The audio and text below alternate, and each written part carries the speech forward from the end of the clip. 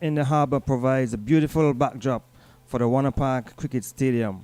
Likewise, the TNT Red Force will be hoping that their openers will continue to anchor the innings just as they did at the end of day 2 when they survived 18 overs that was bowled at them by the Leeward Islands Hurricanes.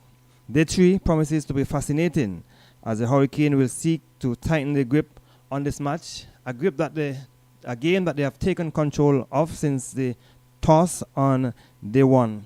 The Red Force, however, as the name suggests, I'm sure will be trying to prevent the Leeward Islands Hurricanes from advancing in this game. I've been joined by Earl Smitten on my right, and together we'll be bringing you live coverage of Day 3 as the match unfolds here at the Warner Park Stadium. Good morning, Earl Smitten, and welcome to Warner Park. Good morning, Gary, and good morning to all our listeners. And just a slight overcast here at Warner Park, Gary. Some clouds about, but no signs of potential rain. As you rightly said, the Leewards ahead in this game so far. They led on first innings by some 181 runs, and Trinidad so far has knocked off some 48 of those runs, which means that there are some 133 runs behind before they could make the Leeward Islands bat again. And I think you rightly said this could be a very fascinating day's play. I'm pretty certain with such a good start, the Trinidad and Tobago Red Force will be looking to build on that start, and the openers would be looking to post a very good start. In fact, they would be looking to take the start beyond the 100 mark, and thus give their team a platform from which they could build a good, strong total. I've not seen the track. I've looked at the track, but I've not seen how it has been playing, Gary, and that is very important, how this Warner Park track is going to play today. So as we speak, the two umpires, umpire Carl Tuckett and Crawford, they are making their way into the middle, so play will be starting momentarily. We tell you that the Leewards, in their first innings, they made 318 all out in 98.2 overs. We saw a scintillating 87 by the young 17-year-old Joel Andrew, who struck some 10 fours and 3 sixes. He batted for 146. He faced 146 balls, batted for 154 minutes. It was an excellent knock by the young under-19 West Indies player, Joel Andrew. I don't know if you have seen him before or heard of him, but he played an excellent innings yesterday. Well, I saw him in his first match. Did not see much of him. In fact, the very first delivery he faced in that match against the Guyana Harpy Eagles, he got out for a duck. And then he did come back in the second innings, but he did not last too long. He got a start. And I would have seen him just briefly, but he has been highly touted and he has done well at the Under-19 World Cup held in South Africa earlier this year. He got a century and a half century, and he's very well thought of in Leeward Island circles. So it was not surprising that he got a knock of some 87 runs yesterday. So it's going to be Jeremiah Louis who will be opening the attack from the media center end. We tell you that the Red Force closed yesterday 2 on 48 without loss. They faced some 18 overs. Mohan, he was not out on 25, and he'll be taking strike. And Cephas Cooper, not out on 21 yesterday. Louis bowled 4 overs, none for 12. Buried 4 overs, 1 maiden, none for 8. Doran, 5 overs, 2 maidens, none for 10. Raheem Cornwall, 5 overs, 1 maiden, none for 16. So you're about to see the start of day 3 here at Warner Park. It is nice and sunny, not as bright as it was yesterday, a little high clouds, but it's still good conditions for cricket. And the Red Force, we're hoping that these two openers can continue from where they left off yesterday. So it's going to be Louis to bowl to Mohan. And they just push down to Kofi James. So Kofi James is on the field for Kyron Powell. I don't know if you would have heard, but he got an injury. And it seems as though he would have sustained a fracture in the left hand, or the left hand. So he would not be taking further part in this game. Don't know if he will bat if he's required, but based on where things have gone, I'm sure the Leewards will be hoping that he wouldn't be required to bat. The Red Force will want to enforce that and make sure that they put a substantial score on the scorecard. And a delivery right up, struck on the pad. Load appeal is out. At full delivery, the batsman Mohan was playing across it. He missed it. I thought he might have gotten an edge onto it, but the umpire is in the best position. He said he would have missed it, struck on the pad. And the Leewards have gotten an early breakthrough. The batsman Mohan, LBW to Louis for 25, 48 for 1, the Red Force. Yes, a good blow struck there immediately by the Leeward Islands. And a delivery which took him full on the pad. Perhaps you could have another look at that. Might have been striking leg stump. And Leeward's getting an early breakthrough. And this is what they would be looking for. They would have been looking for after a very good start yesterday afternoon. And Mohan on his way back, not adding to his overnight score. He was on 25. And straight away, the Leeward Islands into business. Well, this first over followed a similar pattern yesterday because the Red Force would have gotten a wicket with the second delivery of the first over yesterday, and now on day 2, the Leewards doing likewise because yesterday Kati totally misjudged the delivery and was bowled after he left a delivery on the off stump, and the off stump went cartwheeling out of the ground, and the Leewards would be happy with the start. So the new batsman is Jiguli. He made 30, a top score in the first innings, and probably gave away his hands in the end. I'm sure he will be looking to play a long innings. He would have made a century in the second game against the West Indies Academy. He made a century in the second innings, or the first innings, his first innings, the second innings of the match. I'll be facing up to Jeremiah Louis. It's a wide delivery, so 3 slips on the gully. And Jeremiah Louis, who has been amongst the wickets so far for the season, and he has also been making runs again as well. Yes, he has had 2 40s, 45 and 40.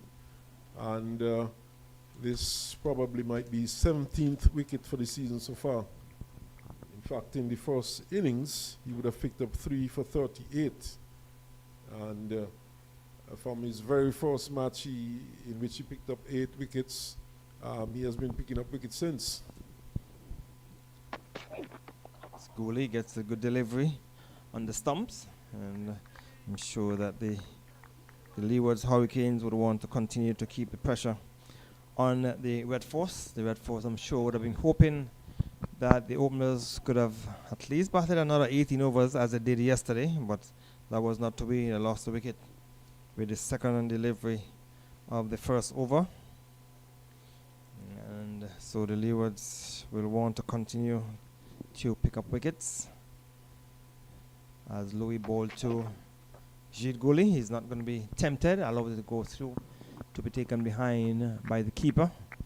So umpire Crawford is doing duties at the media center end. Carl Tuckett is at square leg, and umpire Crawford has had a mixed bag in terms of his performance on the field as an umpire. He's made some decisions that I'm sure some persons would be questioning, but he's the umpire in charge. He made a decision and is driven into the onside. Will come down towards the boundary. Cat is giving chase. He will not pull it back, and he will get 4 runs. That's goal. The ball pitched up. He didn't time it as well as I'm sure he wanted to, but it came from the inner portion of the bat, but he had enough on him after it passed the field at mid-on into the boundary for 4. Didn't time it as well as he might have liked, Gary, but it certainly raced away. And it just shows how quick this water park outfield is. And 4 runs. The first runs coming for Trinidad and Tobago for the morning, and of course bringing up the 50 for the Trinidad and Tobago team in 19 overs. So the first over has been completed, so the 4 runs bring up the 50, and 52 for 1, and it will be Raheem Cornwall who will be opening the attack from the far end, as we expect to see lots of spin, lots of bowling from Cornwall and Durham. And yesterday he was a bit wayward though. He was bowling a bit too short and was off target. He was bowling too many deliveries on the onside. So let us see if he's going to get on a better line and length this morning. But Cornwall has decided that he will start from the far end.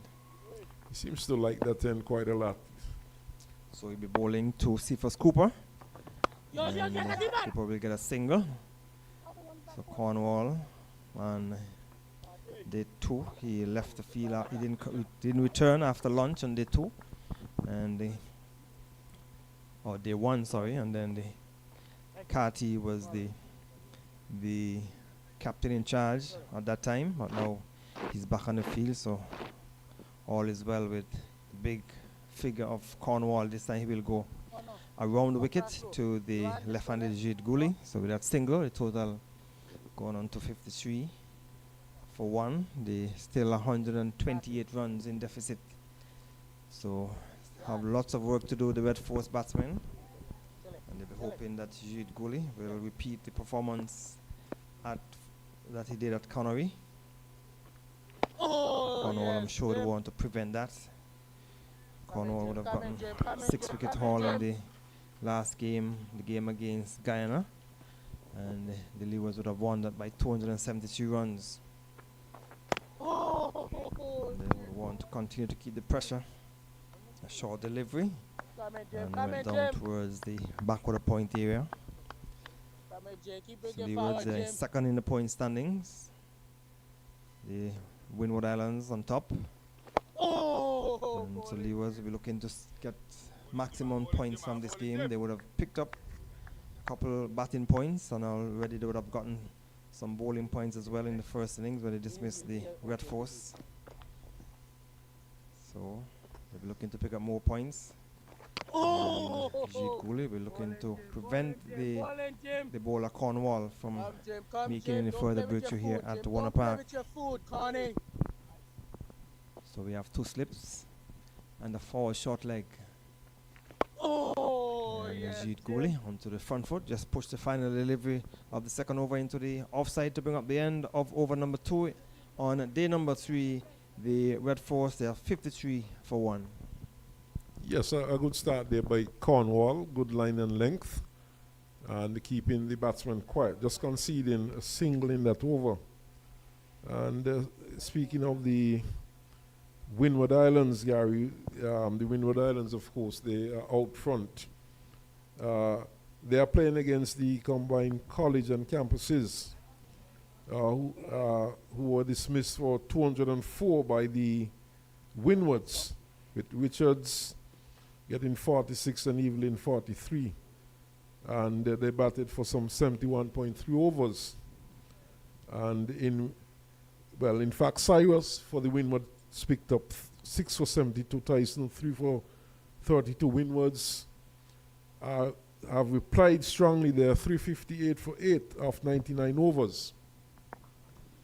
So it's Dewey to bowl to Cephas Cooper. So the matches are progressing quickly, or some depending on which side of the fence you're on. Yes, they're nicely for some, and maybe others are not feeling too pleased with the performances. But we still have some concerns over the batting, and our batsmen are not batting long enough. They're not being able to bat a day consistently. Well, the Windwards are batting long enough. Kevin Hodge, he's on 130 not out, and Ambris got 120. Well, the team that batted first did not bat well, so we still want to see all the teams batting and try and bat a day at least, and they get a single into the offside. So with that single, it's gone on to 54. But I do agree with you, because when you analyze the number of overs some of these teams have been batting for, it does not speak well of the performances or batting performances. Guyana, for example, batted for 54.3 overs against the Academy, and they scored 175. The Academy also batted 49 overs for 162 runs, and that does not speak well of the batting performances. So in over number 3 in day number 3, clipped into the onside easily by Jude Gooley, so you pick up a single. You have 90 overs per day, and you need the teams to be consistently batting at 90 overs or in excess of 90 overs. I know the Leewards would have batted. Their batting seemed to have been improving. The first game they didn't do too well in terms of occupation of the crease, but the second game they made in excess of 300 runs. I think they batted in excess of 100 overs, and yesterday they batted 98.2 overs. So Louis to bowl to Cooper, and he's beaten outside the off stump. Good delivery, made some height, and the batsman might have just played inside the line at the last minute, or he was genuinely beaten by a good delivery from Louis. Well, he seemed to have been drawn into a shot and took the bat away, probably just after the ball had gone past him. The ball seemed to have seemed a bit away from the right-hander. But just back to the batting performances, Jamaica against Barbados, they batted for 78.4 overs to score 269.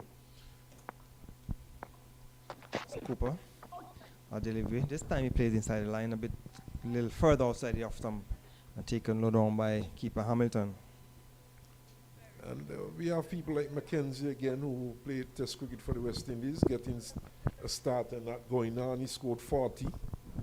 You had Morrison, I think, batting somewhere down at number 8 or thereabout for Jamaica, getting 97.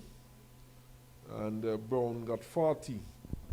Warwick Khan, West Indies player, 5 for 62. McAllister, 3 for 69.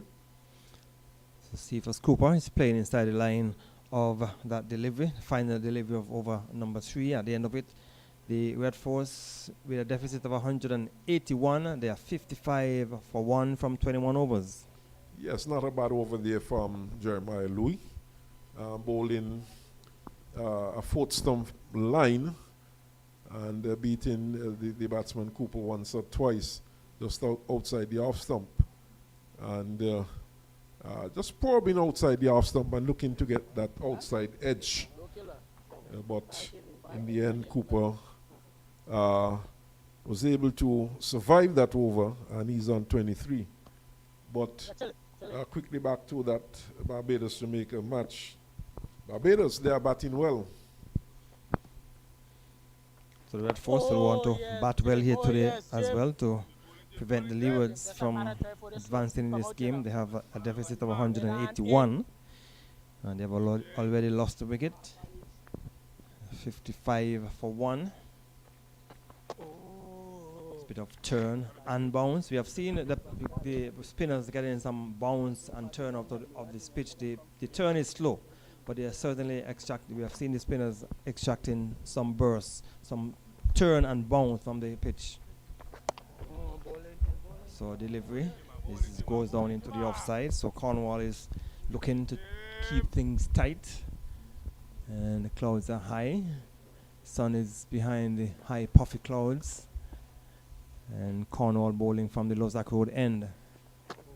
Just what it goes through to be taken behind by the keeper. So the Red Force would have a lot of work to do today if they are to challenge or put up a good fight against the Hurricanes. Oh, Jim.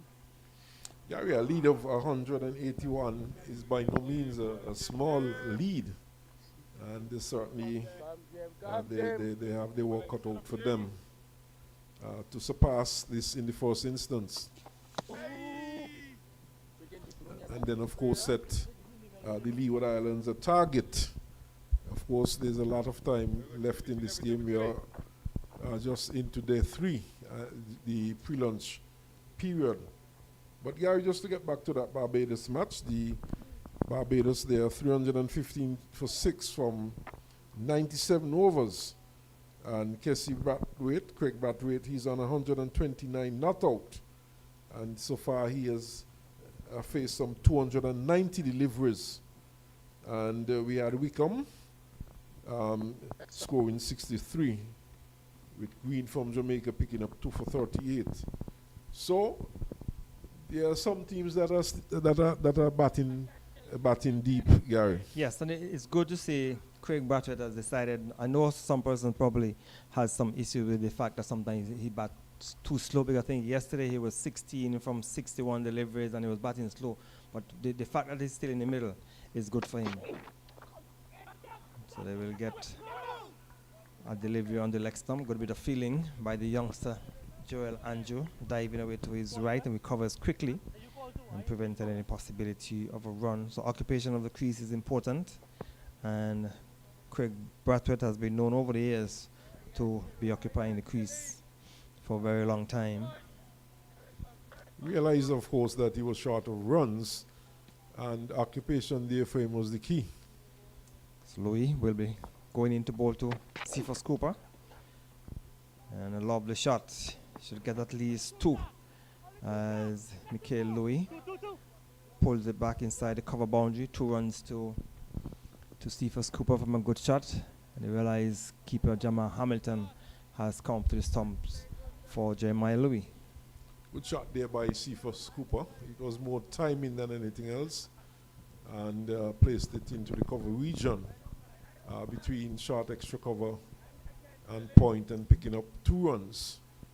So he has looked good so far, and probably trying to keep the batsman honest.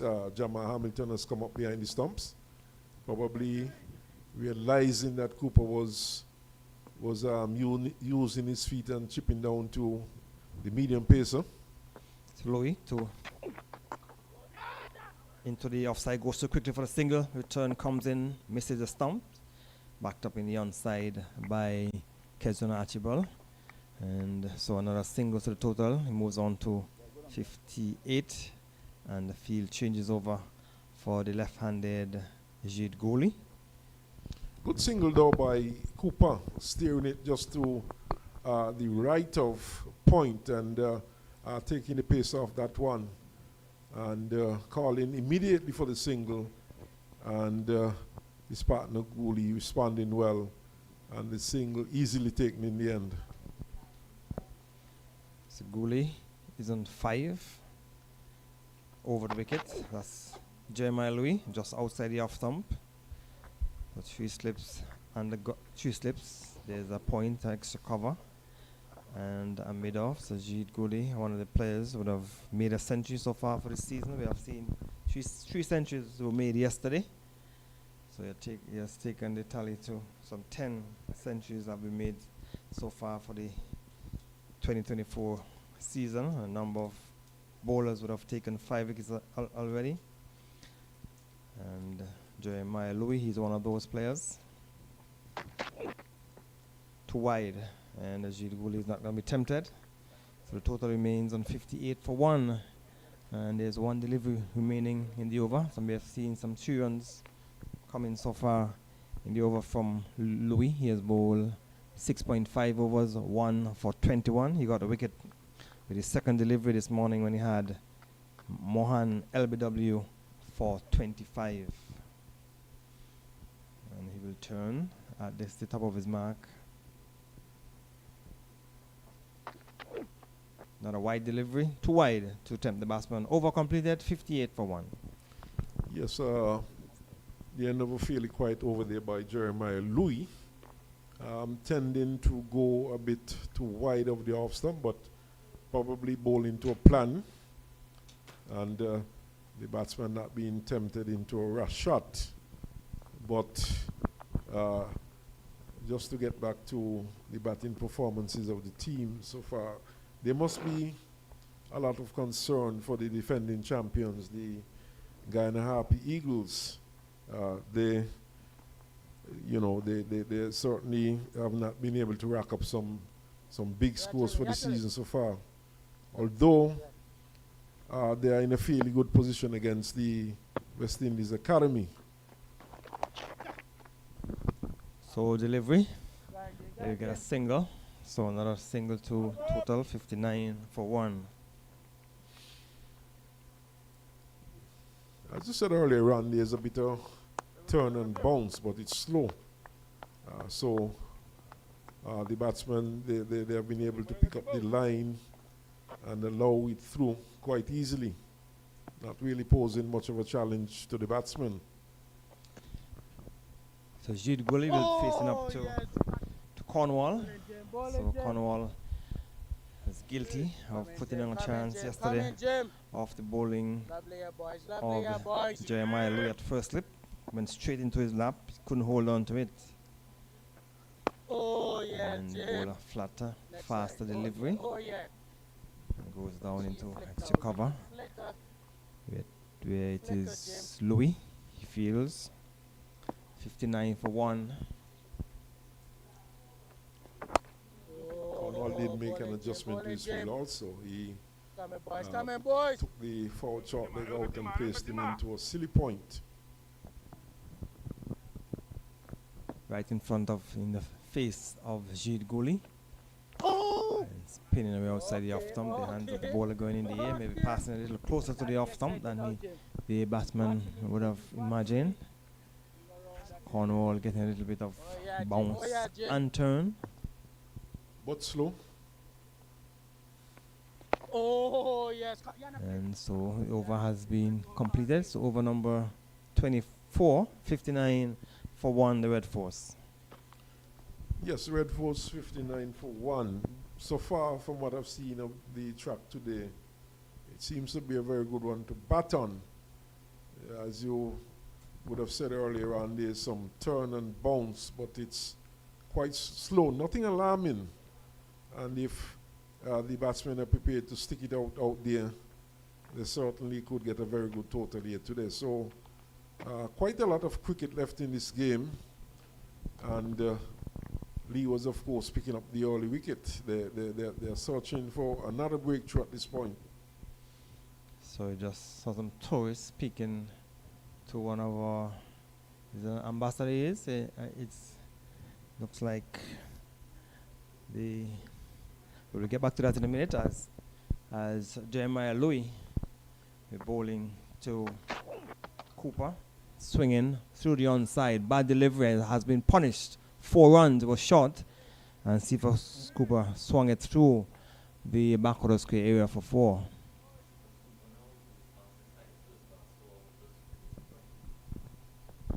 So with that shot, he has gone past his previous highest first-class score of 28. So with that shot, 4 runs. So with that shot, the total has gone to 63. And Cephas Cooper has gone on to 31. So is that Mr. Kenny Douglas? He's doing like he's doing an interview into the offside. Maybe some tourists having an interview with he's the ambassador or senator? He's an ambassador. So Ambassador Douglas, Kenny Douglas. He has been around cricket. He has actually played for St. Kitts at Leeward Islands level. And he has also been what you call a masseur. Well, actually, he would have studied sports medicine in Cuba. So he does the sort of massages and so on. So Louis ball at delivery, push back down on the offside. And those type of skills or skill sets needed in sports these days. Lots of work for the physiotherapist and the masseur to do. I think he still plays some cricket. He would have continued to play with the Masters cricket team. He would have been playing some cricket with the Sandy Point team also. So he's still around the game. So it's 63 for 1, the Red Force. Right up, driven beautifully to the offside, and it will go into the boundary for 4. So there was Cephas Cooper getting a delivery, pitched up a slower delivery as well, and he was able to punch it through the covers for 4. Yes, an over-pitch delivery there by Louis, and given the treatment by Cephas Cooper. Placing it well, placing it to the right of point, and out into the vacant cover position for 4. So, yes, look good so far. He's timing the ball well, Cooper. We saw a magnificent pull shot earlier on in the over for 4. So Louis will try once more. This time he's defensively in behind it. So Cooper would want to continue batting. He has passed his previous highest score. He want to take it closer to the 100 mark. 28, he need to at least look to get up to a half century and then assess things and then move forward from there. So, but he would want to play a long innings. You have lots of time remaining in this game. They still trail by 114 runs. That's the Red Force. The deficit on first innings was 181. So I'm sure Cephas Cooper is mindful of that. And delivery from the inner portion of the bat goes down for Joel Andrew to come in off the forward square fence, a single. And so the over has been completed. 68 for 1 after 25. 68 for 1, yes. I think, though, Louis might have come to the end of his spell. I suspect that we might see a bowling change from the media center end, but of course, we would have to wait and see. Don't think he's posing too much problems to the Trinidad and Tobago batsmen so far. And conceding 2 boundaries in that last over. So perhaps Cornwall might be thinking in terms of probably bringing Archibald into the attack. So Louis, his 4 overs cost 18 runs. He got the wicket of Mohan, LBW for 25. And yes, so maybe you might see a change as you indicated. Just bring him forward, Jim. You just Maybe bring you'll him give forward. Archibald a couple of overs, and then maybe Doran also will get an opportunity to bowl. So Cornwall will go over the wicket to the right-handed Cephas Cooper, who's on 36. Yeah, yes. I looked at the pitch this morning, Gary, and at the far end, just outside the left-hander's off stump and the right-hander's leg stump, there's some foot marks. The turn and bounce goes down towards leg slip, where Kofi James takes it on the bounce. Maybe he probably came off the thigh pad. The batsman seemed to have raised his bat. Yeah, off the hip area, taken on the bounce by Kofi James. Delivery in behind it, keeping a bit low. And Cephas Cooper got back on it. If he had missed it, Smitten, he would have been on his way back Yes, to the it kept a pavilion. bit low, yes.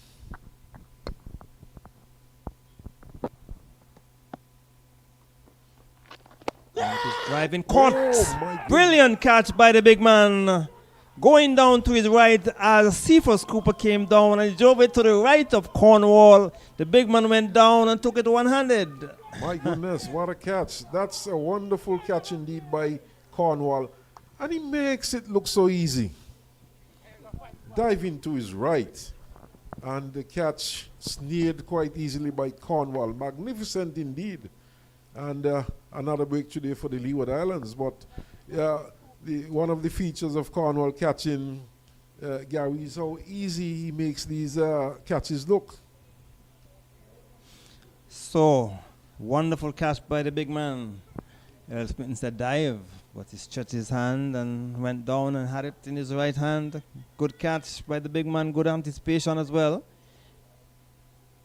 Lovely catch as the big man goes down. So, importantly, he has taken the catch. He didn't dive, but the momentum took him onto the ground. But it was a wonderful catch indeed. And, he makes those catches look so easy. He makes cricket looks like a very easy game to play. And catching a very easy thing to do.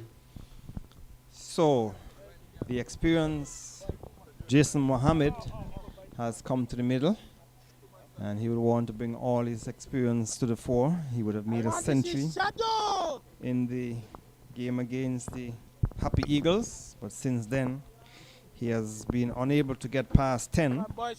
So I'm sure he'll be mindful of that and would want to bat long for the Red Force and see if he can get another century.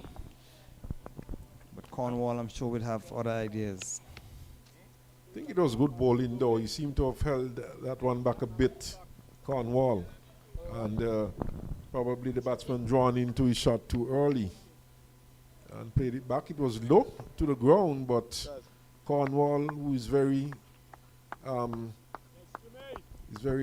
far from the ground, made it look so easy. He got down there so easily and snared it in. So the Leewards have picked up 2 wickets. 2 wickets this morning, and they're in the 8th over, so 2 wickets, and they started on 48 without loss. They have now gone to 68 for 2, so they have added 20 runs, but they have lost 2 wickets. They would have preferred if they have added 20 runs without losing any of the openers, but that is not the case. Both openers have been dismissed. Flatter, faster delivery, and fielded that forward short leg by Michael Louis to bring up the end of a successful maiden wicket over from Cornwall. Yes, a very good over indeed, and an excellent catch by the big man.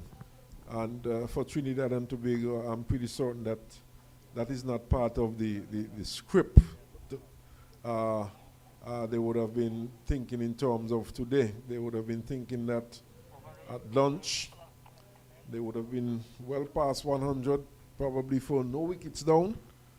But it seems as though Louis will continue from this end. So the Red Force in the first innings, they lost their second wicket on 9. The third went down on 27. So they're doing a little better, but under the circumstances, not good enough because they have a deficit of 181. So they would have preferred not to have lost any wickets at this point. But the Leewards, they have taken 2 wickets. Louis will continue and goes into the offside. So they're still trailed by 113 runs.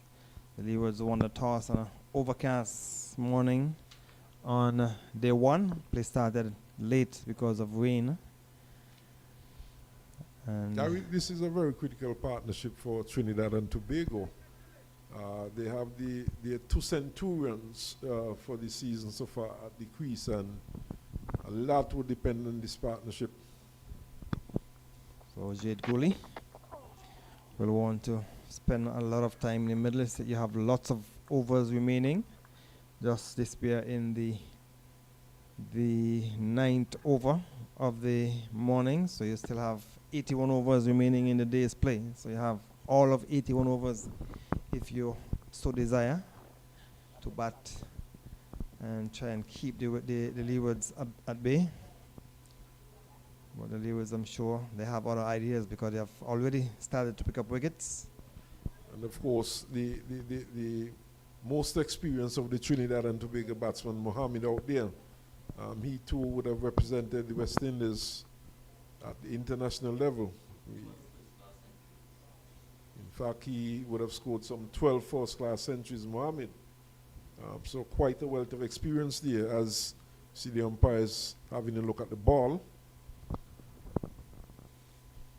That's kind of strange. We have not seen much in terms of the ball being belted around the park. I don't know if when he was struck down on back of the square, probably hit the concrete wall down there, but it seemed as though maybe a string was coming out, and the umpire Crawford took out his scissors maybe and removed that piece of string. Louis will try once more. Ball on the stumps, keeping a bit low, but Jade Gooley kept his eyes on it. That ball has been signaled by the umpire. For what reason? I'm not sure. Jeremiah Louis is questioning as well, asking why. I don't know if Earl Smith would have picked up anything. No, certainly not. but the umpires, of course, they're in the best position to determine such.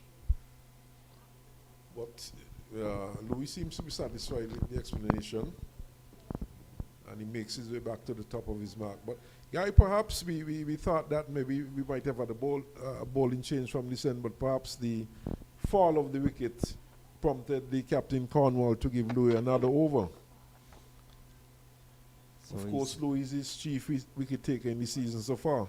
Yes, he is. And in the first innings, he got 3 for 38. Kezon Archibald got 3 for 28. And 2 wickets each going to Cornwall and Doran. So Louis will continue. 3 slips. There is a point and an extra cover. Mid-off. Kezon Archibald at mid-off. I'm sure we're looking to come into the attack. Jude Goalie just shoulders arms and allow the delivery to go through outside the off stump.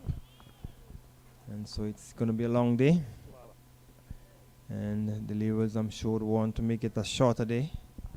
If they can continue to pick up wickets, the Red Force would have to bat and bat long. Well, the Leewards, they've done well so far. We have not had an O's players yet. And already they have picked up 2 wickets. So certainly they're very much in control at the moment. And of course, we still have to bear in mind that deficit, which is 113 at the moment. So Goalie getting a good delivery from the outer portion of the mat. Has gone too quickly for the first run. But also Michael Louis is quickly down to the deep backward point. They picked it up and had a return in quickly. And batsman just settled for the single. Just a good delivery there from Louis, but well handled there by Goalie.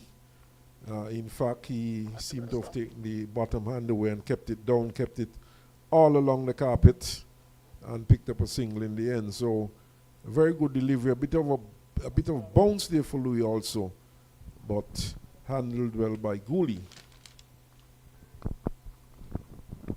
So Louis will continue in bright sunshine. And you look in the distance, you see boats continue to move between both the 2 islands. As Louis to the batsman Mohammed is struck on the pad, not outside umpire. Umpire Crawford. We look at it on the monitor. Do we play to see? Might have heard 2 sounds. It could have been outside off. Yeah, it looked like it came from the inner edge and went onto the pad. So the over is completed. 69 for 2, the Red Force. Yes, a good delivery there from Louis, inducing an inside edge onto the pad. And umpire Crawford saying not out, but pretty good over there by Louis. So Cornwall will continue, but he's in conversation with looks like is that Terrence. Oh, that's not the one. That looked like Kofi James. And you look in the distance, see a cargo vessel coming into the Deepwater port. And that has been a regular feature. And this is cargo vessels coming back, going back and forth, coming from the different parts in the US, Miami. And Cornwall will continue from the far end. We have 2 slips and a still limit off. Oh, So Jude Goalie is mindful of the fact that he has to stick around and play a long innings. We have just about 40 minutes play since the 3rd day started. And onto the back foot, and the ball came off the inner portion of the bat, went anxiously back behind the batsman. He came back, but it was well clear of the off stump, and no damage done. So the total remains on 69 for 2, and they still trail by 112 runs. The Red Force, they have lost 2 wickets, Mohan and Cooper. Cooper made 25, and no, Mohan made 25, Cooper made 36, spinning it way outside the off stump. So Cornwall would want to get it closer to the left-handed Jade Gooley. Or maybe instead of getting the one spinning away, maybe get one that's straightened and can catch the batsman off guard. This one is on the stumps, and Jade Gooley just pushed it down into the onside. So we have Cornwall bowling from the far end. And 4 balls have been delivered so far in the over. Flatter faster, whipping into the onside down to Joel Anju. He fields 69 for 2 in over number 28. Cornwall has picked up a wicket for the morning in the last over. Good catch. Return catch by the big man. And Jade Cooley just defensive to bring up the end of over number 28, 69 for 2, Red Force. I suspect Cornwall is going to do quite a bit of bowling today. And of course, being one of the leading wicket takers for the Leeward Islands over the years, you know, a lot would rest on him today to try and pry out these Trinidad and Tobago batsmen. So there'll be a change of bowling from the media center end. Louis will be replaced by Colin Archibald. So they left our medium pacer Archibald, who picked up 3 wickets in the first innings. He had 10 overs, 3 maidens, 3 for 28. He would have gotten the wicket of Jason Mohammed, caught brilliantly by Louis at backward point. And Mohammed made 8, and then he picked up Kevin Carripier for 3, and also the silver. Yeah, the silver was caught Durham for 23. So 3 wickets in the first innings outside the off stump, and experienced Jason Mohammed just sold his arms and he allowed it to go through. So Colin Archibald would want to keep things tight and try and pick up some wickets. Yes, and it would be interesting to see how he comes off against the left-handed Gooley. There's some footmarks on a fairly good length just outside the left-hander's off stump. So it would be interesting to see when Gooley gets down to that end, if he pitches into that rough. Goes to Mohammed. He's pushing it to Kofi James. And looking at the footmark at that end, well, it's closer to the batsman than in anything else. If you're going to pitch in that, you try to get into that rough, it's a good length to drive as well. So the batsman coming forward. Not necessarily, no. It's not as close as it appears from here, Gary. Okay. You were down on the pitch, you so would I have guess. to be there Okay, too. all right. Actually, there are 2 sets of footmarks, and one is on a fairly, I don't think it's really a driving length for the left-hander. Archibald to Mohammed, good delivery. This one came back or slightly, just kept it lying on the off stump as Mohammed probably was playing for delivery, moving away outside the off stump, but this one held its own and went through to the keeper. Yes, a very good delivery there indeed. As you said, it held its own and through to the keeper, and Mohammed induced into a fault shot.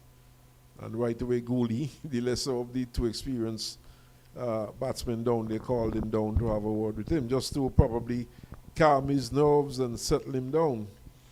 Well, just a matter of he saw something and he just wanted to have a brief word with the experience.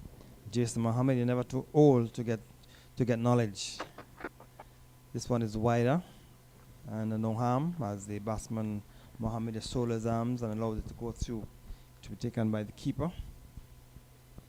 Just too wide of the off stump and fairly short, and not really forcing the batsman to play a shot.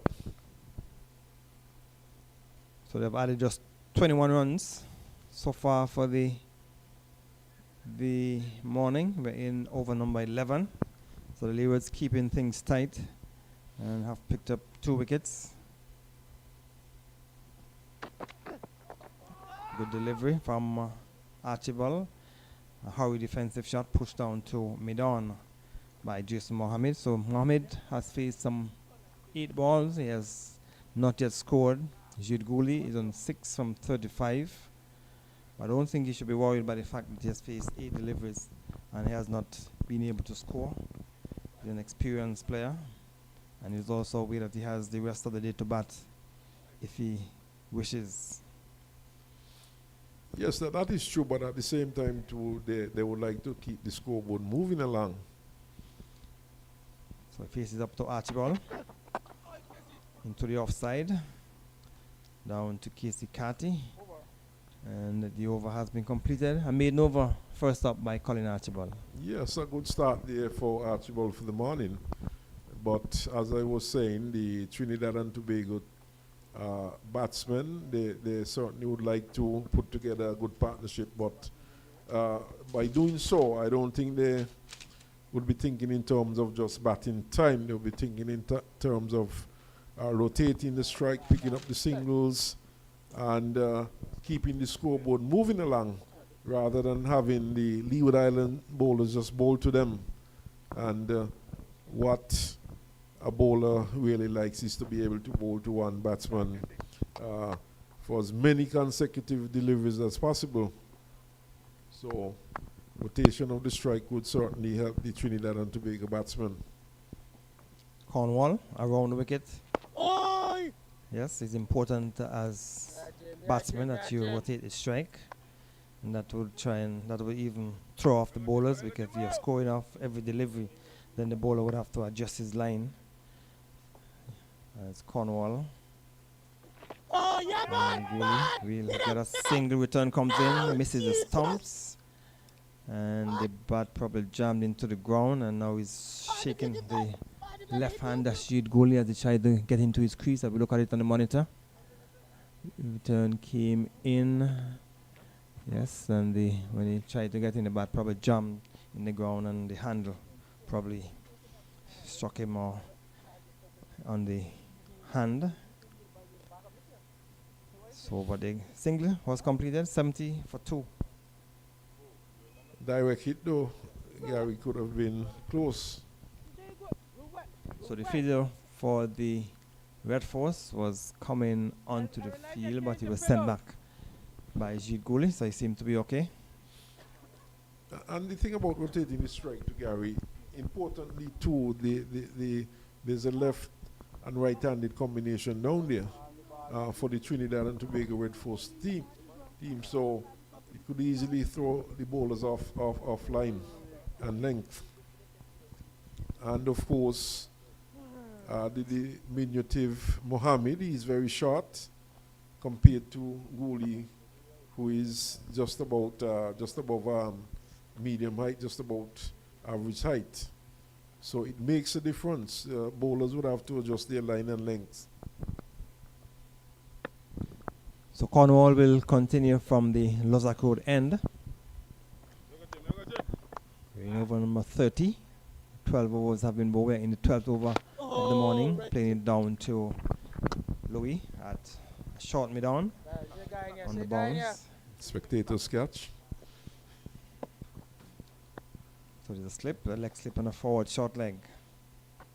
Oh. Flat and fast. Come in, Jim. Keep coming, Jim. And Come total on, follow remains for on me. 72. Good sunshine, high clouds, white puffy clouds, high over the Warner Park Cricket Stadium. Oi!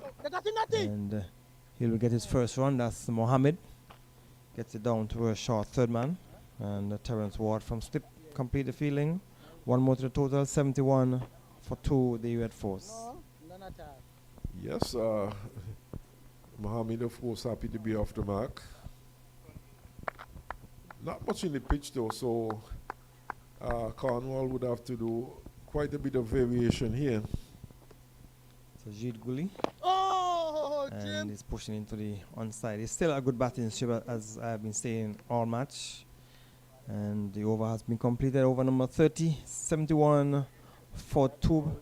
Louis 9 overs, 1 for 31. Berridge 4 overs, none for 8. Cornwall 11 overs, 1 for 20. And Archibald 1 over a maiden, 71 for 2, the Red Force.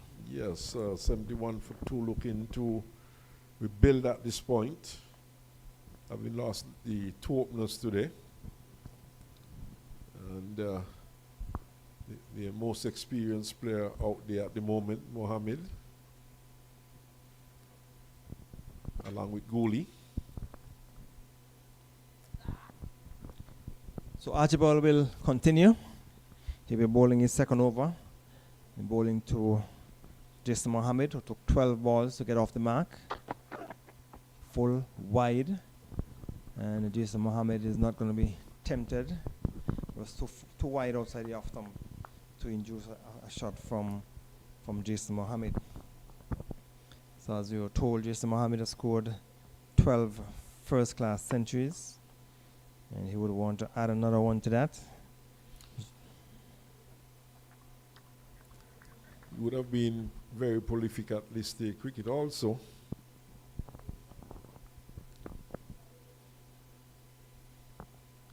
So Archibald will continue. Good sunshine here at Warner Park. Good delivery. The batsman had to play. Push it into the offside from the inner portion of the bat onto the pad. And total remains on 71 for 2, the Red Force. 71 for 2 is not a bad score. But if you trail by 110 runs, that's a big difference. Yep.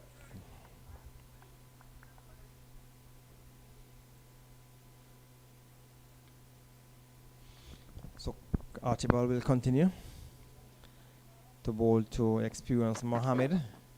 Delivery, he shoulders arms, he allows it to go through to be taken by the keeper.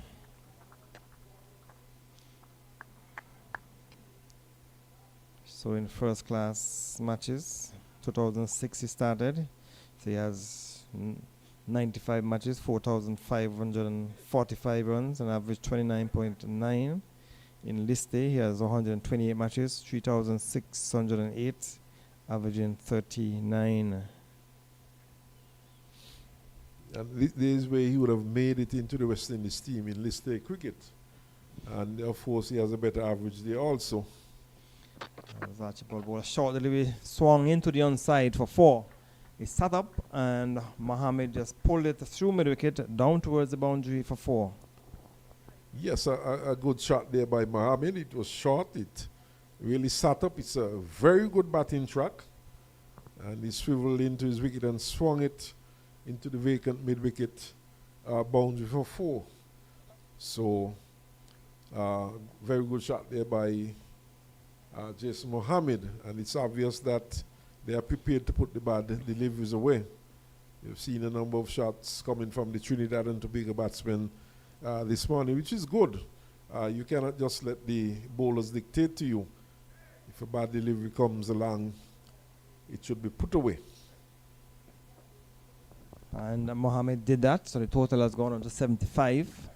Archibald will try once more. He's in behind a better delivery.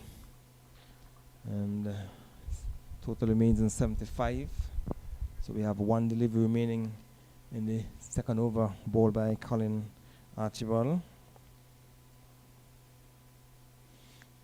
So Mohammed has a highest score of 220.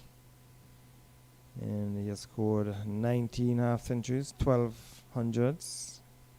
He has taken 84 catches, but he needs to be, he's batting now, so he'll be thinking about making runs.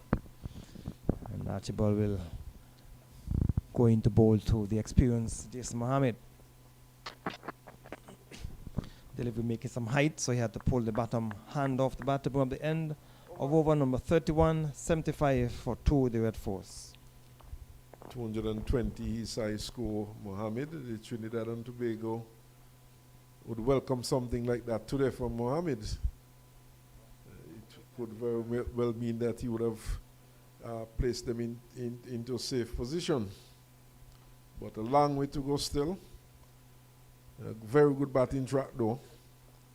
And still some distance behind the Trinidad and Tobago teams, just 106 runs behind the deficit. Gooley though, I find Gooley though has played Walswell's pretty good so far. Taking on the pad. Loud appeal by Cornwall. Not umpire Tuckett at the far end. It's on move, so we look at it on the monitor. Delivery would have been going down the onside, so good decision. I think Tuckett has done an excellent job in this match.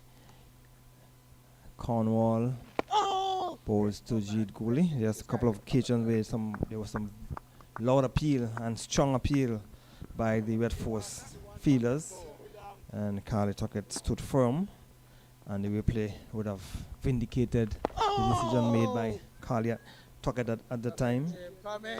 So the total remains on 75 for 2. And so on Jeed Gooley facing up to Cornwall, flatter, faster delivery. Jeed Gooley himself has scored 2 centuries. He has played some 9 first-class matches, 423 runs, highest of 128, averaging 28.2, and strike rate of 41.38 into the offside. Not fielded cleanly by Doan, but effectively enough to prevent the possibility of a run. So he would have scored 2 centuries, and so 113 that he made against the West Indies Academy was his 2nd century. And Cornwall will go over the wicket to the left-handed Jeed Gooley. He was born 11th of May 1997. So he will be turning 27 in May. Over has been completed. 75 for 2 the Red Force. Yes, good over there by Cornwall once more. As you said, striking him on the pattern going on the leg side. The arm ball there from Cornwall, and a good decision there by umpire Carl Tuckett. And these two, you just gave some data on both of these players. They are capable of getting the big score. And what Trinidad and Tobago would need today is for someone to bat long and deep and make a very big score to pull them out of this hole that they find themselves in. So Archibald will continue from the media center end.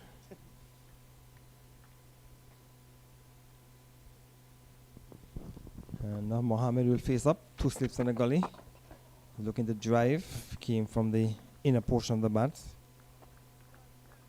So the total remains on 75. 75 for 2. The Red Force. Remember, they have a deficit of 181. So Jeed Gooley is in his 10th match, and he has already scored 2 centuries. So if you say he's making a century every 5 match, is that a good strike rate for to be making a century? Every 5 games a century. That's a good strike rate. Balls to Mohammed, and there is no run. Gooley, in fact, was part of the St. Kitts Nevis Patriots setup last year in CPL, and seems to be highly thought of. And in fact, he has shown his capabilities so far in 10 matches and scoring 200. It shows that he has some ability as a batsman. So he could be very critical here for Trinidad and Tobago today. Archibald to Mohammed. Mohammed is standing up to his full height, and over the delivery goes down to the onside. So total remains on 75 for 2. The Red Force still trailed by 106 runs. Remember, they have a deficit of 181 on first innings as they come up onto the first hour's play in this the 3rd day. And the Leewards, I'm sure, will be satisfied. The Red Force, they have only added some 27 runs, and they've lost 2 wickets as Archibald wide outside the off stump, not going to be tempted. So in over number 33, so which means they would have completed just about 15 overs in the first hour's play, and only 27 runs scored, 2 wickets, and good start for the Leewards. Yes, a very good start for the Leewards, and what is most important is the fact that they would have picked up some 2 wickets so far. But the Trinidad and Tobago team, let's not forget also that Joshua De Silva is capable of racking up a big score. So Leeward certainly, they would have a fight in hand. Wide outside the off stump, and the experienced Jason Mohammed is not going to be tempted, at least not this time. We don't know what will happen with the next delivery, if it is placed in the same spot, if he will go after it. I know his experience, he knows that his team needs his experience, all of his experience today, to dig them out of the hole which they have found themselves in. And deficit of 181 on first innings, batted poorly. And the first innings only made 137.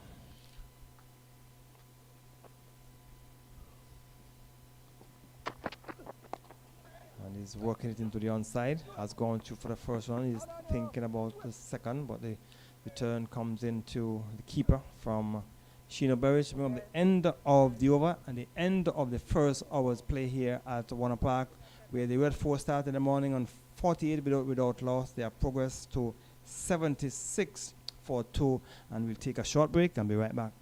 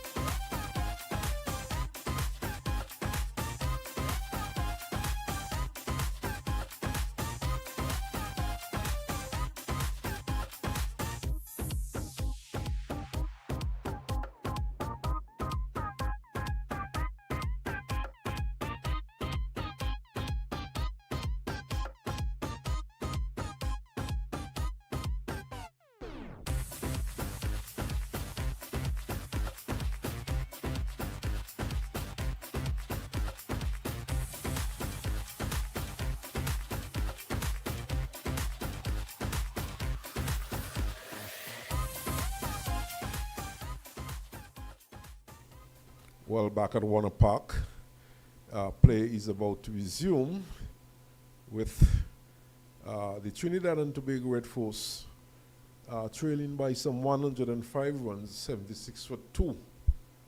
Cornwall will continue from the far end. And Mohammed is in strike. Non-striker Gooley. Mohammed on 6. And Gooley, who has been there for some time, on 7.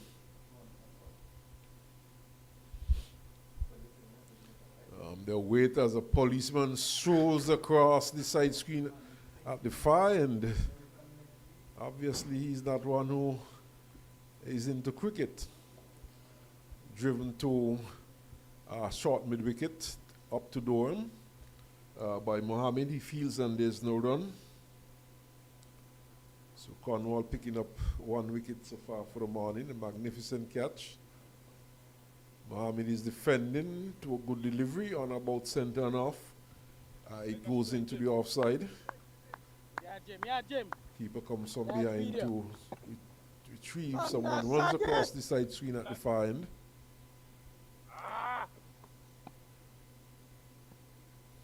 Cornwall once more.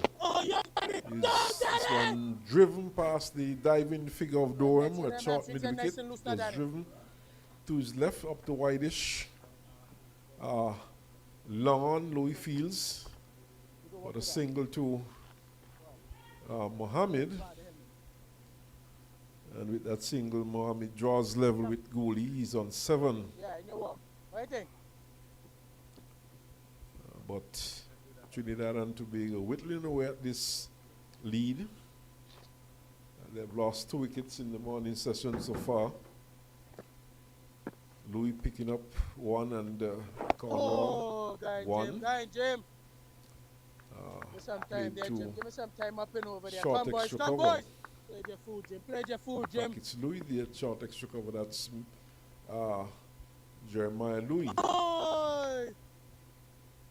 I'm a different Jim. Hey, break. Call Jim from in the dressing room. Fence. Call Gooley. So the 2 batsmen after the first break looking to resettle. Played back up the track to Cornwall, who fields his own bowling. The over comes to an end 77 for 2. At the end of that over, we have had some 34 overs in this inning so far. So it is always important that after a water break that the batsman would regroup, because sometimes you have wickets. Batsman loses concentration after a water break, and the very first over after the break, they give their hands away. So the Red Force wouldn't want to have that. They would want these 2 batsmen to take them until lunch if possible. But they would want to bat in stages, bat in partnership, bat in overs. So it's going to be Archibald will continue after the water break. First over, of course, gone by, and Trinidad and Tobago resuming from the overnight position of 48 for no loss. And they are now 77 for 2. Rather slow going outside the off stump from Archibald. Slow delivery also, and the low through to the keeper by Mohammed. But just some 29 runs, 28 runs in the first over. Gary, 2 wickets going down. Yeah, good. It's a good first hour for the Leewards. They would want to continue to pick up wickets. The Red Force would want these 2 to bat for the remaining time before lunch. Archibald outside the off stump and played into the offside. Bouncing up to cover, just a single to Mohammed. And Gooley comes into strike now. So slow progress by the Trinidad and Tobago Red Force. And of course, they would be hoping that they do not lose another wicket before lunch.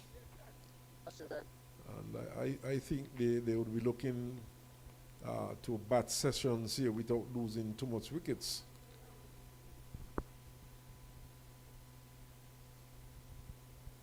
They've already lost 2 in this first session of the day's play. Archibald once more. Short. Goalie's defends well. Has a very sound defense goalie.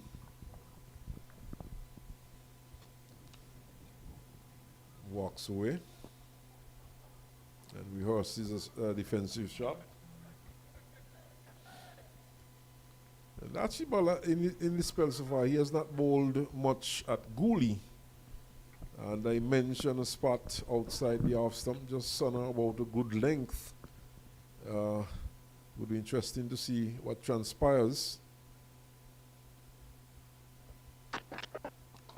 Driven nicely by goalie up to mid-off. Jeremiah Louis Fields, no run. If nothing much happen in this in this spell from Colin Archibald, maybe let's say in the next 2 hours or so, we are expecting to see maybe Doran coming in from this the media center end. Because the pitch is still playing good, nothing worrisome, nothing untoward is happening. Interesting observation, Gary, because I'm here thinking, as this one is outside the off stump, I'm here thinking that, perhaps the Leeward Islands could be a bit more attacking, and one wonders what's the role of Archibald at this point. Of course, he has gotten wickets for the Leeward Islands, so one wonders whether the captain has him in the spell in a holding role, or he has him looking to take wickets. But so far, his bowling has been fairly defensive. Well, of course, that's in my opinion.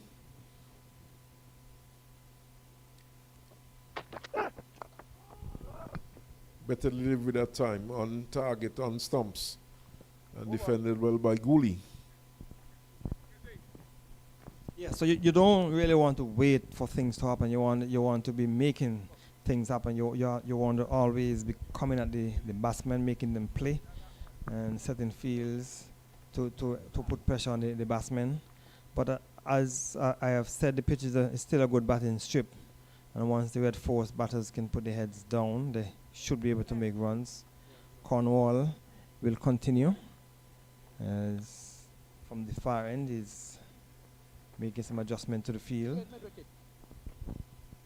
And you would think to Gary that it would be a lot easier for the batsmen to handle the faster bowlers as opposed to the spinners.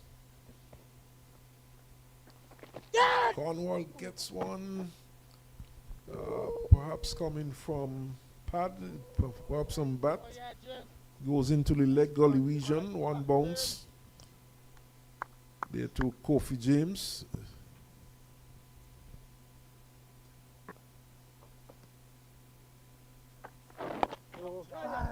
This time he's back, turning down to square leg for a single. Mohammed. I think yesterday, Cornwall, he was bowling a little too fast today. I think he's still doing that. So he needs to try and slow it down some more, allow the ball to get some turn off the pitch and bounce, and he's probably bowling a bit too quick. Oh, Jim. Yes, I totally agree with you. In order to get some sort of grip, some sort of purchase here, the bowler needs to give it a bit more loop. Oh, Jim. I'm a little fuller now, Jim. I see you setting him up, Jim. I see you setting him up.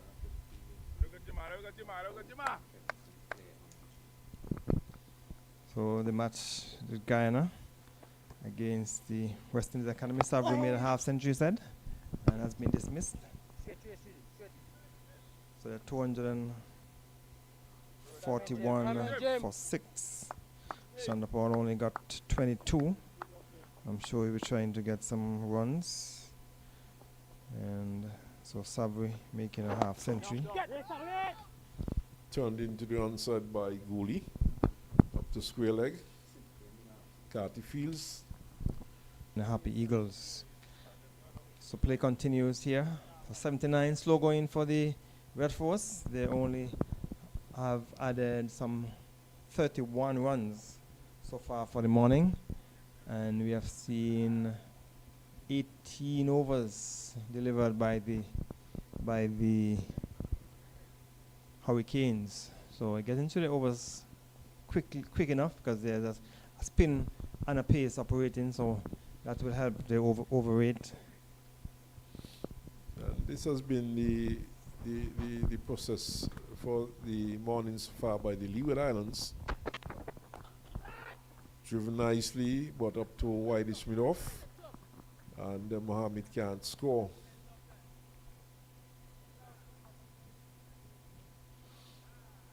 Finds Casey Carty in the way. The Leewards will be happy to pick up at least one more wicket before the lunch and interval, but the Red Force will be happy if these two can take them up to lunch, and if they can go up to lunch without losing another wicket and scoring another 20 runs, I'm sure they'll be happy with the way things would have ended just before the lunch and interval. See the offside being strengthened. The mid-wicket has been taken out and placed into a cover position, straightish. Outside the off stump by Archibald, through to the keeper, no shot played. So we have two slips, in fact 3 of them. Gully, that is a backward point cover. Very short extra cover mid-off, just 2 on the hand. 2 of the wickets that Archibald got in the first inning were from deliveries pitched up just outside the off stump. So one was pitched up and Jason Mohammed went after it, and a brilliant catch was taken by Mikhail Louis at the backward point. So he would want to take it up to the bat just outside the off stump. Outside the off stump, driven up to cover. Andrew Fields, and no run. So obviously, bowling to a plan here, Colin Archibald. Yeah, a much better delivery, pitched up, encouraging the batsman to play. That's what you want to make. You want to make the batsman play as often as possible.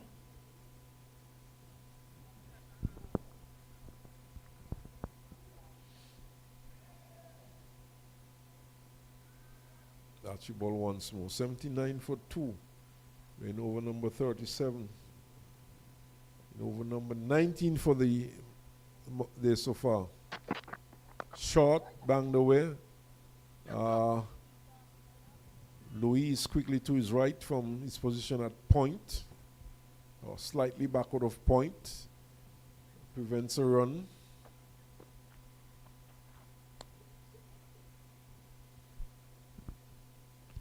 So Mohammed looking to pace the offside field. Finds that he has to beat backward point, beat cover, beat short, extra cover, and mid-off in order to get runs through the offside. Up to the batsman, driven up to cover. Finds Joel Andrew in the way. Just had to move slightly to his right to field. And no run. Yes, with those 4 fielders on the offside, you want the batsman to be driving, because if he doesn't get over it properly, the fielder at extra cover, that's Kofi James, could take a catch. If he peels off the outer portion of that, the fielder who is queer at point or cover would come into play. Perhaps too, the bowler might be thinking in terms of varying his pace. And Mohammed, of course, is looking for the drive. He's driving, but this time it goes straight to Kofi James, who's at a very short extra cover. Much better over in terms of the fact that in that over, Archibald made the batsman play more deliveries. The ball was pitched up and he was bowling to his field because you had the 4 fielders on the offside look for that drive on the up. And so he would want to continue that line if he gets another over from the middle center end. As we look in the stand, a few spectators, tourists, probably coming off the cruise ships that are docked at Port Zante, and also taking a photo of Earl Smith in the box. Well, I'm not too sure. I don't think they're that equipped in terms of camera to really zoom in on us. But nevertheless, having something to place in the memory book. No, Chile. But we are seeing a bowling change from the far end. Durham is having his first bowl of the day. So maybe what Cornwall is thinking of doing is to have his medium pacers bowling from the commentary box end for the first session, and spinners bowling from the far end, because now he has brought in Doran from the Lozak Road end, who bowled 5 overs yesterday, none for 10.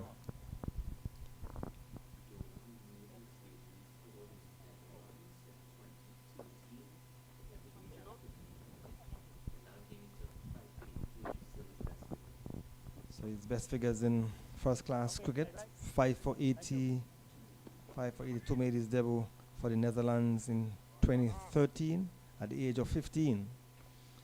So 5 for 82 is still his best figures. Goes over the wicket. And Gooley's getting a single up to long on. As he pushes it up to long on, comes from off the boundary. And Gooley with that single advances to 9. Oh. Well, he's been there a long time and he's not yet into double figures. Both batsmen are on 9. Mohammed 9 from 37 deliveries, Gooley 9 from 57 deliveries. Well, they would take heart from the fact that Craig Brathwaite was on 16 from 61 deliveries, and he ended up making 100.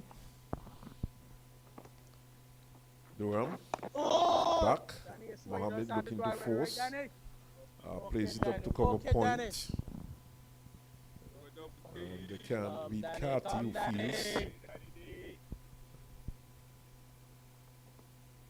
Durham left arm. Short. This one angled into the right-handed Mohammed, the arm ball.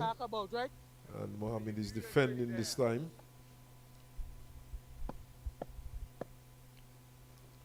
So Durham once more. Short. And he's looking to force into the offside. It goes up to wideish mid-off, where Louis moves to his left and prevents any run. Now we see Gooley calling Mohammed down. Mohammed looking to force, backing away. Yes, I think that's what Gooley is trying to say to him. You don't want to give your hands away. He was backing away from a delivery, from a couple of deliveries from Doran. So you want to play a little tighter than that. Durham once more. Oh yeah, Danny. Once more giving him the arm ball. Seeing that Mohammed has made a couple of attempts to back away. And looking to force him through the offside. So he's not really giving him any room to cut. And this one is from the inside edge. It goes into a short backward screen. He gets a single. And one more to the score. 81 now for 2 at the end of that over. So the first over from Doran, we saw a couple of deliveries turning and bouncing. We also saw Jason Mohammed looking to force a couple of deliveries into the offside. And he would want to be careful. And maybe Doran can set him up. Just give him a couple wide deliveries spinning away. And you can get one closer to the stump that will probably just go through with the arm and can give a catch to the keeper of first slip. But not a bad over, as we see another sailboat in the seas here in St. Kitts and Nevis. And the waters in St. Kitts and Nevis, where lots of cruise liners and sailboats go through. It's really picturesque here at Warner Park. Gary, as Archibald bowls one, which is turned up to mid-wicket for a single. Louis has a bit of running to do to his right. And an easy single to Mohammed. So He is in fact on 11. Has been there for quite some time.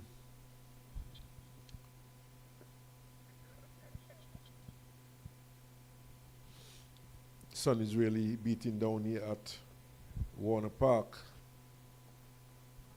But it's a good day for batting. And a good track for batting also. Archibald once more. Defended by Gooley. Gets one on about center and off and plays it back up on the onside of the track. Where Carter picks up at mid-on. And there's no run. But Gary, this is really cricket for the purists. Those who like the excitement, this is not the type of cricket you would want to be looking at. Well, it's 4-day cricket, it's not 2020, so you expect the batsmen to play long innings. Outside the off stump, no shot offered by Gooley. But you can still get the excitement in the longer format, because if you have a batsman who is attacking and who want to go after the bowling, you can still have some excitement in the longer format. Well, it does not necessarily have to be attacking. We have had instances of where batsmen would have to defend in order to save games.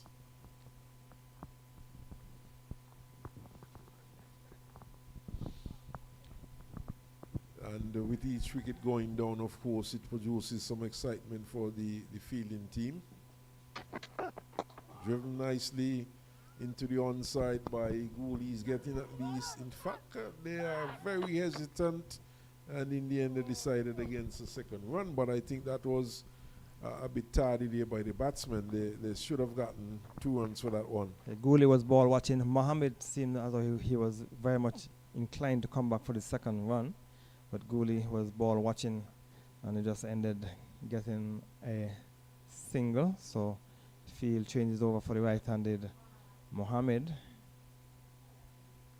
83 for 2 the Red Force. Mohammed has overtake the Gooley, and he took 12 balls to get off his mark. And Gooley is still there on 9, and Mohammed is on 11. So Mohammed settles and defends to a good delivery from Archibald. Goes into the offside and picked up there by Kofi James. James, of course, is on for Kyron Powell, who we understand has had a fractured hand and perhaps might not take any further part in this match. Except, of course, probably if Leewards need a couple of runs to win with 9 wickets down. Who knows? But Leewards on top at the moment as Archibald is outside the off stump and no shot offered by Mohammed. 3 goes to the keeper, 83 for 2. And we have had some 39 overs completed. A teaser there by Archibald, last delivery. Teasing the batsman Mohammed outside the off-stump, pitched up, but a bit too wide. And Mohammed just allowed it to go through. So the tourists continue to enjoy the scenery here at Warner Park and maybe enjoying the game, even though they may not know the players who are on the field. Maybe they are persons who are accustomed to cricket, Smitten, and just come to watch a relaxing day of cricket at Warner Park. Yes, and I've seen a couple more coming on the mound as we have been giving commentaries throughout the morning. We have seen a few come and go. And it's quite obvious that these are folks who come from a country where cricket is played. As a matter of fact, cricket is played all over the world now. It's played in the US, in Europe, China, Japan. You name it. Number of places. Oh! Defended here by Gooley, back up to Durham. Durham opting now to go over the wicket to the left-handed Gooley.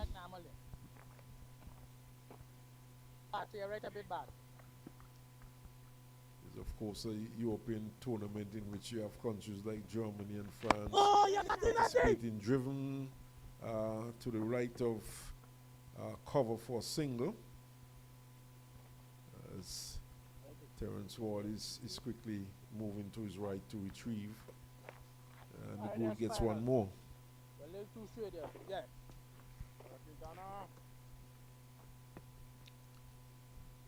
Yeah, come in the cover. Yeah, right.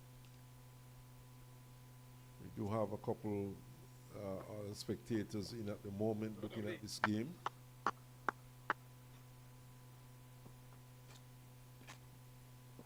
But it's Mohammed who comes in to strike now. He finds that there's a slip and a silly point in the forward short leg. Breathing down his neck.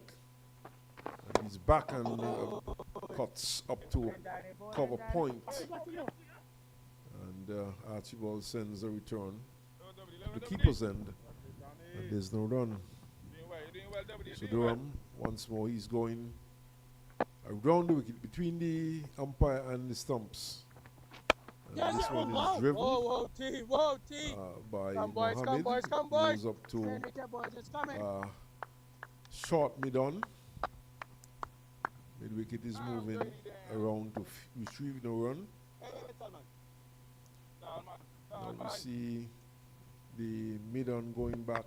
That's Jeremiah Louis going back to right back on the long-off boundary. This one is played to silly point. Kofi James knocks it down. No run. But interestingly, long-off going back. The quicker delivery.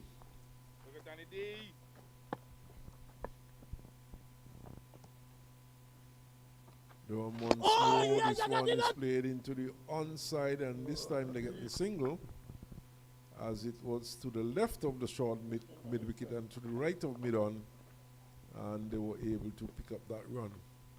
So the over comes to an end. At the end of that over, 85 for 2, Trinidad and Tobago. Two runs coming in at over from Durham, and we see that Jason Mohammed is still intent on looking to cut those short deliveries on the off stump, and in the last delivery he just pushed it for a single.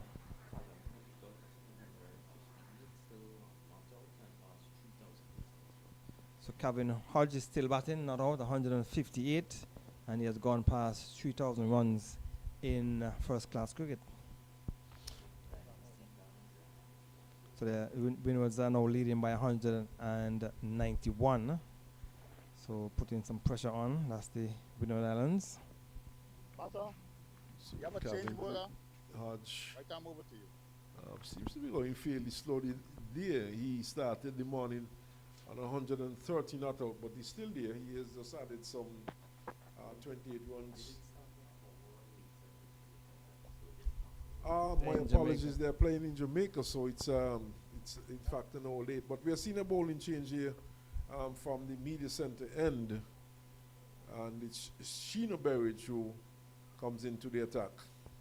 Yes, so as I mentioned earlier, that maybe Conrad will just looking to use pacers from this end and allow these spinners to bowl from the far end, at least for the first session, and see what will happen. Sheena Berridge did not get a wicket in the first innings or even in his first spell in the second innings, so he will want to get a wicket.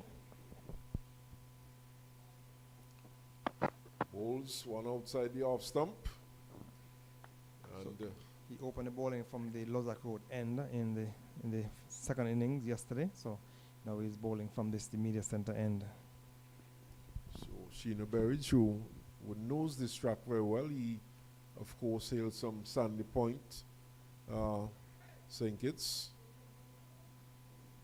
and he'll be looking for his first wicket in this match. He's bowling right arm over the wicket to Mohammed. And that's a good delivery. And he seems to be angling it back into the right-hander.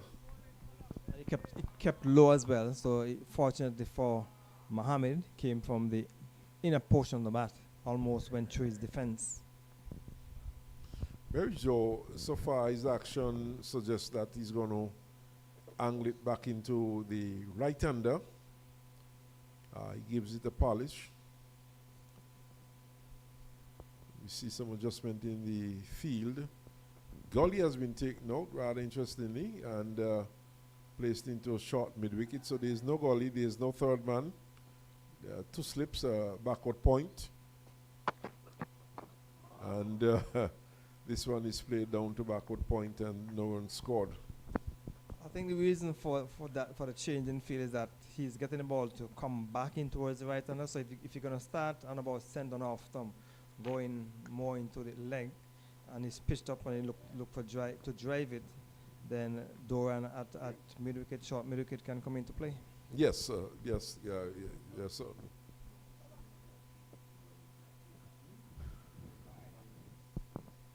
Sheena Berridge once more to Mohammed. Angle back into Mohammed, who's driving up to mid-off.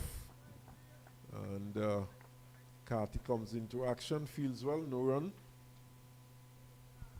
And with wind coming from the northeast as well, it was help the incoming, the delivery to come in towards the right-hander, and the more benefit if it was off spinner bowling from the media center end, that would be even more beneficial for the off spinner. Well, Cornwall would tell you differently. Played into the onside. He's getting some runs here, Mohammed. They're taking the first one rather slowly, going back for the second run. And they're just really trotting through for 2 runs. Not a very good running indeed. They certainly should be looking to run the first one quickly and put pressure on the fieldsman, and perhaps thinking in terms of getting a third run. It was a shot that was played in the air, but it was over the head of Doran and out of the reach of the field at mid-on. So he's getting the ball to come back in towards the right-handed Mohammed. Outside the off stump. And this time no shot is offered by Mohammed. So the over comes to an end. The first over of the day for Sheena Berridge. And it's 87 for 2. We have had some 41 overs completed. And the batsman to go, Cooper for 36 and Mohan for 25 for Trinidad and Tobago.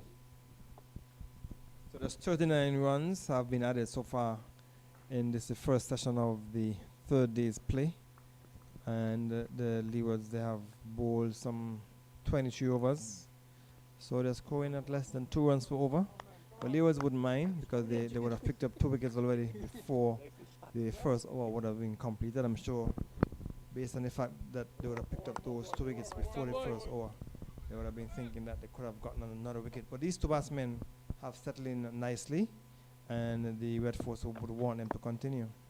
Of course, the Red Force lost their players. This one is driven to the left of Midon, and Midon was quickly around but could not prevent a run. So 1 more to the score, 1 more to Gully.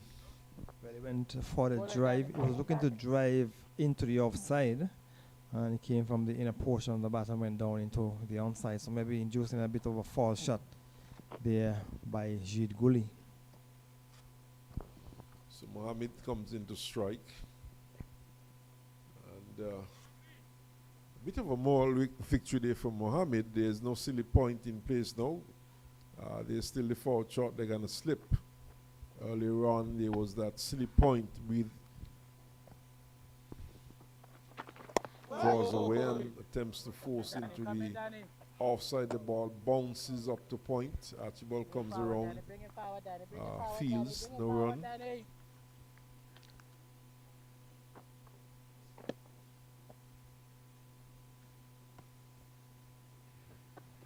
Oh, yes, Danny. Defense too. A good delivery. Yes, Danny. Goes Yes, back up on Danny. the offside. Right there, Danny. Right The there, run Danny. picks Let up me see you and drive, Danny. Come, the boys. run is Come, boys. scored.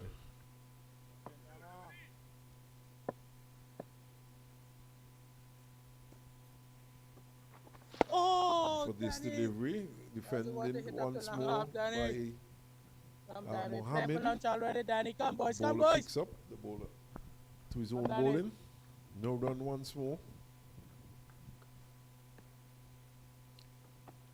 Oh, you done it! Driving this time though and gets no. it up to long off. Louis comes from off the boundary. Jeremiah Louis, that is.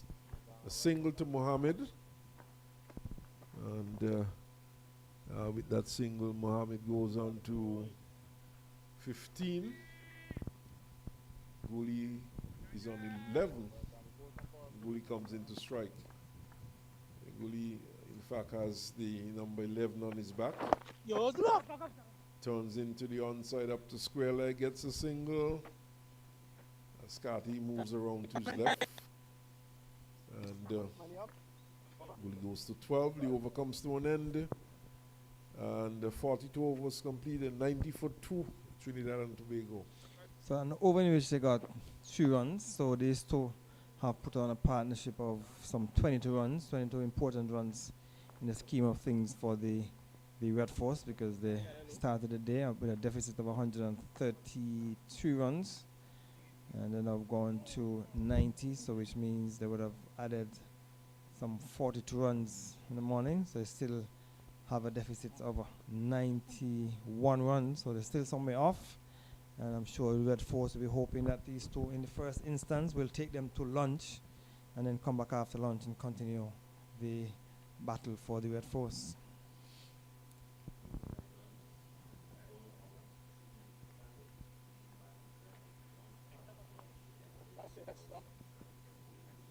Cabin Hodge not out on 158, Windward Islands 391, 95, all out.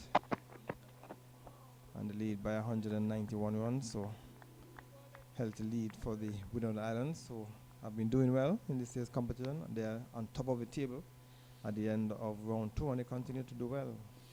Yes, and the Leeward, the Windward Islands cricket seems to be growing. I'll get back to that in a while.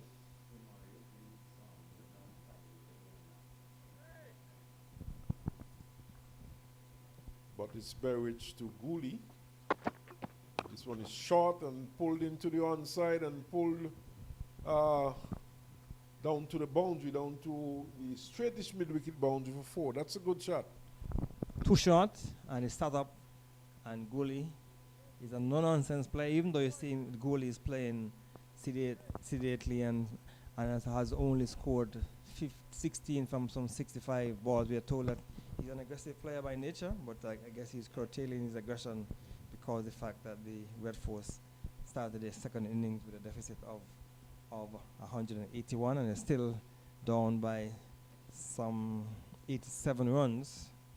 But we are told that he would have scored a century in a 10-10 game in Trinidad and Tobago last year. Berridge to Gooley, and he's defending this time and waits for the camera.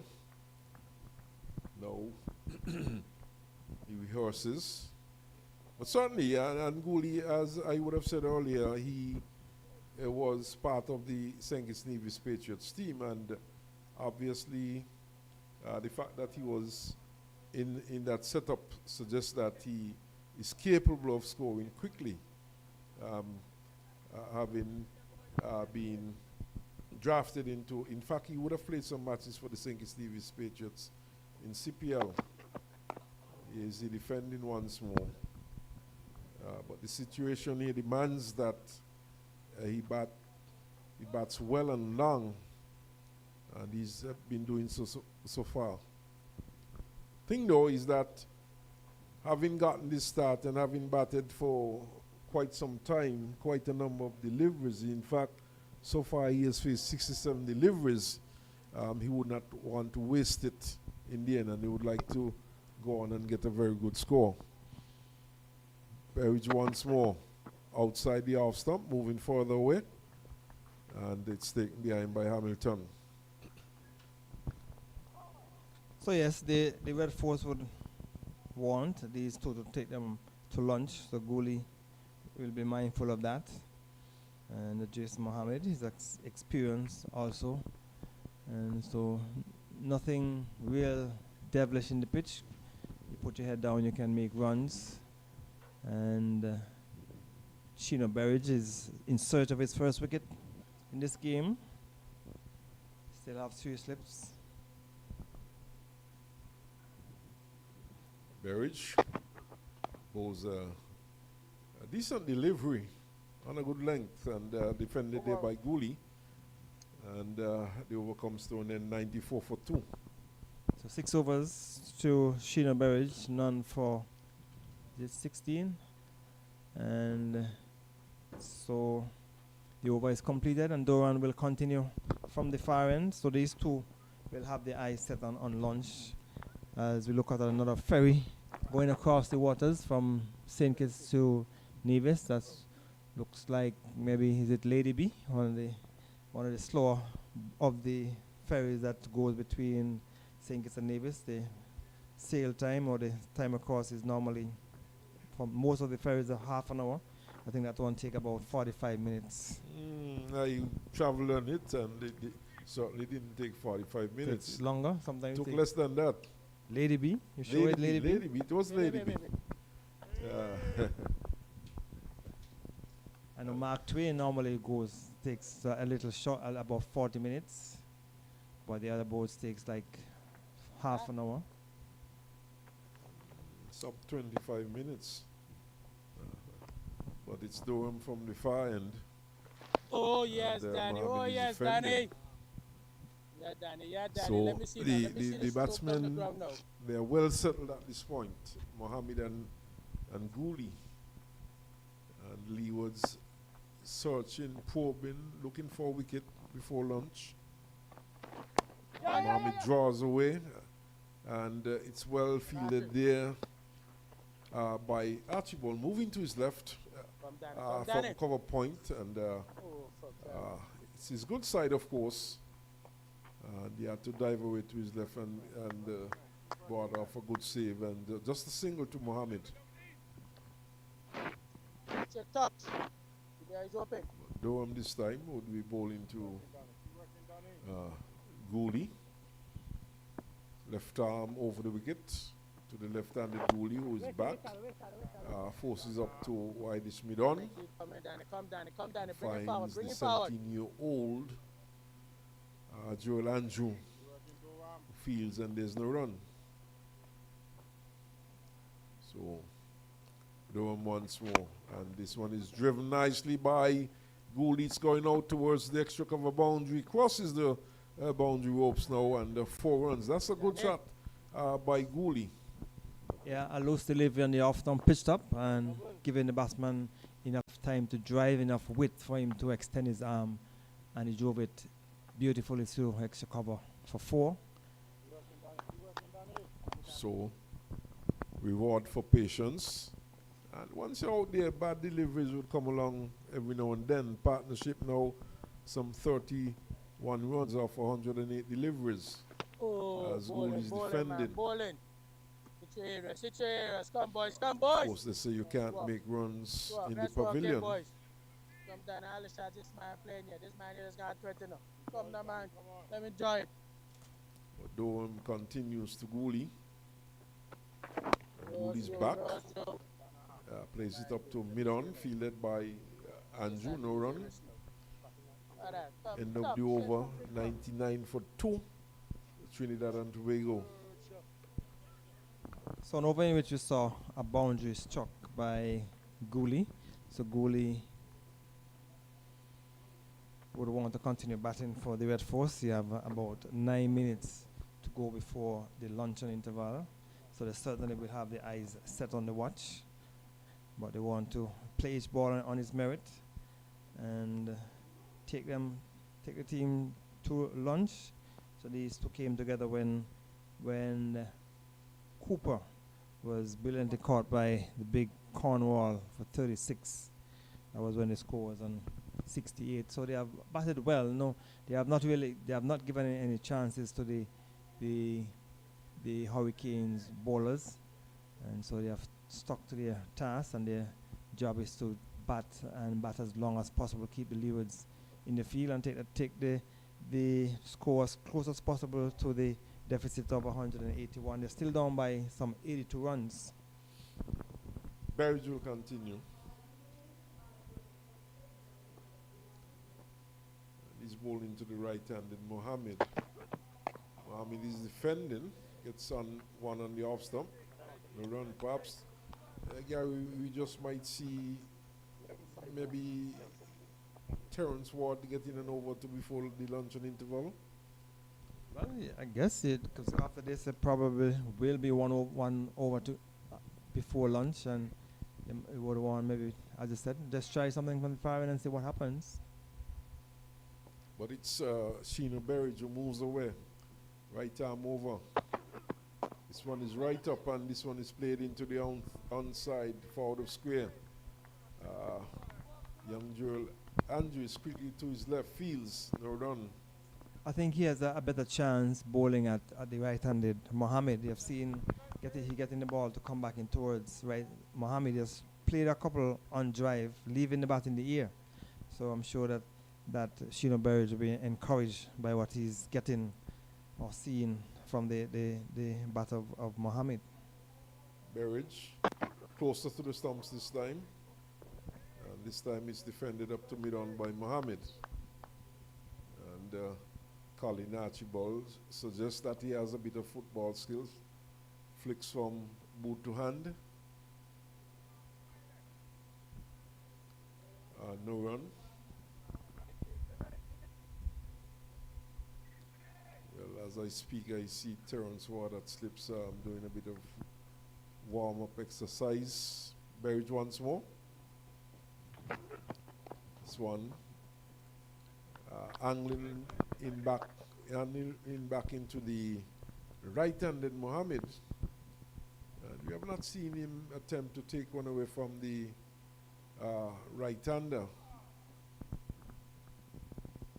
He need to get it up some more. Get the batsman driving off the pads or driving into the onside. You need to get it up a little more on the center stumps, going into the leg. Berridge. This one is turned up to square leg. But straight to Joel Andrew, fields, and there's no run. And that one kept a little low. And he was looking to, but he turned it into the onside, keeping low. Came from the bottom of the bat and went down into the onside. Interesting though, Gary, the Leewards going into this match with the three seamers as Berridge is on his way. This one is wide of the off stump, and the keeper going across in front of for a slip. Cornwall knocks it down. It ricochets and goes down to short third man for a single. Well, I think if he had allowed it to go to Cornwall, Cornwall would have been able to stop it. He went across in front of Cornwall. The over is completed, 45 overs, and the 100 coming up for the Red Force. So 100 coming up in 45 overs for Red Force. They're going at 2.2, 2 runs for over. 100 for 2. So it depends on how quickly they go through this over. They might be able to squeeze in another over if Doran gets to this over quickly. It's about 5 minutes before lunch. He should. A few minutes for our spin bowlers. So he should be able to get through this over before 12 o'clock. This has been a good partnership though for the Trinidad and Tobago Red Force by these two. Mohammed, who is on 17 faces, he's driving up to mid-on, but can't beat the fields when the ball going straight What happened there, Danny? to Berridge, Sheena Berridge, and he can't score. This time he's back, gets it down to backward point, straight to Carty. I don't think Mohammed should be taking those chances in this couple of minutes to go before lunch, trying to back away to play into the offside. He has to be careful. Well, he has been attempting that shot all morning. He's back and punching up to, this time up to Andrew, who is that extra cover. Craig Bashir at 142 from 314 balls. He has been dismissed. Joe once more. This time he's defending. And it rolls just in front of him for Hamilton to come from behind to retrieve.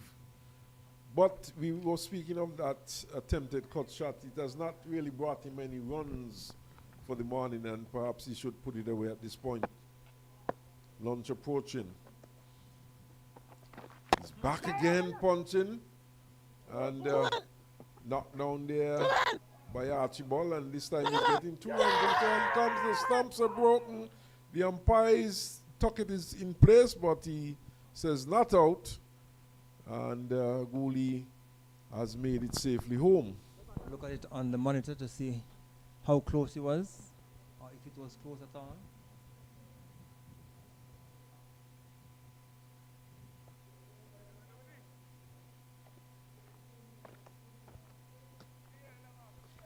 Well, he had to take it some distance away from his body and then drag it back onto the stump. So, batsman safely home in the end.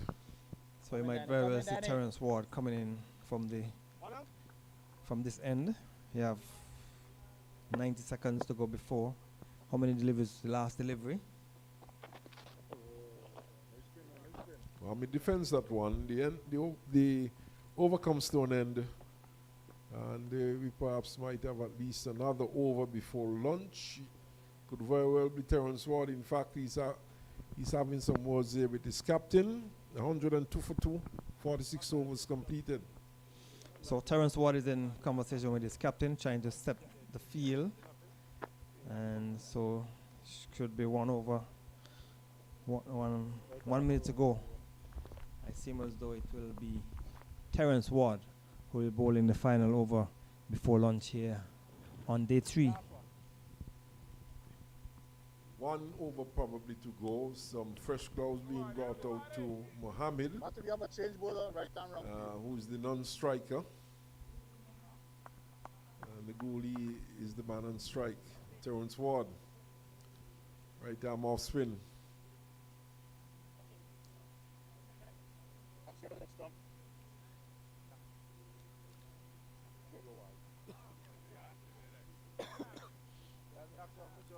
See that there so far there some 5 fieldsmen, in fact not 6 fieldsmen now on the offside.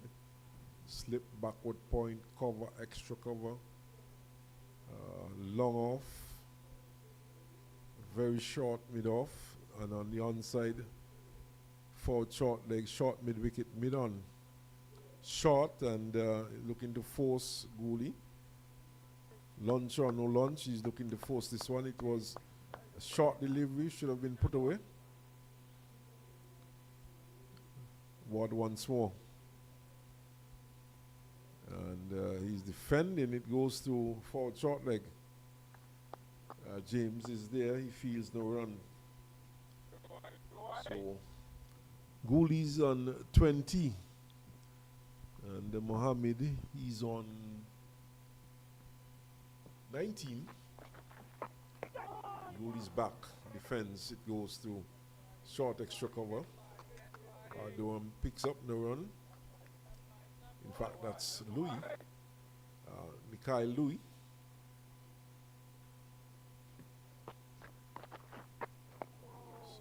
So he's backing across and stays it into the offside. As we approach lunch on the 3rd day of this match. Terence Ward, right arm off spin around the wicket. It's back and pushes back up on the offside.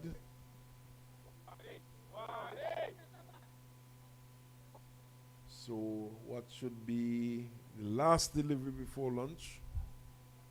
Well, according to my watch, draws a defensive push into the onside.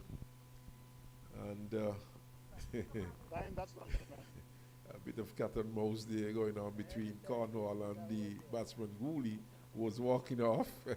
Cornwall was asking for the return, but in the end he just flicked the bails. And it's lunchtime here at Warner Park with the Trinidad and Tobago team resuming from the overnight position of 48 for no loss. They are 102 for 2 from some 47 overs.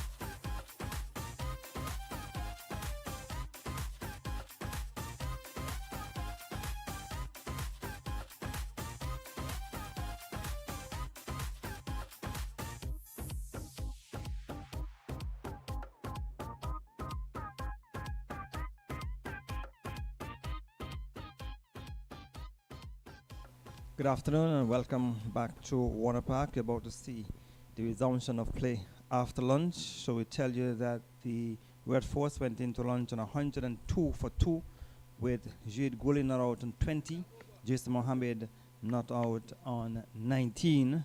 And it looks like Cornwall will continue, will pick up the attack from the Lozak Road Hen. Good afternoon, Smitten, and welcome once again. Good afternoon, Gary, and good afternoon to viewers. So we had 29 overs in the prelim session, and the Trinidad and Tobago team, they would have moved from 48 for no loss to 102 for 2, which means that they would have added some 54 runs in the prelim session and lost 2 wickets. But it's Cornwall to start immediately after lunch, and once more the batsmen, they would have to resettle, they would have to restart, but certainly a good partnership building between these two, between Mohammed and Gulli. Yes, so they came together when the score was on 68. And they will get a single, so that will extend the partnership, but it still has a deficit of 78 runs, so with that single, the total has gone on to 103. They still need to clear another 78 runs before they can ask the Leewards to bat again. So the Leewards will be mindful of that, and they would want to break this partnership quickly after lunch. And the Red Force, 2 batters, the experienced Jason Mohammed has been there for some time.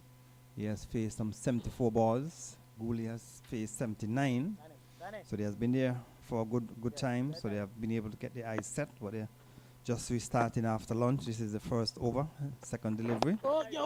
Playing it down to forward short leg, knocked down by Kofi James.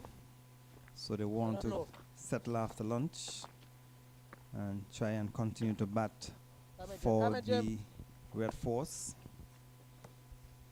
Gulli facing up to Cornwall. Will not go for the single from the outer portion of the bat. And a wild return by Kyle Louis, backed up in the onside in the run. So we're in the first over after lunch. Cornwall, the captain, bowling from the Lozak Road end. Beaten outside the off stump by a good delivery. Spun away from the left-hander. Beautiful delivery. Yes, wonderful delivery there by Cornwall. It bounced a bit too, and spun away from the left-handed Gulli. So Cornwall will try once more. So they would want to keep things tight. They've gotten a single off of the first bowler after lunch. And the left-handed Gulli is on 20. Both batsmen are on 20. And Gulli defending. The final delivery of the first over after lunch. And the Red Force 103 for 2. Yes, 103 for 2. And of course, they always tell you that the position of a side, if you're in a certain position and you want to know how good a position you're in, when you're batting, they always say add 2 wickets to your score at the moment, and that would give you an indication as to how good your position is. And that's 103 for 2. Just imagine 2 quick wickets going down now for the Trinidad and Tobago team. That certainly would put them in a very poor position, especially bearing in mind that they still have not cleared the deficit. So they would be looking to settle and looking to build a partnership, and in fact continue this partnership after the lunch and interval. So Jeremiah Louis will open the attack after lunch. So he will be bowling to experienced Mohammed. 9 overs, 1 for 31. And Jeremiah Louis will be looking to break this partnership. So in the WPL in India, Haley Matthews was dismissed for 2-ball duck, and her 2 overs cost 21 runs. And we're on the verge of the women's 50 over competition. West Indies coming up pretty shortly, and matches will be played right here in St. Kitts as Louis will bowl to Mohammed and into the offside. So a lot of cricket being played, and then after the round of matches you'll have the West Indies 50 over competition spin. Yes, lots of cricket being played. As you said, the women will be here from the 4th of March, the 4th of next month. And that tournament would start just around that time here in St. Kitts. So Louis will continue from the media center end, and the batsman Mohammed is shuffling in behind it. No possibility of a run. So we have seen some 3 deliveries being delivered and no runs scored. So Vic, you said next month, as if next month is 4 weeks down the road, Vic Smitten. Next month, March, is just around the corner. Yes. I know that. But even if it's the week, oh my goodness. Of the outer portion of the bat, when between first slip and second slip, down towards the boundary for 4. Good delivery from the bowler Louis. Outer edge found, dropping in front of the fielders between first and second slip, and Terence Ward couldn't stop it. He went down into the boundary for 4. Good delivery from Jeremiah Louis. Yes, good delivery, finding the outer edge of Mohammed's bat and dropping just in front of first and second slip, Cornwall and Ward, and going down to the boundary for 4. In fact, not only dropping in front of them, but between them.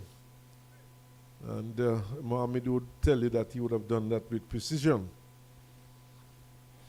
So he will have to try and settle after lunch. We saw him trying to force some deliveries from Doran when he was facing Doran. This time he's driving, will get it between cover and extra cover and mid-off. And Kati will pull it back 2 runs to Mohammed. So with those 2, the total has gone on to 109, and Mohammed has progressed to 26. So he will want to continue batting for the Red Force. He would have made a century in the first innings of the first round match, the only inning that was started in that game that was severely affected by rain. Red Force versus the Happy Eagles at Connery. He's now here at Warner Park and will get a single at least, turn it into the onside. And they're thinking about the second, a bit of a fumble by the fielder down there, that's Kofi James, and they were able to come back for 2. So 2 more runs to the total. So a good over for the Red Force. They're picking up some 8 runs. They have progressed to 111 for 2. Yes, a good over for the Red Force. Of course, the boundary they picked up in that over came from the edge, but nevertheless, 4 important runs. And certainly they appear to be looking to up the tempo. They appear to be looking to score runs after the luncheon interval. So producers tell us that Kevin Sinclair scored 100 from 118 deliveries. And Ashley Nedham, we are told, has picked up another 5-wicket haul, got 5 wickets again. So the runs being scored, wickets are being taken. That's his first class century for Kevin Sinclair. So they want to say congratulations to Sinclair. Yes, congrats to the young man. It was always on the cards. He has been batting well. He has been getting half centuries. In fact, in his first Test match against Australia, he picked up a half century. So, really coming good. Cornwall to Jeet Cooley. So his batting is coming on. What about the bowling? Is the bowling falling off while the batting getting better or what? Batting is getting better, but I have not seen any marked improvement in his bowling, at least not what I've seen. You would have seen him at Warner Park just about a week ago. So he's trying to now be more of a batsman, a batting all-arounder than a bowling all-arounder.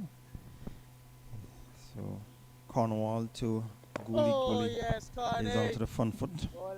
So he has So been making runs, yes. But sometimes when you have the ability you can bowl and you have the ability to bat, then when the batting start to improve, then the bowling sometimes suffers. And we hope that that will not be the case with Kevin Sinclair, but he has not been amongst the wickets for the Happy Eagles so far this year, even though he'll just think this is in his second game maybe for the Eagles.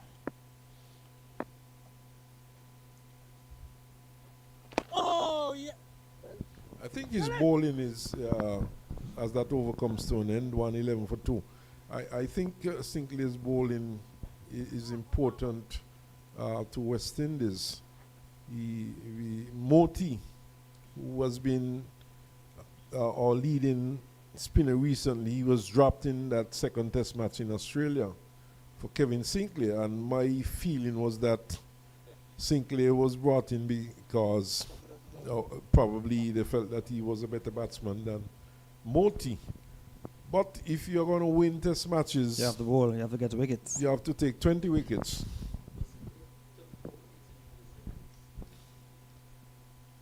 So we in fact would have picked up some 4 wickets in the first innings of that match. In fact, 4 for 45. Moti 3 for 31, and Pomal also 3 for 15. So he did pick up some wickets in the match so far. So he has been having a fantastic match. So a good all-around performance by Sinclair, and that will all go well for the development of West Indies cricket. Louis to Mohammed, down to back cut off point, and a chance of a run. So we want to see our batsmen making runs, our bowlers taking wickets. But these days there seems to be a big gap between first-class cricket in the Caribbean and Test cricket. Yes. So even though you perform well at the first-class level, when you step up to the higher level, the consistency is not there, and that's what we want to see. So you want to see consistently good performances in the regional competition. Well, you said these days, but it's been like that for a long time.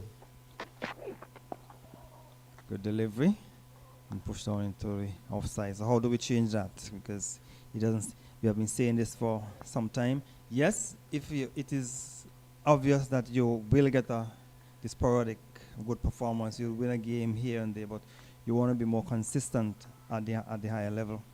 Yes, you would have won the second test against Australia, but then you want to see the team winning more test matches on a consistent basis. Well, unfortunately, Gary, these more test matches are few and far between. So it's very difficult to become consistent at the test level. Of course, the next couple test matches for West Indies would be in July when they go to England. Well, and that has to do with the state of our cricket over the years, the fact that we have fallen off in terms of our competitiveness in the test matches. So well, I don't think it's quite that. I don't think we have been given the opportunity. yeah, but it's because we have not been performing at a higher level. We have been consistent. Well, it's not just West Indies that is suffering from that, you know. There are other nations that are suffering from, you know, the big three, as they put it. They're the ones who are getting more of the test matches. So a good delivery. England, and they get a single. So England is presently engaged in a five-match series against India. And then you have, you know, England would play a 5.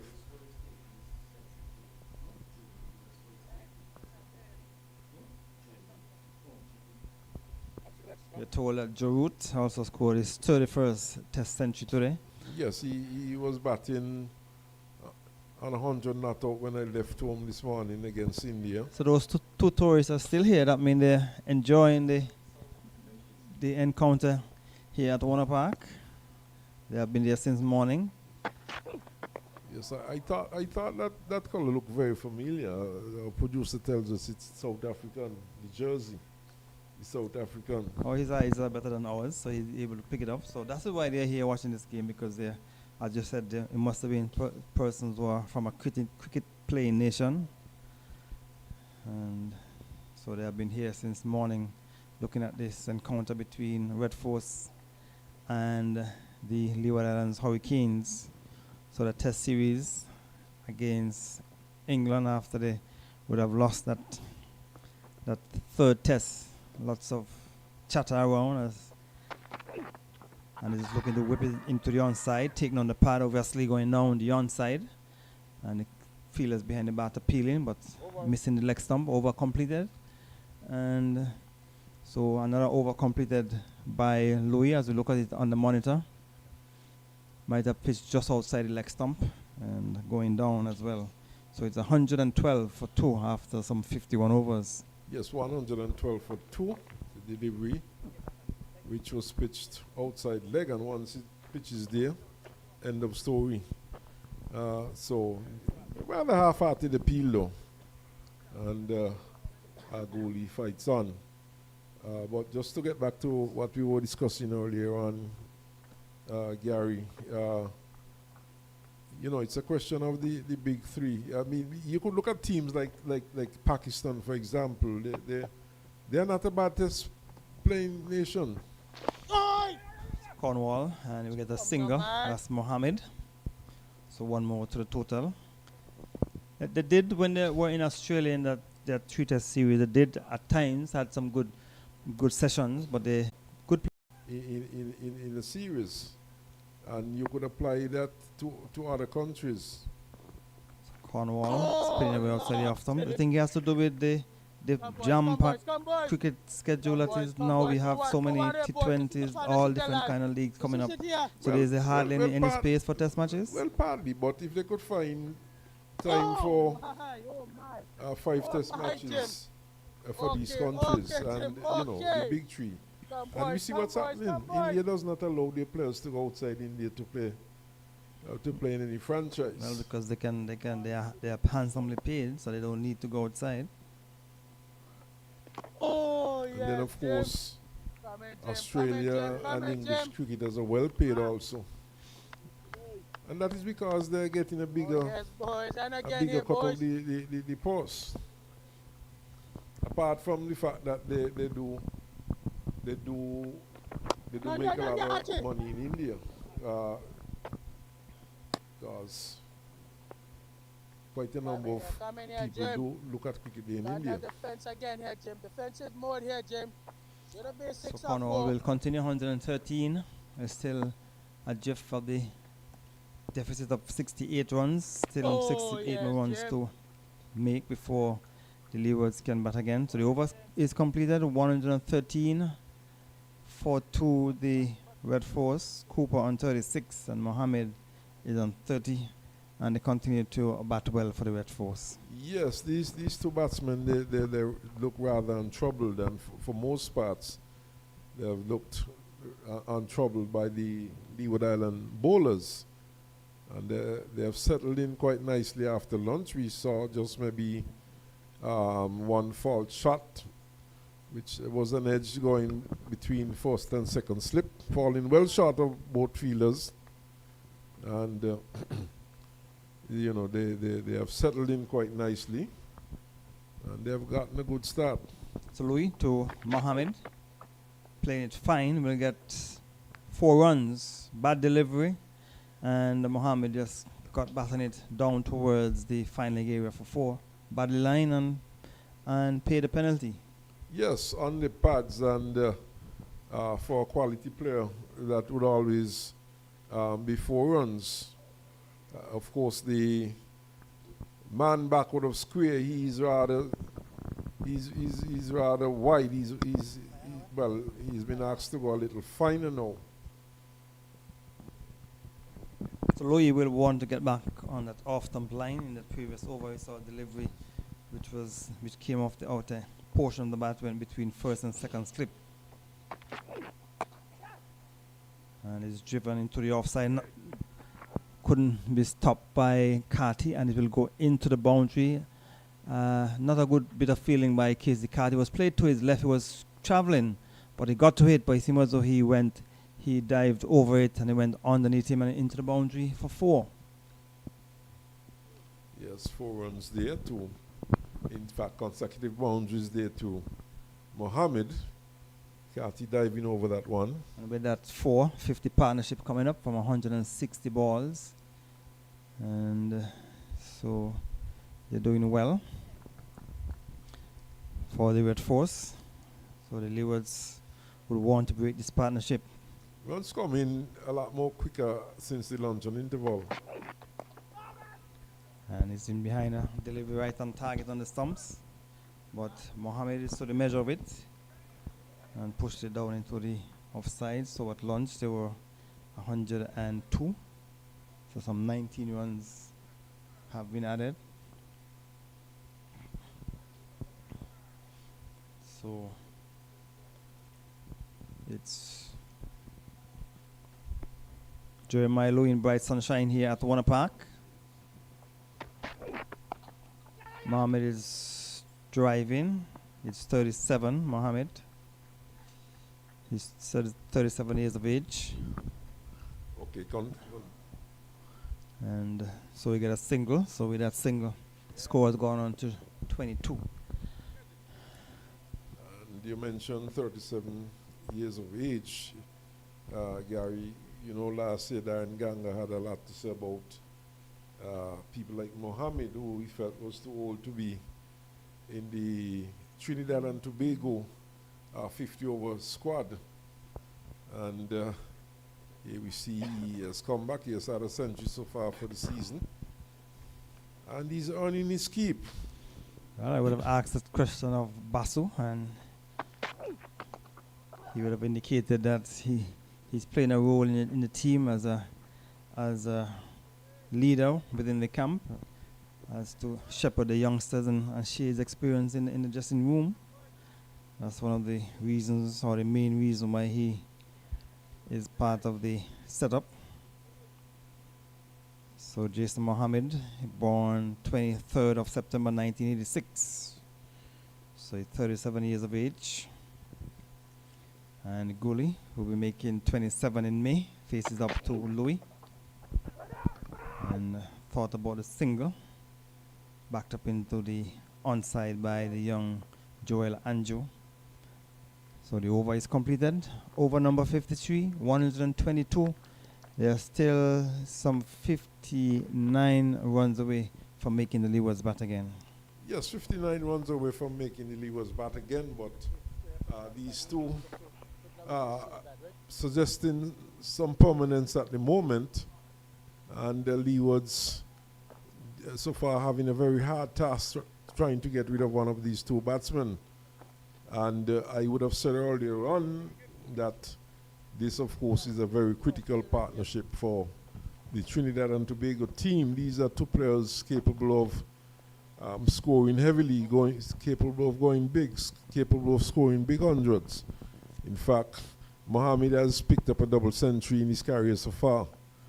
And Gooley, who is only in his 10th match, he has already scored 2 centuries. So a very critical partnership here for TNT. So Cornwall will continue from the far end. And they'll get a single. Ball went down towards the back of the point area. The slip fielder moved around. So one more to the total, 123. So the Leewards would want to break this partnership.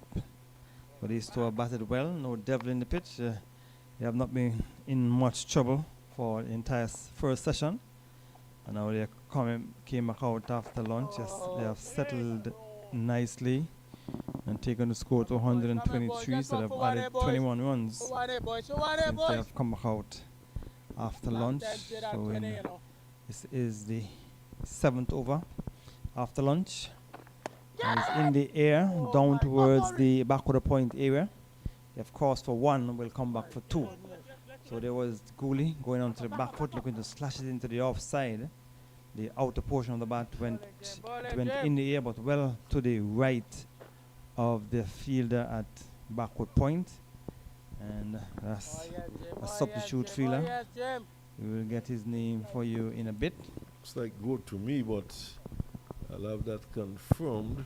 And so There's no number there for carry. 2 more runs to the total. So it's the Cornwall, the captain of the Hurricanes, and Jade Gooley just pushed it down into the offside. Gooley's on 22 and 40 to Jason Mohammed. Oh, ball and Jim, Cornwall will, I'm sure, would probably want to make a change from the media center end.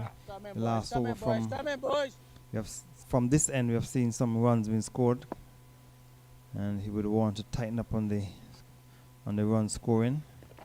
Gooley's beaten outside the off stump by a better delivery, slower, and it's spun away, taken behind by the keeper to bring up the end of the over. And we look at the delivery on the monitor. You see, he gave it some more loop, a little bit more loop, and the batsman giving the impression that he pulled the bat or played inside the line. But the over is completed. 125 it is for 2. Seems as though that one actually bounced over the off bail, that last delivery from Cornwall. But from time to time he's getting a bit of bounce and some slow turn. But Louis will continue. And it's a question of patience. It's a question of who would give in first there. But the batsmen, they are playing it well here. They certainly have come back after lunch and settled in nicely. So Louis and Mohammed is in behind it. So the partnership continues to go. So it's 57 is the partnership between these two and continue to go. The Leeward sort of won the toss on day one and decided to bat. So in the 4-day games these days, we have the colored clothing in the 1-day matches, and now in the 4-day game you have the player's shirt with number and the name on it, and push back down the strip, so you make it easy for the commentators. You have the list of names with the numbers, but the Leeward's team, they have the list of the names, but you don't have the numbers. The numbers are now scribbled on the side, which probably should have been a part of the setup in terms of the layout of the page. Maybe that's something they want to look at. All the other teams have the numbers. You have the list with the names and numbers already printed. Delivery on the leg stump comes off the pad. So the total remains on 125. And the Leeward is looking to break this partnership. A good batting by the experienced Jason Mohammed and Jade Gooley.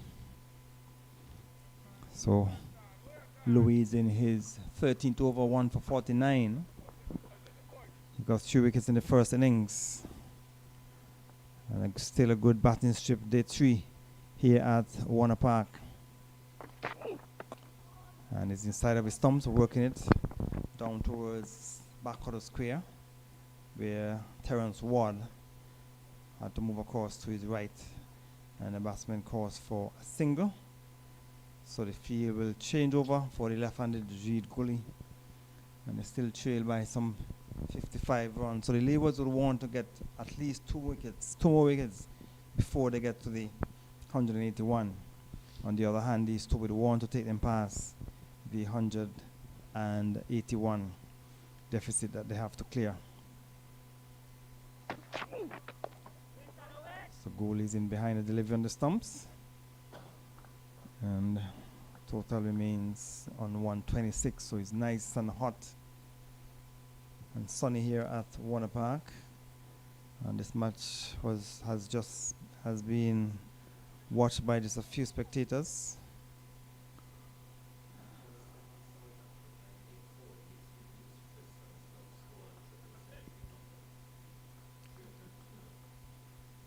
So as Louis right up is driving and on the run. So in the South Africa 4 days, Tristan Stout, you said?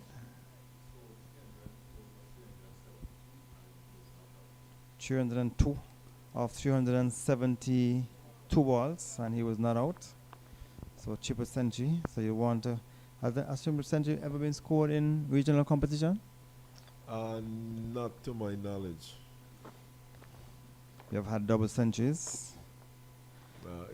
You know, we have had it at test level by our batsmen, but not to my knowledge.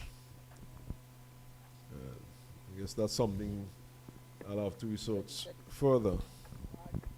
But Cornwall will continue from the far end. They're trying to break this partnership, and these two players have settled in nicely after lunch, and they will really want to take the Red Force past the 181.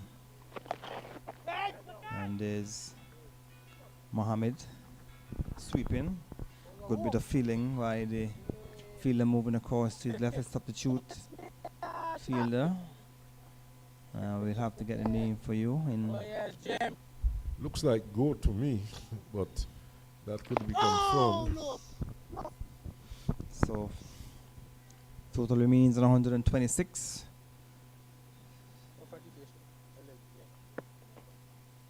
As Cornwall will continue from the far end,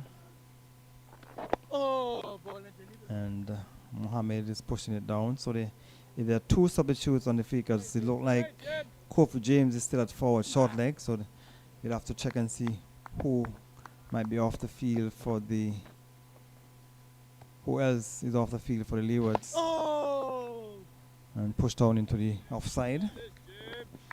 So Mohammed is there on 41, so he certainly batted well, and he realized that his team needed him to spend a long time in the middle, and he started that process. He's on 41.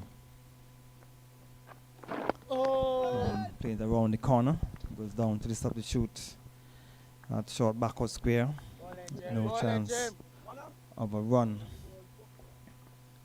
So partnership 58 from 181 balls.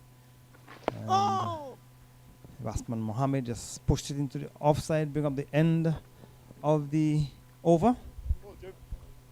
So end of the over, and the score 126 for 2. Yes, 126 for 2. And certainly this partnership is proving to be rather bothersome for the Leeward Islands. And it's becoming a bit of a worry here for Captain Cornwall. And it seems as though he's going to make another bowling change. But we'll wait and see. Yes, in fact, it looks like Archibald is coming back into the attack. But Leeward's looking for the breakthrough, but of course, it's a good batting track, and they would have to show some patience here, and to continue to, dry up the runs and apply pressure to the Trinidad and Tobago batsmen, who seem to be very comfortable at this point. So it seems as though it was Casey Carty who was off the field. He has now made his way back onto the field of play. So the substitute has made his way off with number 2. We are suspecting it's Carrie Magore as Archibald over the wicket.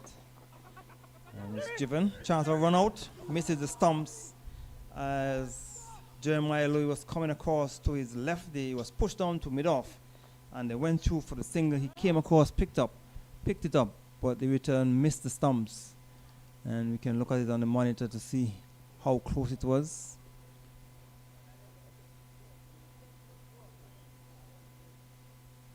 Came across. He seemed as though he probably had hit, he would have been out. But he came across quickly. That's Louis. Picked it up well, had a shy of the stumps, so missed it. And they got the single in the end.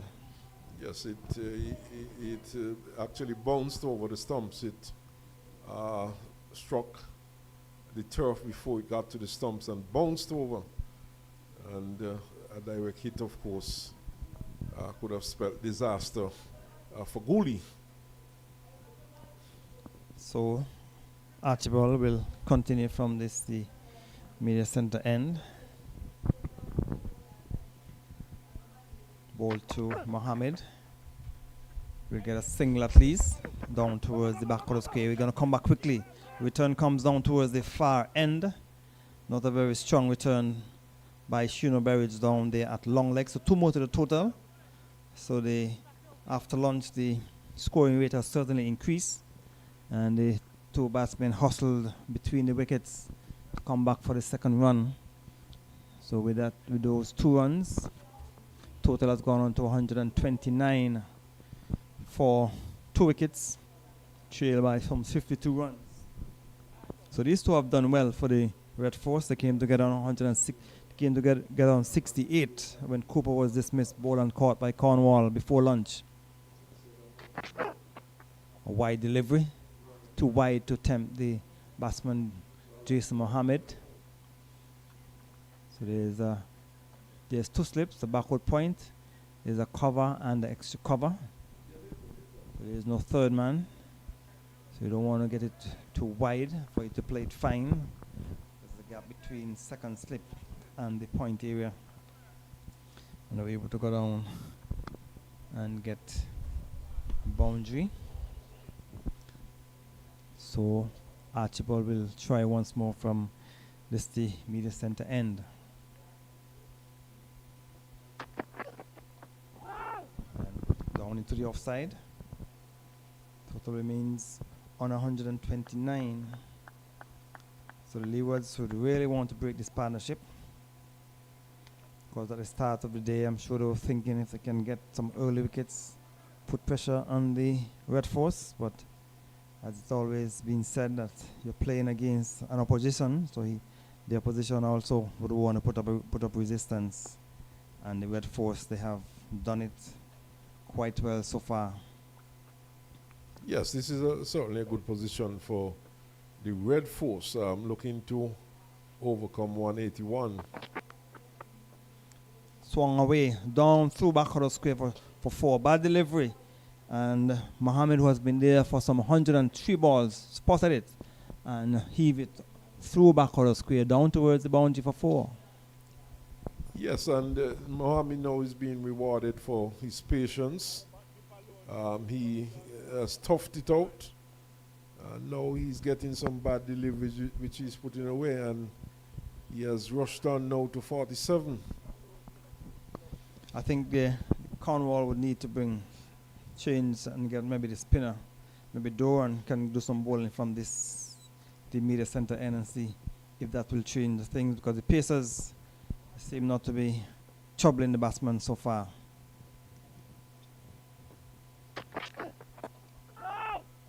So he's pushing it down to Kofi James. I was a bit disappointed. Maybe thought he probably could have get it finer or just to the right of Kofi James, but the over is completed. 57 overs gone, 133 it is for 2. Somehow I think Cornwall has allowed the batsmen to get too used to some of these bowlers. I think at times he seemed to be giving the bowlers, especially his faster bowlers, maybe 1 or 2 overs too much. And perhaps, he should realize early that they're not really troubling the batsman, and perhaps ring the changes, not allowing the batsman to become too used to one particular bowler. And this might be one of the shortcomings of his captaincy.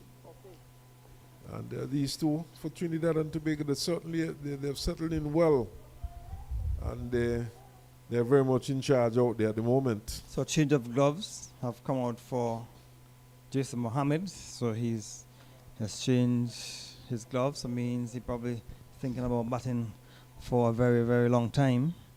And he has been there now for 105 balls. He's on 47. And Jude Cooley has faced 107. He's on 23. So they have done well for the Red Force after they lost 2 wickets within the first hour this morning. Cornwall will continue from the far end in bright sunshine here at Warner Park. Played it out of the reach of Kofi James. That forward short leg went in the air, might have passed him in the air, but it was to his left and went quickly, and they were able to go through for a single. Interesting, Gary. Notice Hayden Walsh Jr. is not in this particular squad. He did not have a very good match the last match, but you would think that as one of your premier spinners, they might have persisted with him in this match. Is he injured, or it's simply a case of being dropped? Well, I guess we're not hearing that he was injured. So he most likely was left on the morning when they made the decision for the final 11. It was an overcast morning at Warner Park, so maybe that might have influenced the final 11. I'm not saying that, but normally you know that the batting strip here at Warner Park, the strip here at Warner Park has always been a good batting strip. Well, you don't pick a team for one session. So Cornwall and Jeet Gooley is playing it down to the onside. So they made two changes: Kofi James and Hayden Walsh to left out. Kyron and Sheena Burridge came in.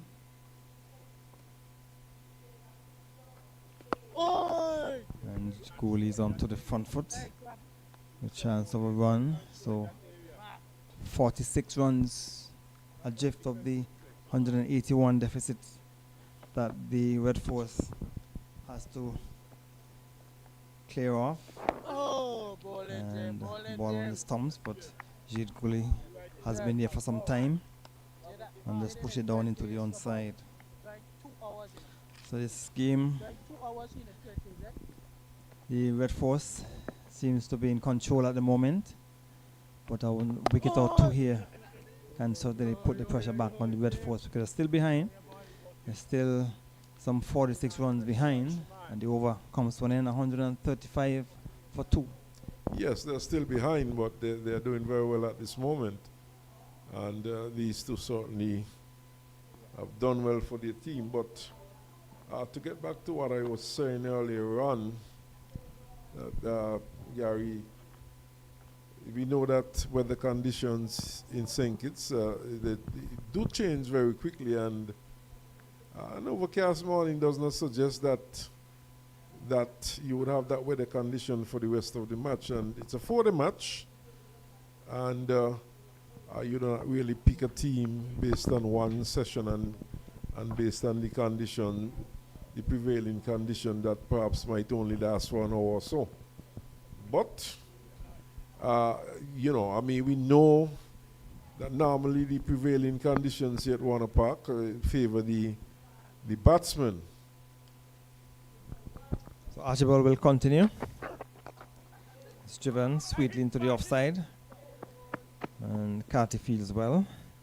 That was just my speculation. Just speculated that maybe that could be a factor why for the final 11. It may not be the reason why the management team would have decided to go with Sheena Burridge. Maybe they feel like Sheena Burridge playing on his home ground probably could do well on this pitch. Well, he would have missed out on the first 2 matches. So Archibald will continue from the media center end.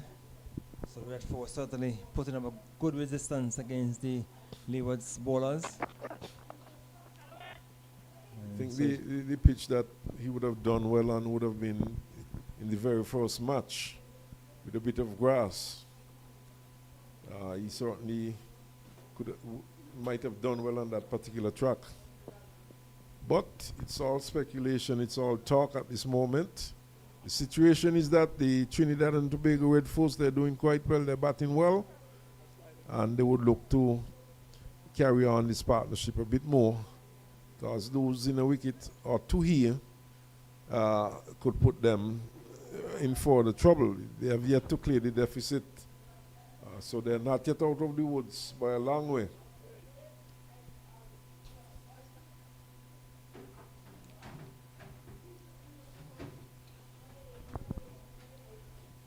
So Archibald into the offside.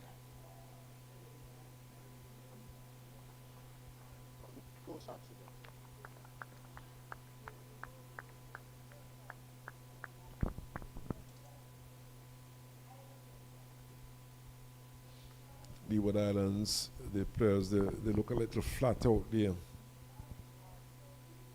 It's hot there. The sun is out in all its brilliance.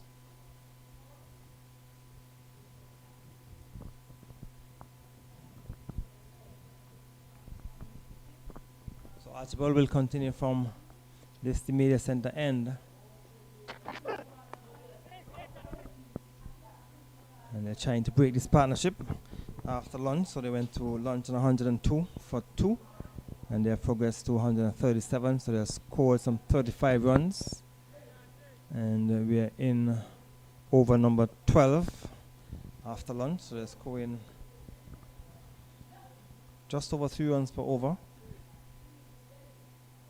And they still trail by some 44 runs. So Archibald will turn at the top of the mark. The bowling to Jade Gooley. He's slapping it, but goes straight down to Kofi James at cover, who had a shot at the stump. Backed up in the onside by Casey Carty. Leewards need to get another wicket before the Trinidad and Tobago wipe off this deficit. Trinidad and Tobago could get past that 181 runs without losing a further wicket. It would be a psychological boost to them. Yes, it would be. And Archibald bowling from the media center end. On the leg stump, looking to clip it fine, missed it. Taken behind by the keeper to bring up the end of the over. 137 for 2, currently scoring at 2.33 runs per over. Yes, and it's going a lot quicker since the lunch and interval. And Cornwall at this stage must be wondering who to turn to, where am I going to get a wicket, or, perhaps, of course, there's Durham out there, the left arm leg spinner, orthodox. We saw Terence Ward getting just the 1 over before lunch. He has bowled a bit for the Leeward Islands. So Cornwall will continue from the far end. I think we need to try the spinner. I think we'll try give Duran a couple overs, and even Terence Ward, because you want to get this partnership broken. And so they seem as though they're just waiting for something to happen. It's Cornwall to bowl to Mohammed. Comes off the pad into the onside. So it's a quiet period of play now. He was looking to break this partnership. Mohammed has batted well. He's on 49. He made a century in the first game and was on 100 not out then. But the next 3 innings he fell below 10. Now he has gone close to half century. He's 1 shot of his half century. And coming forward, leaving the bat in the air but dropping just out of the reach and to the left of Kofi James. And Jeremiah Louis looking at Kofi James, maybe indicating he should have gone for it. And of course, Kofi James said, no, it's too far. It's too far from me. Chuck on the pad, loud appeal, given out. Mohammed has been given out. LBW with a long and persistent appeal by Cornwall. We look at it on the monitor and see, was struck somewhere maybe on center and leg stump, and Mohammed seemed to be a bit disappointed with that decision. So the umpire has given it. Carl Tuckett has given Mohammed LBW to Cornwall for 49. We can look at it on the monitor again. If you can slow it down and see, you can see the stump. It comes inside. So yeah, I think it's a good decision, because when after the shot was played, you could have seen the leg stump. So I think the decision by Tuckett was a good one. I think so too, and Cornwall does not turn it much, and that seemed to be a fairly straight delivery. And what batsmen have to realize is that you know, the leg stump is part of the wicket, and even if a ball strike the leg stump or center and leg, you could very much be out. So But worst case scenario, it would have been umpire's call anyway. But to me, it would have been hitting. Hitting. Yeah, it would hitting have been full. hitting. So a good decision. The batsman seemed to be disappointed because his leg ended up outside leg stump after he would have played a shot, after he was stuck in front. So good decision. So the partnership has been broken. 136 now for 3 wickets. And the Leewards would want to continue. But I'm sure the new batsman who has come to the middle. And Gary, it was a fairly full-length delivery also. He was into his wicket looking to swing it into the onside and missed it. Did not seem to be too pleased with the decision, but looked like a very good decision to me. So maybe the on drive might have been the better shot to play. Tian Webster has replaced Jason Mohammed, who was just out LBW to Cornwall for 49, and he would have faced 111 deliveries. And this is what I was speaking about, just to gain a psychological advantage, picking up that very critical wicket there, and the deficit has not been erased as yet, and who knows, another wicket or two here could very well set the cat among the pigeons. So the partnership for the third wicket was 68. Kevin Sinclair, 154 of 168 balls, so scoring quickly as well. And here Cornwall has gotten the breakthrough. A partnership of some 68 runs for the third wicket between Mohammed and Jude Gully has been broken. So 136 it is for Cornwall, 21 overs and 2 for 29. Jeremiah Lewis, 13 overs, 1 for 50. Those are the wicket takers. Colin Archibald, 8 overs, none for 16. Yes, and maybe loss of patience there by Mohammed. A delivery fairly full, a delivery which perhaps he might have been better off playing an on-drive. He elected to try and sweep that one and missed it completely, and was given out leg before after careful consideration by umpire Carl Tuckett. And certainly the Leeward Islands getting a very crucial wicket at this point. And if they could pry out another one, they would be in a very good position. So Archibald will continue from this immediate center end. Easily in behind it, Jude Gully. So the Captain Cornwall has persisted with his medium pacer from the media center end. Thought he might have been encouraged by the fact that he would have gotten breakthrough. Let's see if he can bring the spinner from this end. Doran could bowl a couple of overs, but he has persisted with Colin Archibald. And Gary, of course, with a spinner, there's always some indecision with batsmen. I'll get back to that in a while. Archibald outside the off stump. He thought about it, then allowed it to go through. That's Jade Gully. With a fast bowler, it's easier to make a decision. It's either you defend or you drive. With a spinner, as it was the case, he had two options. He could have undriven that, but he opted to try and sweep. And that was his downfall. So, a spin bowler tends to bring more of indecision, into batsmen at times, as opposed to a quick bowler. Archibald once more to bowl to Jade Gully. Shoulders, arms, and he allows the go through to be taken by the keeper. And the umpire just having an inquiring look on this strip to ensure that Colin Archibald is not going in the danger area. So Archibald will come back to the top of his mark. course, when the pitch is not doing too much, especially for the fast bowlers, it's a lot easier for batsmen to keep them out. So Archibald will bowl once more to Gooley. Too wide of the off stump. He has been too wide, and Gooley doesn't have to play.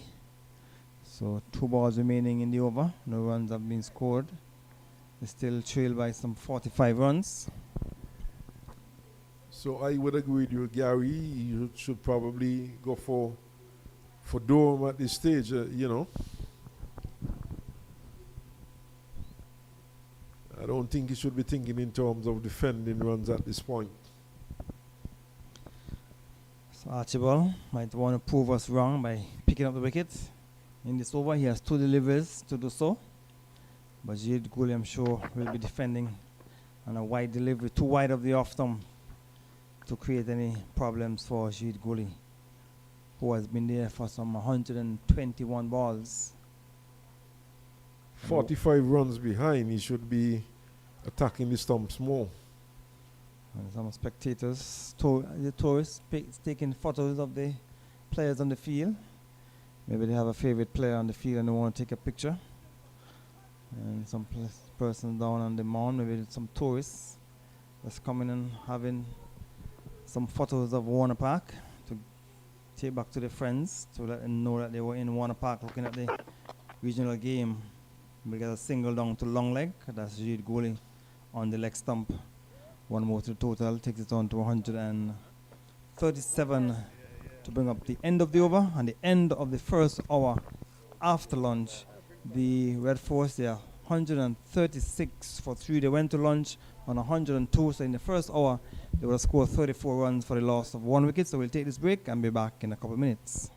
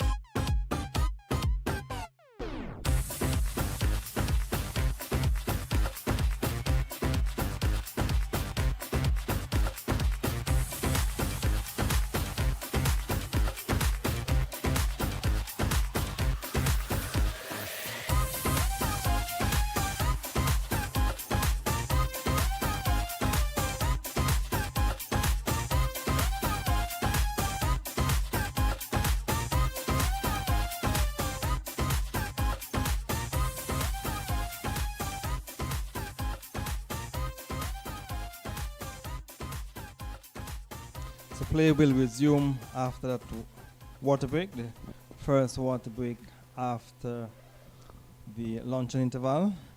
And we tell you that the Red Force would have scored some 35 runs for the loss of one wicket. The wicket of Mohammed for 49. Out was dismissed in Cornwall previous over. And so he will continue to bowl to Jade Goli. So Goli would want to continue to bat. He would want to get good support from Tiana Webster. Webster would have been able. Tiana Webster would have. We're checking to see his scores so far in the season. He made against the West Indies Academy. He made 9 in the first innings. So he want to give some support to Jade Goli, who has been there for some time. I think he would have gotten a half century, if I'm not mistaken. Yeah, I think in the first game, yes, he made a half century against the taking on the panel, not allowed appeal. And this time, Tuckett is on move. We look at it on the monitor to see as Cornwall around the wicket. Okay, missing. That would have gone down. Missing the leg stump. So it's 137. Oh, Jim. And Cornwall bowling a flatter, faster delivery. But Jude Cooley is to the measure of it. So Tian Webster has some ability, but the fact that he's batting at number 5 indicates that he has some ability, but he can bat. Outside the off stump, quicker delivery, taken behind by the keeper to bring up the end of a maiden over from Cornwall. Yes, a good start there after the water break by Cornwall. And he had one appeal which was missing leg from our vantage point, and based on what we saw on the playback. But the Leeward Islands getting an important breakthrough just before that water break. And we will continue to see Archibald from the media center end. And one wonders.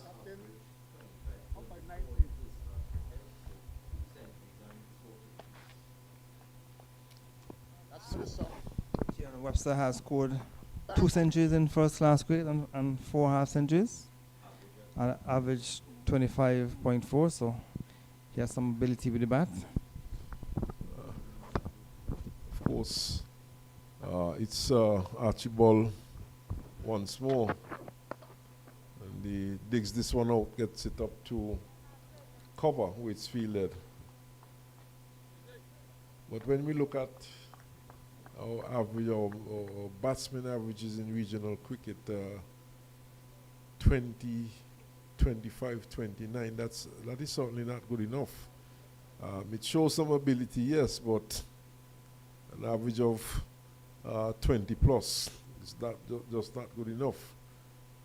And of course, when you step up and you go to another level, it makes it very difficult for you to be consistent. Let's go once more. Webster is defending. Goes up to Jeremiah Louis at mid-on. So once more, there's no run. So Trinidad and Tobago struggling at 137 for 3. And there's some 44 runs before they could make the Leeward Islands bat again.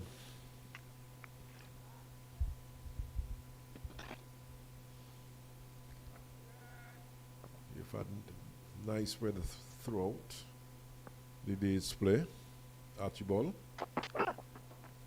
outside the off stump, stayed down to backward point. Mikhail Louis fields.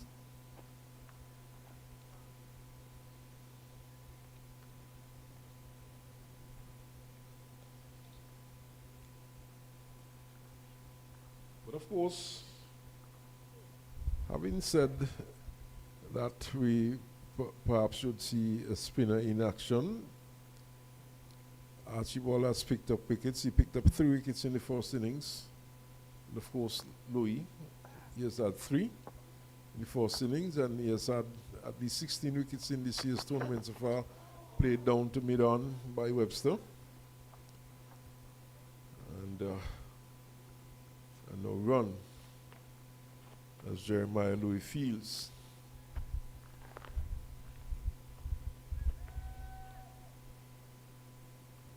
So things have slowed down a bit since the departure of Mohammed after the luncheon interval. He certainly had picked up his scoring rate and was looking good.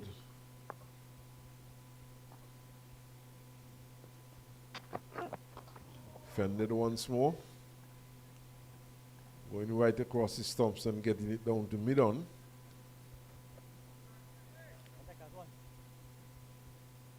So the pressure is on Trinidad and Tobago. The pressure is on those 2 batsmen out there at the moment.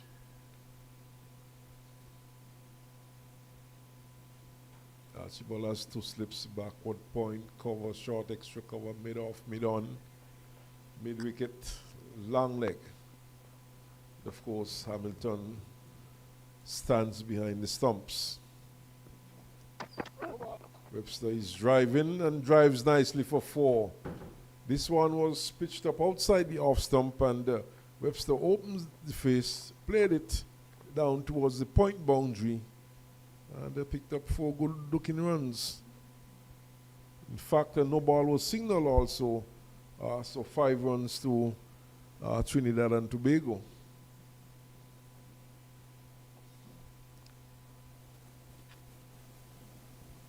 So it's now 137, in fact, 141, 142 for 3.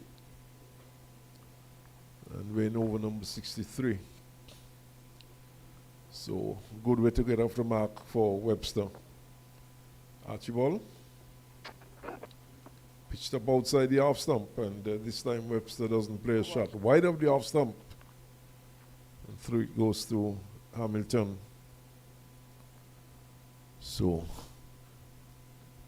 we had Mohammed going for 49 from 112 deliveries, and he went after lunch, and he was leg before to Cornwall.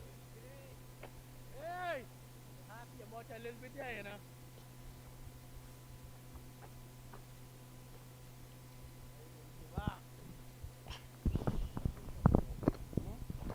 So Cornwall will continue from that far end and just persisting with his medium pacer from this media center end. Cornwall goalies back and pulls into the onside, and it goes into the mid-wicket region, and 6 runs. So it was too short and pulled over onto the mound for 6 by Gooley.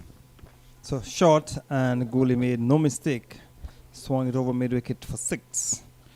Somewhat will releasing the pressure with that bad delivery. So 148 for 3. So there are still 32 runs adrift of the first innings score.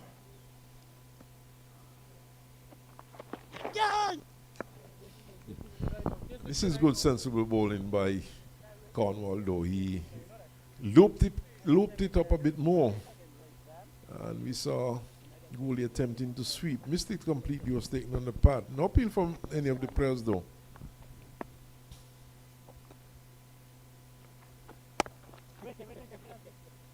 Jim, this is a jid here now. Like Carlo jid. Gooley were batting earlier, but this here is jid now. This is jid. Played into the offside, no run. Cornwall once more. And he's sweeping and sweeping well and getting 4. This is jid here, Jim. Ball goes across the backward square boundary now for 4. So he tried that 2 deliveries prior to that one. He missed it. This time it was more on the leg center and leg stump. And he got batting it vacant back of the square. So 4 easy runs to the Red Force team to bring up the 150 in the 64th over. So 10 runs coming in this over so far. And Gooley has rushed on with those 10 runs to 35. He's been there for some time, and he has faced some 133 deliveries, 123 deliveries in fact. 133 deliveries to be exact.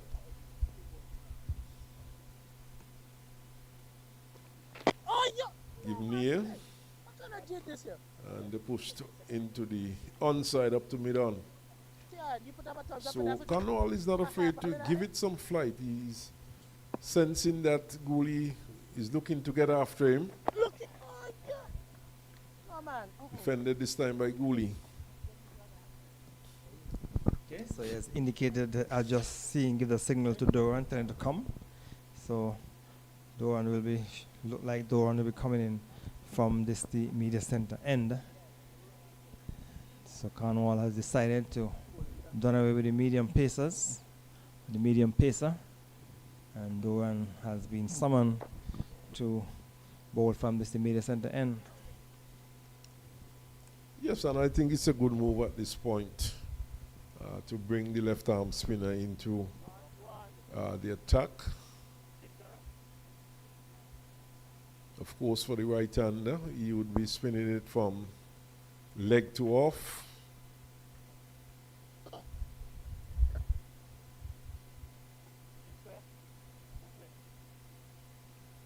So far, we see just the solitary slip, backward point cover, short extra cover, mid-off.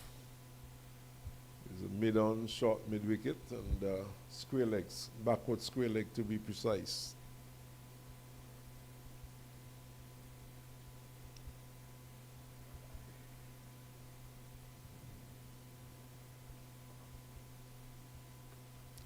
Durham bowls a delivery which spins past the outer portion of Webster's bat, and he loses the wicketkeeper. In fact, ricochets from the wicketkeeper and goes down into a short fine leg position and a bye signal. A good delivery from Doran. First up went between the bat and pattern, went just over the off stump, and the keeper probably thinking the ball would have clipped the off stump, but he missed it. And he also missed it and was able to go through for a bye. Now we see Durham opting to go over the wicket now for the left-handed Gooley.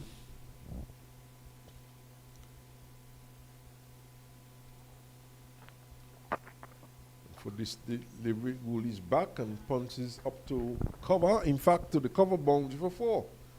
That's a good shot. He got on top of the bounce and punched it to the cover boundary and picked up 4.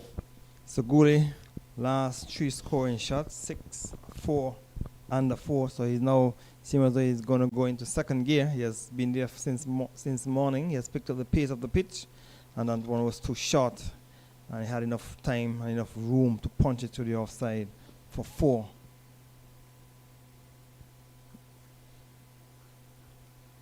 So 24 runs adrift of that lead, that deficit.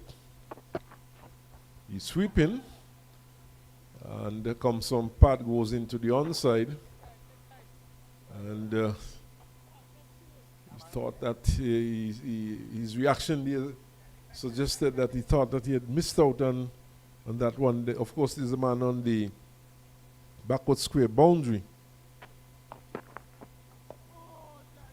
Fence this time, it goes back up the track to the bowler, no run.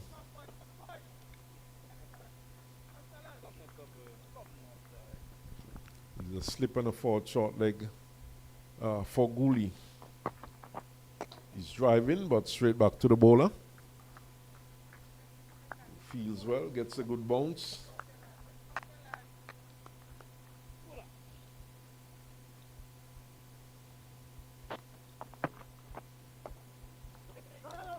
Oh my goodness, Gooley's looking for a non-existent single, just staying it square of the wicket on the offside, and Berridge was quickly in fields, and he was looking for a run that never seemed to be on. Well, maybe he was looking for a single to get the strike because he has increased his scoring rate in recent times. He has struck 2 fours and a 6. And the spectators in the stand, just a few spectators here looking at this game, looking at this encounter between the Red Force and the Leeward Islands Hurricanes. And those persons, I'm sure, from the look of things, would have watched numerous matches here at Warner Park, Smitten. Yes, of course, there's still some diehards, and there are folks who would be sitting at home with not much to do, who would make the journey here to Warner Park to look at the game. But Cornwall continues. This time he's bowling to Webster, and Webster turns it into the onside up to square leg and gets a single as Louis has to run back and around to his right from his position at short mid-wicket, and 1 run to Webster.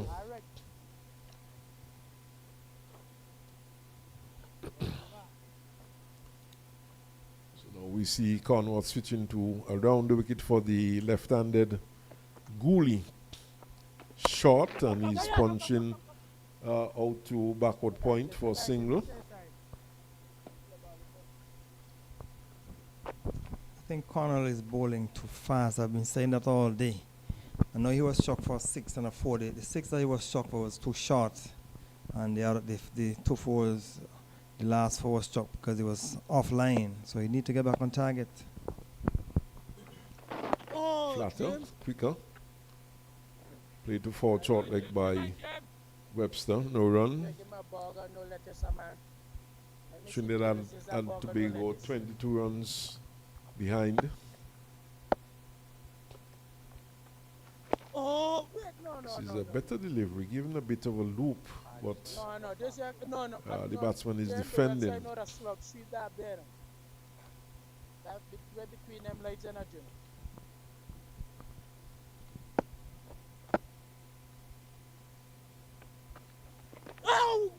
Goes forward.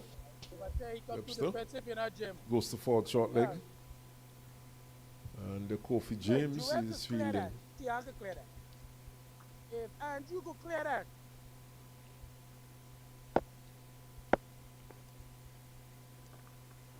Yeah, he lost the dog. Of course, Gary, with Antigua getting their own franchise, we probably could see folks like Kofi James in that Falcon setup. A number of players would be returning or will be going to Antigua. I suspect people like Alzari Joseph, for example.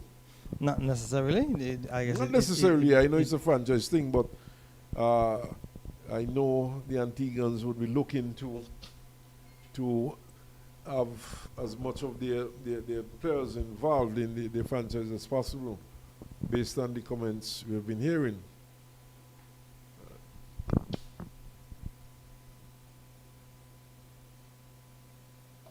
Driven up to short, extra cover, no run. And knowing them as I do, I'm pretty certain they will be looking to get people like Cornwall and Joseph and probably Walsh in their setup. Beaten outside the off stump by a good delivery from Durham. That's good. A good bowling, slower, and the batsman Gooley was coming a bit tentative onto the front foot. Durham once more over the wicket. His back picks up the line and allows it through. So Gooley stays on 40.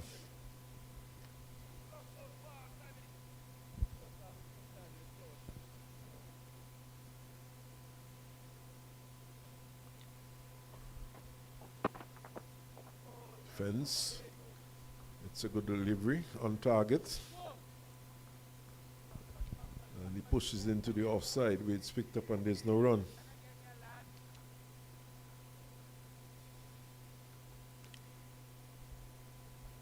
So 22 runs to make Leeward's bat again. Tossed up and driven down to long on by Gooley, and he picks up a single. With the two spinners in operation at this point, we will see the overs progressing a lot quicker than previously.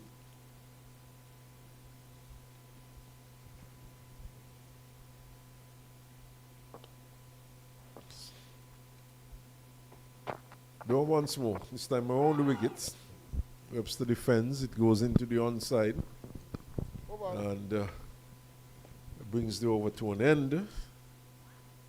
And it's now 160. A much better over there by Doran. It allowed the ball, it gave the ball some more air. It was bowling slow to the air, and it would have created some concerns for the two batters. The last delivery was a good delivery to Tion Webster. The first couple of deliveries to Gooley had Gooley focus because they were slower, and one of the deliveries was a bit tentative. So much better over there by Doran. Terence Ward comes into the attack from the far and replacing the captain Cornwall.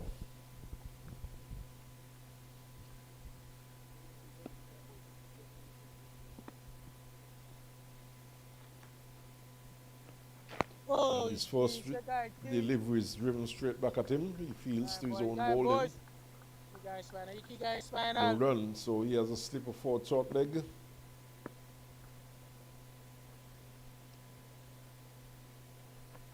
Oh, yes, final.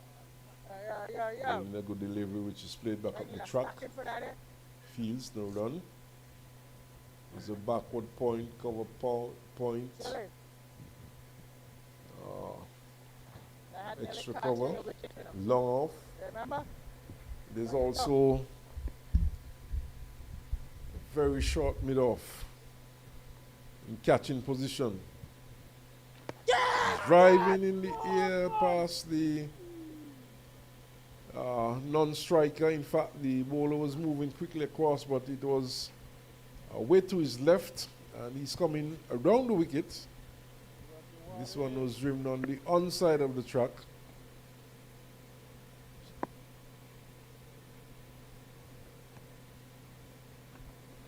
Outside the off stump. In fact, it would have started just on about center and off and spun away.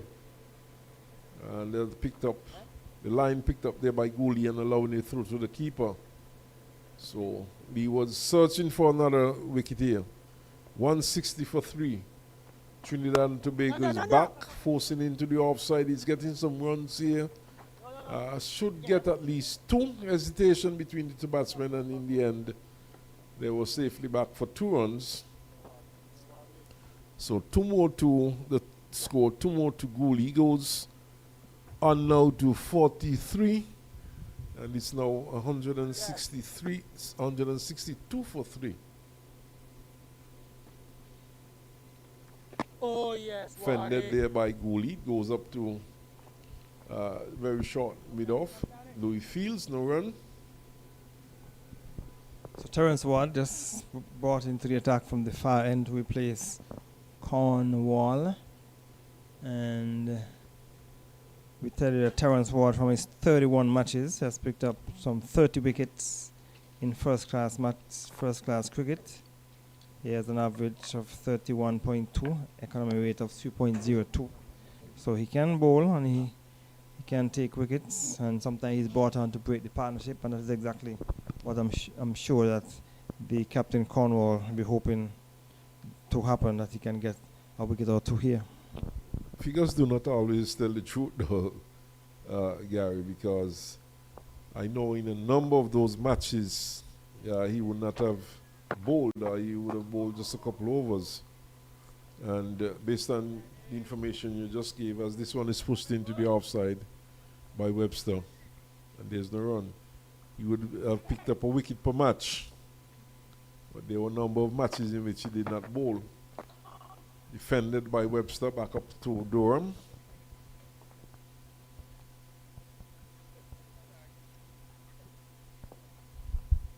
So Durham searching for his first wicket in this innings, given a bit more flight.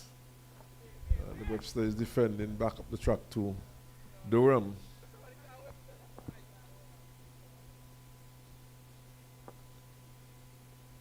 Down once more. Played back to him. Flatter delivery, just slightly quicker than the previous delivery. Feels to his own bowling.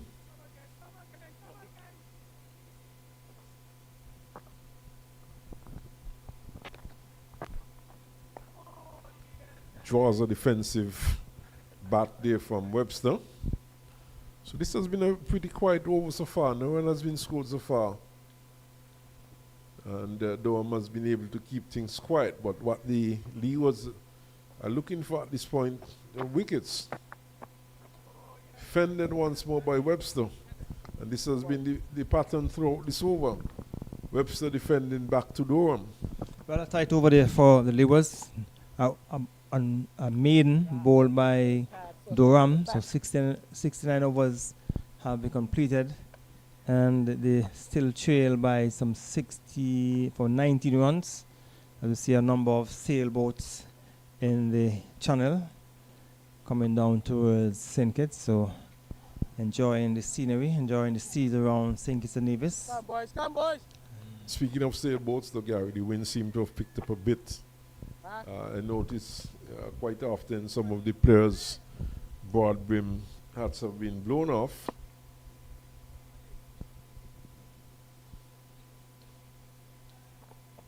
And is this the sort of conditions that could help some of the spinners back, punching back up on the onside for what field to his own ball in the run.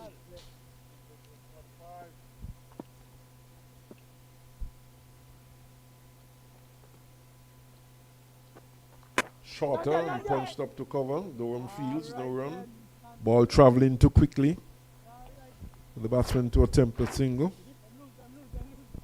Not finding the gap, finding the fielder instead. So Terence Ward once more from the far end. This time he draws the defensive bat there from Gooley.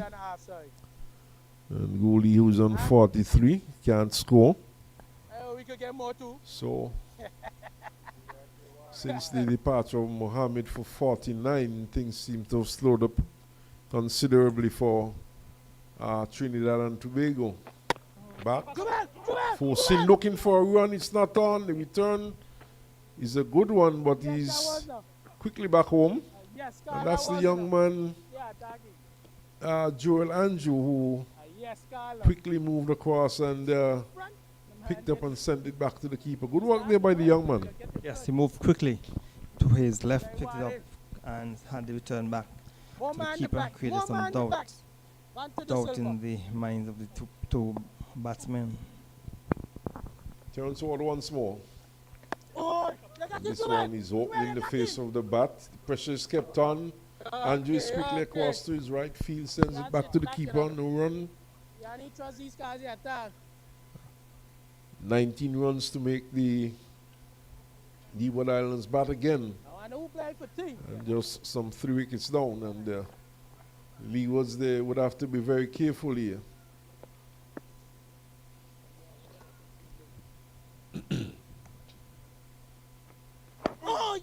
He's back and across defense. Ward is flicking from boot to hand.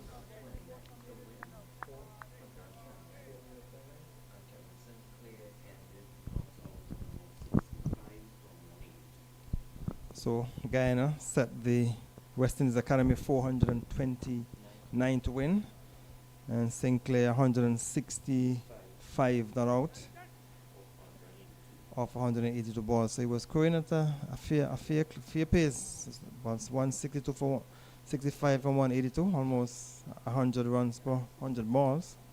It's a good rate of scoring. So yeah, sounds like in the high 80s there. 91, strike rate of 91. 91, so not too far off. Mats is not that bad after all. But it's Durham.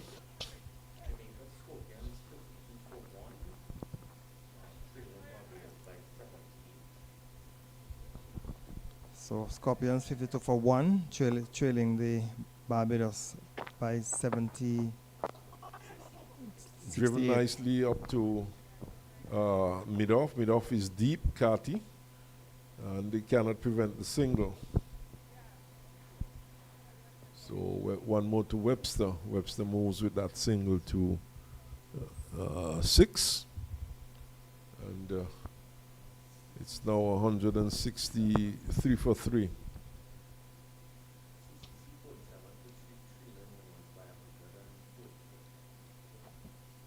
Steered down to third man for single by Gooley. So CCC 47 for 3, trailing the Windward Islands by 144. So there are just some updates from the matches. The other matches been played in this third round of the West Indies 4-day championship. Webster is back on strike. He faces Durham. And Webster is on 6.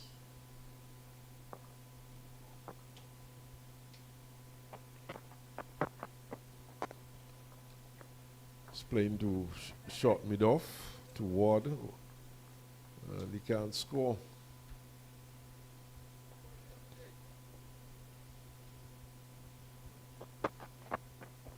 Even a bit more here there by Durham, and Webster is defending and defending well. So Trinidad and Tobago fighting back, 164 for 3. Played into the onside, into the vacant mid-wicket position. Backward squares across. Fields, that's Sheena Berridge. And he sends his long return into the keeper's end. And 2 runs, but Berry certainly had some distance to cover. 2 runs, that should have been 3. And only 2 runs. He ran all the way from down on the straightish mid-wicket area down towards long leg, and they only got 2 runs to bring up the end of the over. Yes, 4 and runs. look at the seas again, another vessel heading across to Nevis. And just leaving the Bastia port.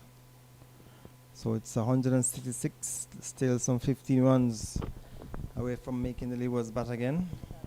So Trinidad, they have done well today. They started at 48 without loss.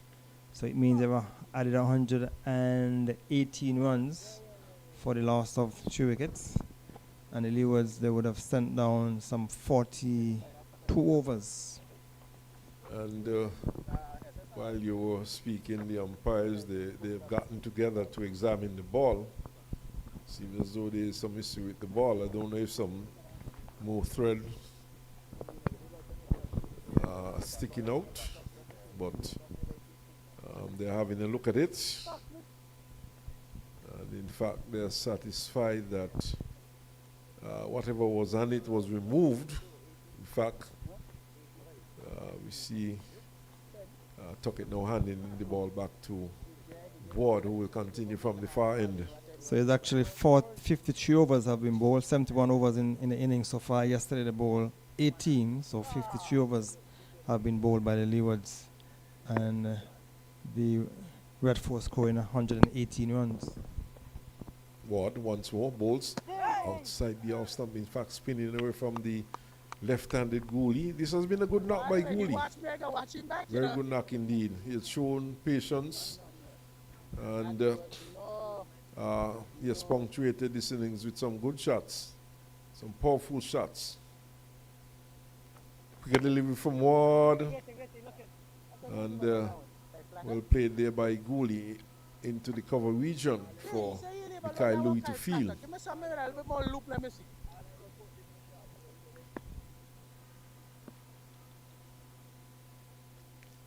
So Terence Ward around the wicket to Gooley, the left-hander. He's back, forcing down to backward point. Finds young Andrew in the way, he feels well. Joel Andrew, of course, wicket keeper. Kept wicket for the West Indies under 19 in that World Cup there in South Africa. Terence Ward once more. time the batsman is prodding forward, gets it into the offside with an angled bat. And this Andrew comes in to pick up a no run.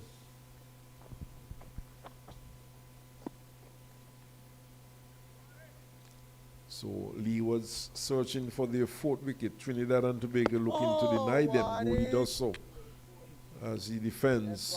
Yes, Wadi. And certainly one gets the impression that Gooley has certainly put a price on his wicket today.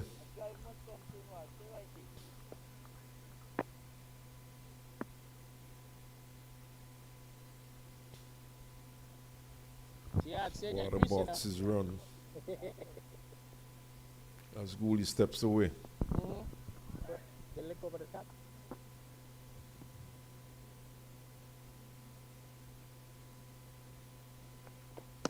Shorter, flatter outside the off stump. No shot offered by the batsman.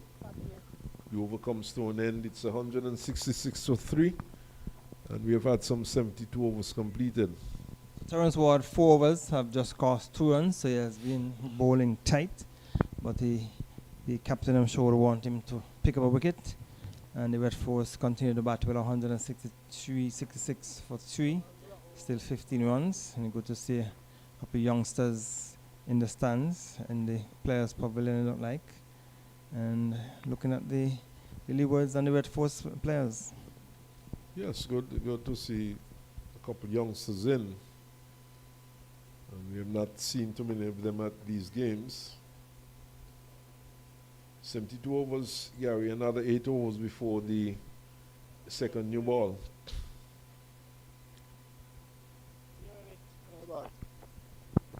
And I suspect that it might be taken immediately. But it's Durham who goes in now, tosses up, driven down to Archibald, who is at mid-on, no run.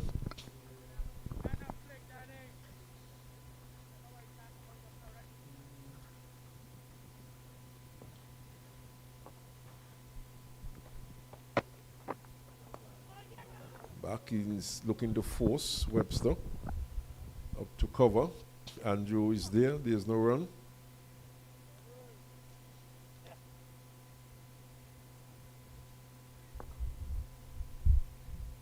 Go once more. Tosses up, driven nicely, pleasantly up to Jeremiah Louis, who is at extra cover, no run.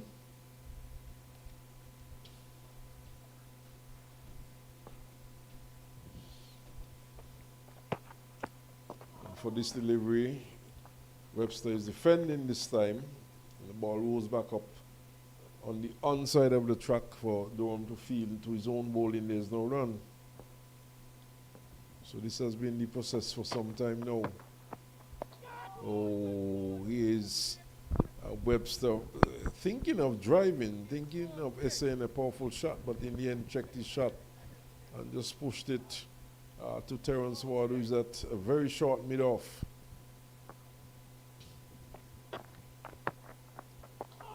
This time he gets it into the onside and up to Archibald at mid-on, and there's no run. So another quite over there by Durham. Testing over there by Durham. He flighted a number of deliveries. The first ball of the over was driven in the air, but dropping well short of the mid-on area. If he had a fielder maybe on the edge of the square, that could have been a catch. And then some other deliveries, the batsman Webster was looking to go after him and had to defend in the end. But a good over, good tight mid-over there ball by Durham. So 73 overs completed. Another 7 overs before the second new ball is due.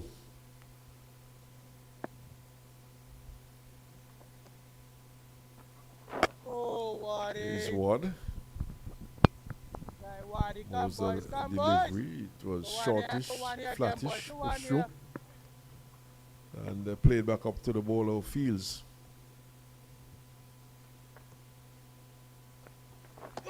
Oh, this time he beats him outside the off stump. He pulls the bat in, but I suspect he might have done that after he was beaten. Yes, in fact, he Rather belatedly pulled the bat in. It's a good delivery from Terrence Ward, getting some bounce out of the pitch here. And the keeper was wondering how come that didn't take the edge.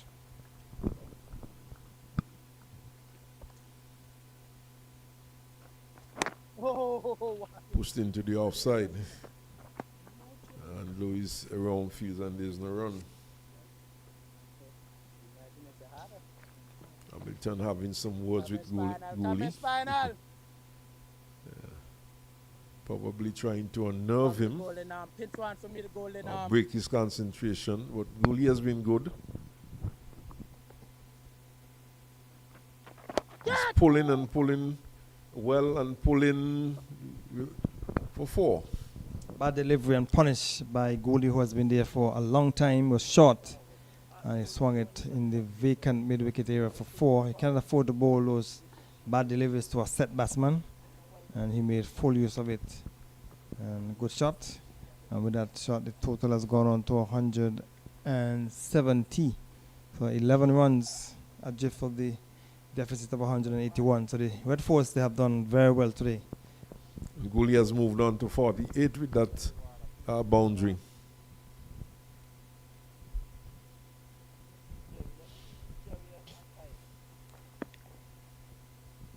So Gooley showing his worth. He has been much talked about. He's defending this time. And I've been impressed with the batting of Gooley in this inning so far. Top scorer in the first innings with 30. And he is defending up to Jeremiah Louis as the over comes to an end. But he certainly has batted well in this inning so far. Yes, as you indicated, he made top score in the first innings, and he came out today when the first wicket went down on 52. And he knew at that point in time that the Red Force needed a good knock from him, a good long knock from him. And he has done that. And he would want to continue to bat for the Red Force. He has faced some 171 balls. Still have lots of time remaining. And he has now taken his team to just 11 runs adrift of the deficit. So 74 overs completed. And we will keep a close eye on those overs. And of course the new ball during 80 overs. Is one turned into the onside by Webster. He's getting runs here. Took the first one very quickly, and Hamilton, who had to run a long way down to backward square, about halfway towards the boundary, retrieved, and the batsmen were able to get 2.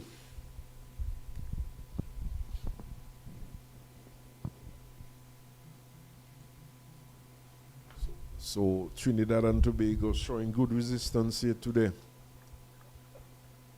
And batting a lot better than they did in the first innings. It's the defense. And it goes back up the track to the bowler. 172 for 3. And just 9 runs away from making the Leeward Islands bat again.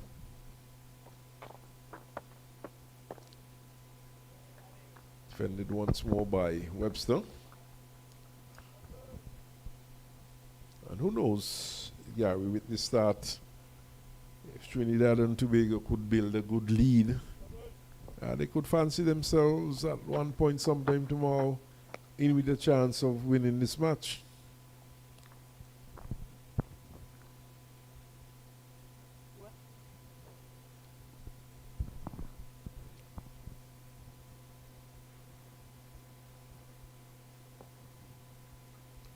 Montsmoke tosses up, and Webster is defending. But the Trinidad and Tobago team has batted well in this inning so far, having been dismissed in the first innings for 137 runs. They've come back well in this innings. This one is swung into the onside. Wait for the signal, as it's now signal 4. Swung into a straightish mid-wicket position there by Tian Webster crossing the boundary for 4. So 4 more to the score, and it's now 176 it is now for 3. So there's 5 runs adrift of the first inning, or the deficit of 181. And to the point that you would have made there, because my next comment would have been, I was about to say that Leewards would have to be careful here, because if the Red Force can get a good score and give the Leewards 125 runs to win, it could be a different ball game here at Warner Park. So they have to be careful. They cannot allow the Red Force to run away with it and give them a substantial lead. They could find themselves under pressure, and the Red Force certainly have batted well. It's still a good batting strip here at Warner Park, but the Leewards would want to break this partnership and get the remaining batters in. So it's the left-handed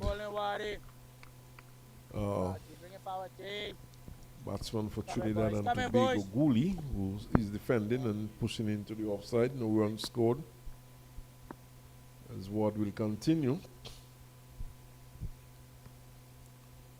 And Gooley is defending once more. And of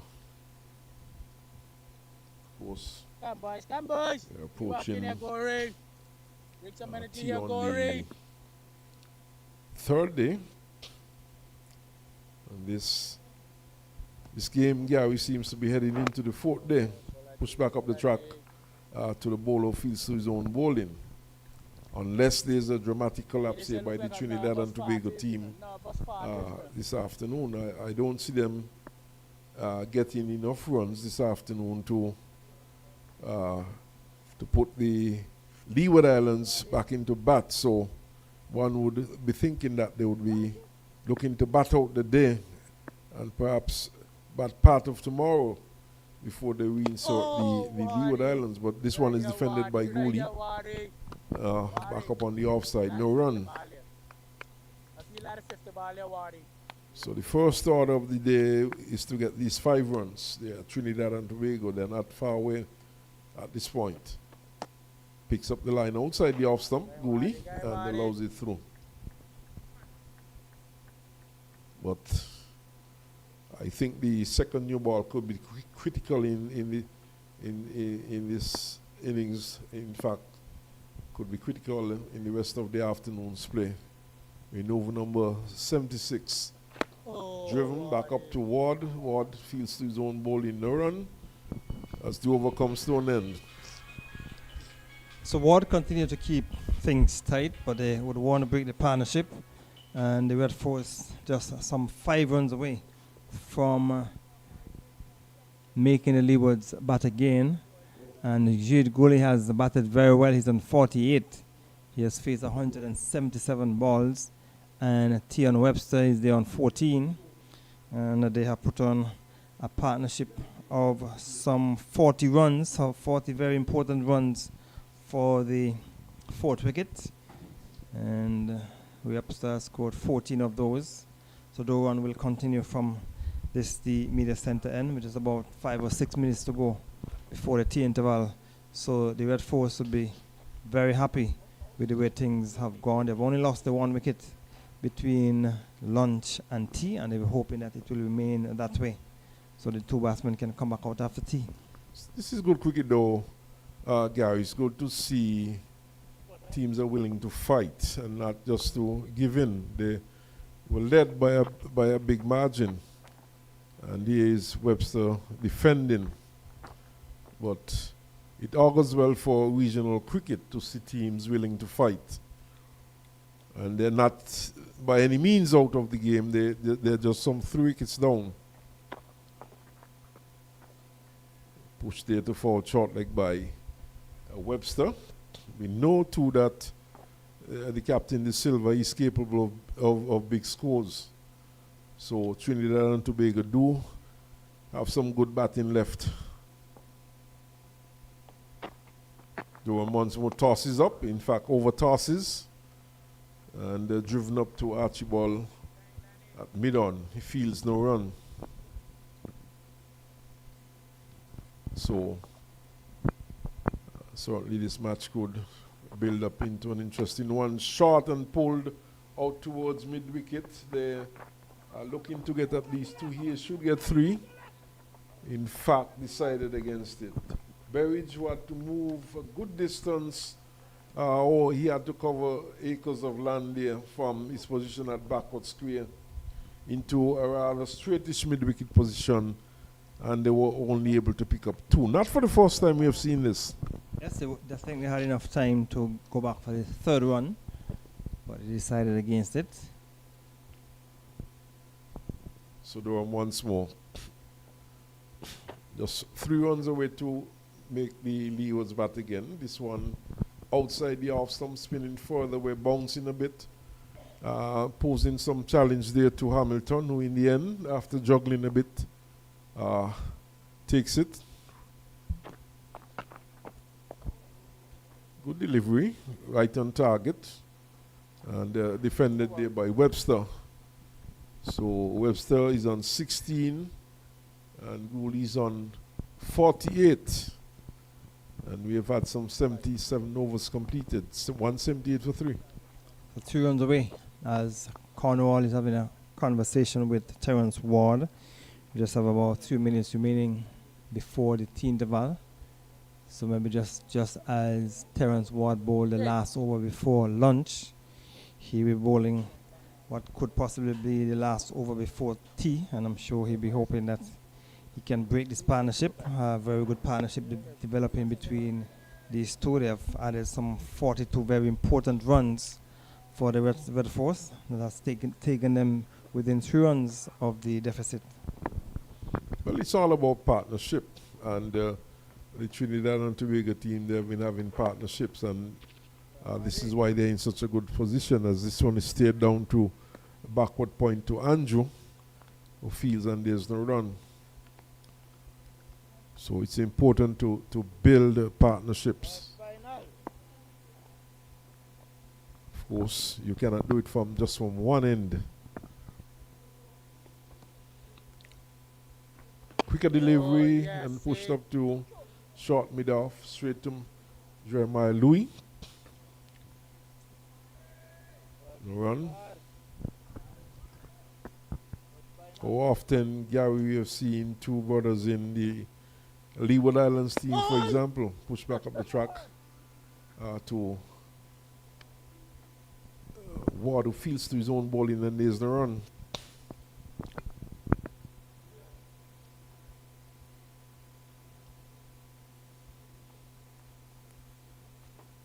Ward once more. This time it's driven and well stopped there by Water. Of his own bowling, moving smartly to his left and fielding with his left hand, fielding cleanly and spinning around and sending the return back to the keeper's end. Driven and well fielded by Louis, and he sends a strong return to the keeper. And once more, there's no run. So my watch says to 38, but we'll have to wait and see. Gary has a minute or 2 ahead of me. Oh, this is poor from the bowler. It went right through his legs and down towards the long on boundary, and they were able to pick up 2 runs. So 2 more to Gooley. And in fact, he gets his half century. That's 50 to Gooley. From 183 deliveries, 5 fours and 1 6. Strike rate of 27. Good knock from the left-handed Gooley with those 2 runs, so we'll get another over in before tea. So 180, so 1 run. The Red Force trail by. Good innings by the batsman Jeed Gooley, and he will continue to bat for the Red Force. Going to tea, takes a little rest, and come back out after tea and look to bat until the end of the day's play. So the Leewards start in the morning, hoping to get quick wickets. They got 2 early ones. Then they have only gotten 1 since then. We have 1 wicket has fallen between between lunch and tea, and the Red Force would have added some 78 runs. Well, Mikhail Louis now will get his first ball in this match. Of course, Mikhail Louis started as a leg spinner, and his batting has certainly blossomed, and he gets an over here just before tea, what would probably be the last over before tea. And he's bowling right arm with spin. Showed quite a lot of promise as a wrist spin bowler. Goes in now. And this one is pitched outside the off stump, spinning further away. And taken by the keeper.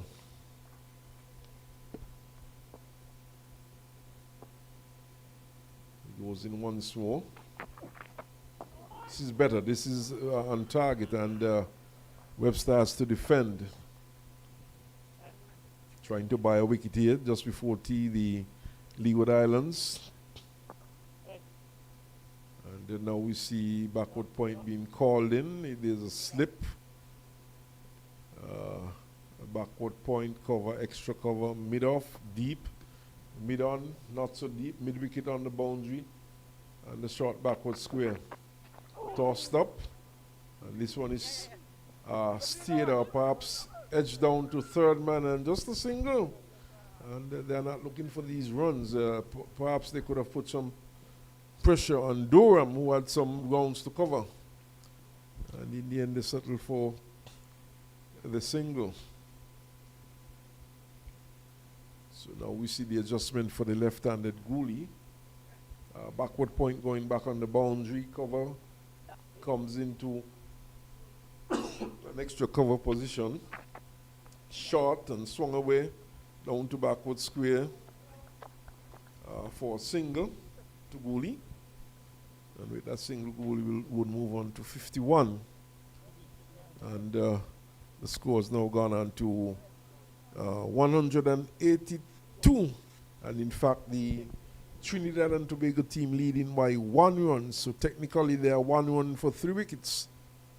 And it's not such a bad position to be in at this point, especially when you have 2 set batsmen out there. So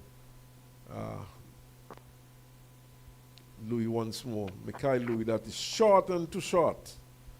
Pulled down there by Louis and pulled away for 4.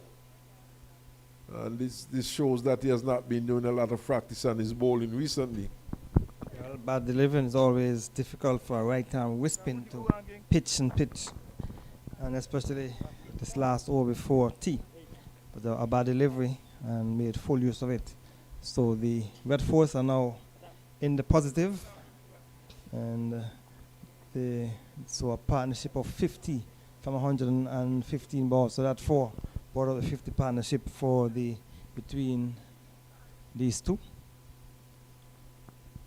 Webster contributing 27 in that partnership, and Gooley is turning this one to 4 short leg, and knocked down there by Kofi James.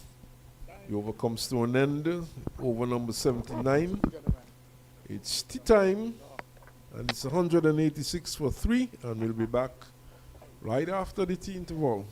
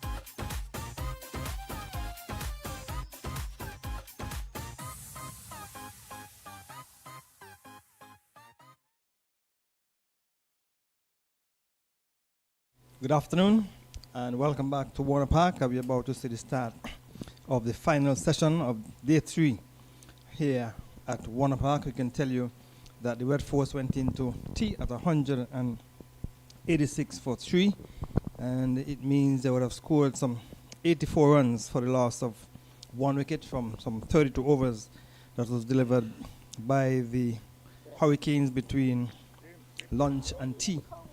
And a strange thing happened. I've never seen this before. After tea, the batsmen were out in the middle before the Leeward's team was even on the field of play. Gilles Gouli was there taking his guard. The 2 umpires and 2 batsmen were in the middle before the Leeward's players got into the middle. So it seems that the Red Force are sending a strong message to the Leeward's bowlers that they were ready.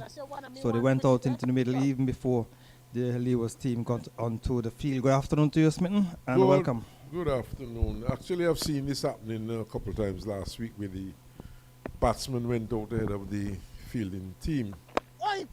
Only 2 bad. So the first delivery is played into the onside, and even the batsman taking guard even before the players got in on the pitch. Not quite.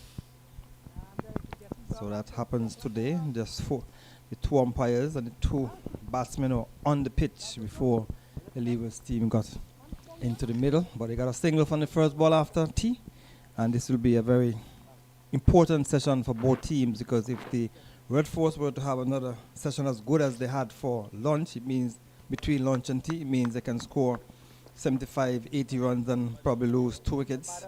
I'm sure they feel satisfied by the end of the day's play. There would be, but last over before the second new ball is judo. Looking sweep, sort of catch it, and it went down into the message is clear. onside. So in the 80th over, so the new ball becomes due unavailable after 80 overs. Let us see if the captain of the Hurricanes, Cornwall, will take the new ball right away. And the Red Force would have taken the new ball after 80.4 overs of the Leeward's innings. You see too, right? And Right there, so we'll wait and see if the Leewards will take the new ball right away. Cornwall, and Hines is playing around the corner past Doran at leg slip. We get a single, ball spinning across or in towards the right-handed batsman. A single, so another single has been added. So 2 runs have been added to the total since the tea interval. 188, so means they're in the lead by some 7 runs. Yes, 7 for 3. And we have seen teams recover from a position of 7 for 3 to get good scores. So they are still very much in this game. Oh, boy. So Gouli is onto the front foot. Pushed it down into the onside. So Gouli would want to start again after lunch. At lunch he was on 20. So he scored 31. Coming forward. So he scored 31 runs between lunch and tea. And Tion Webster was on 21. So the first over after tea has been completed, it's 188 for 3 after 80 overs. Yes, and a good session here for the Trinidad and Tobago team. Could put them in a very good position in this match. Probably a position from which they could fancy themselves with a chance of pulling off a victory here today. It is still a very good batting track, and with one session, just about another 29 overs left in the day's play. If they could get anywhere close to 100 lead, in fact, it seems as though the new ball will be taken. This is Jeremiah Louis, but question is whether or not Cornwall will take it from the far end, or he would go for one of his seamers. So the new ball has been taken right away after 80 overs.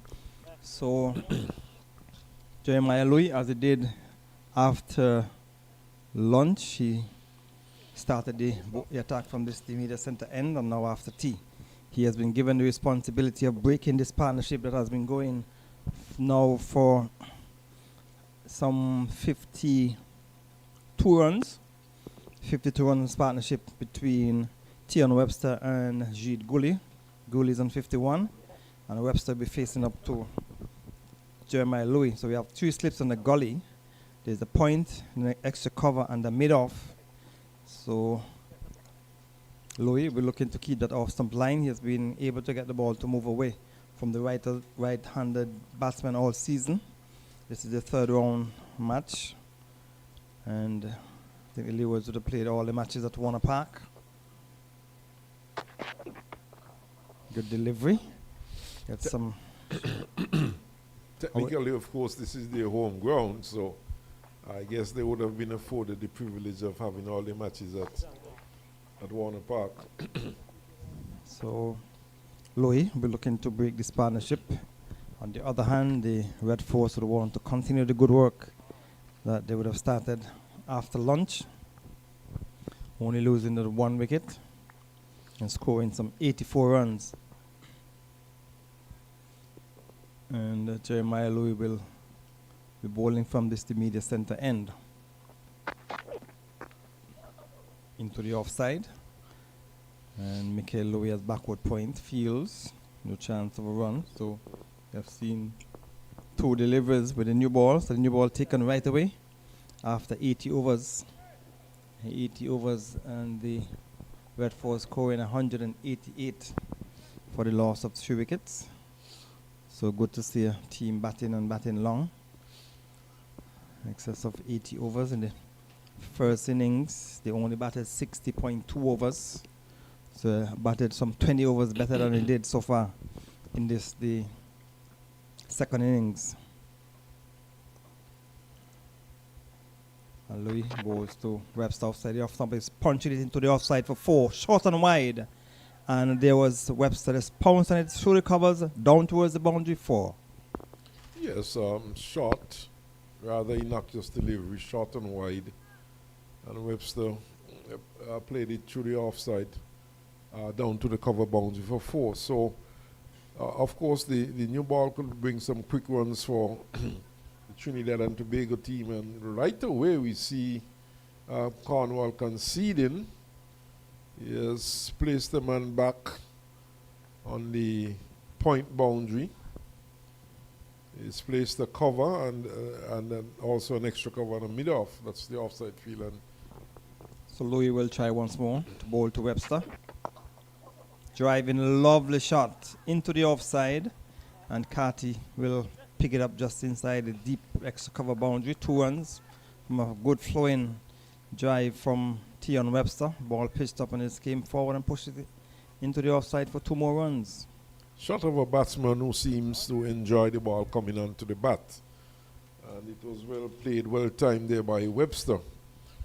So 6 runs coming in this over so far. And Leewards would have to be careful here. The new ball, of course, could bring some quick runs. So they're in the lead by 13 runs. That's the Red Force as Louis to Webster. He's driving again, knocked down, and we get a single. It was knocked down by the fielder at extra cover, that's Kofi James. And Colin Archibald at mid-on couldn't stop the single. So 1 more to the total. Good alert running there by the 2 Trinidad and Tobago batsmen. Webster saw the opportunity for a single as the ball ricocheted from the right hand of Kofi James and ran past the stumps at the non-striker's end, and he quickly called his partner down for a run.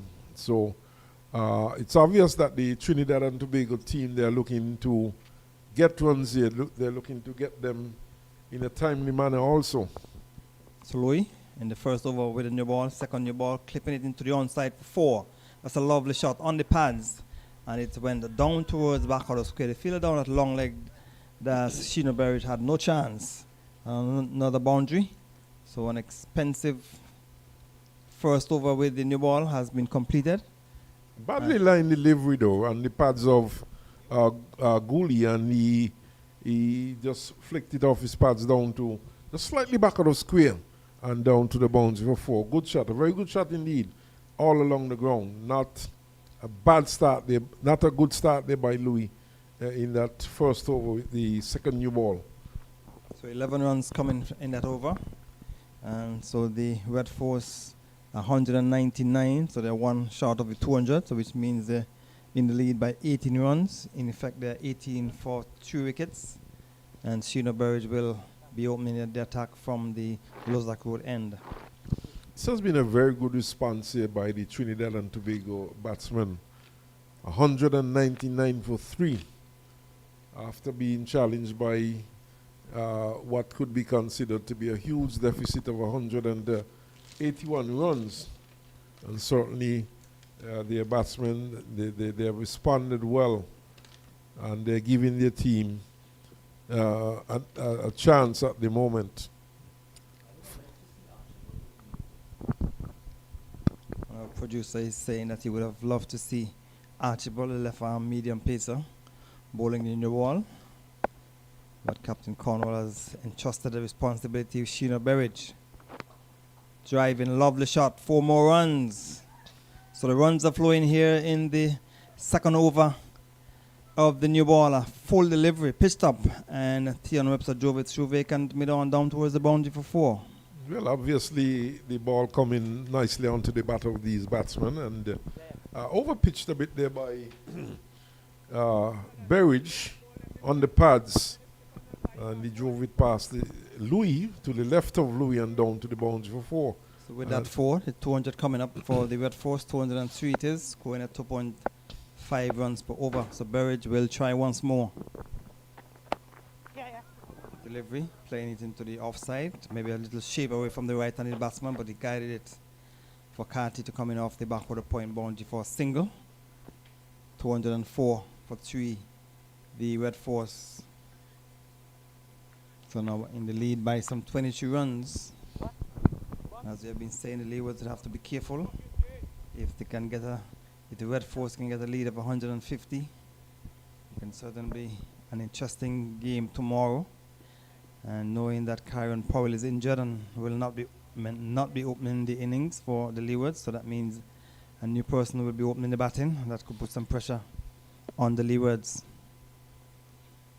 As Burridge to bowl to Gooley, solid in behind it. What is happening here too, Gary, is that the runs are coming rather quickly with the second new ball, which of course could give the Trinidad and Tobago more time in this game. If they could get to a substantial lead in a fairly quick time, it would give them more time at which to bowl at the Leeward Islands batsmen. So 29 overs would have remained after tea. So if they can score 75, 80 runs, that would be good for the Red Force. They're presently scoring at 2.5 runs per over. 29 overs, if you can score 3 runs, they get you in excess of 75. And I'm sure they're looking to get more than 75 runs, 80, 90 runs. For a loss of 2 wickets, they will take that. And then tomorrow you can come back and put on another 50, 60 runs and put some pressure on the Leewards. That's all in the future. Presently, Burridge bowls to a wide delivery outside the off stump, and Gooley watches it go through. So Gooley has been there for some time. 190 balls, he's on 56. And Theon Webster going a little quicker than Gooley. He's on 34 from 59. Of course, there's another scenario, 2 quick wickets here. And it could really let the cat among the pigeons. It could put a different outlook on this game. Yes, it's always, if you get 2 wickets, different complexion on the game. Sheena Burridge should be aware of that as well.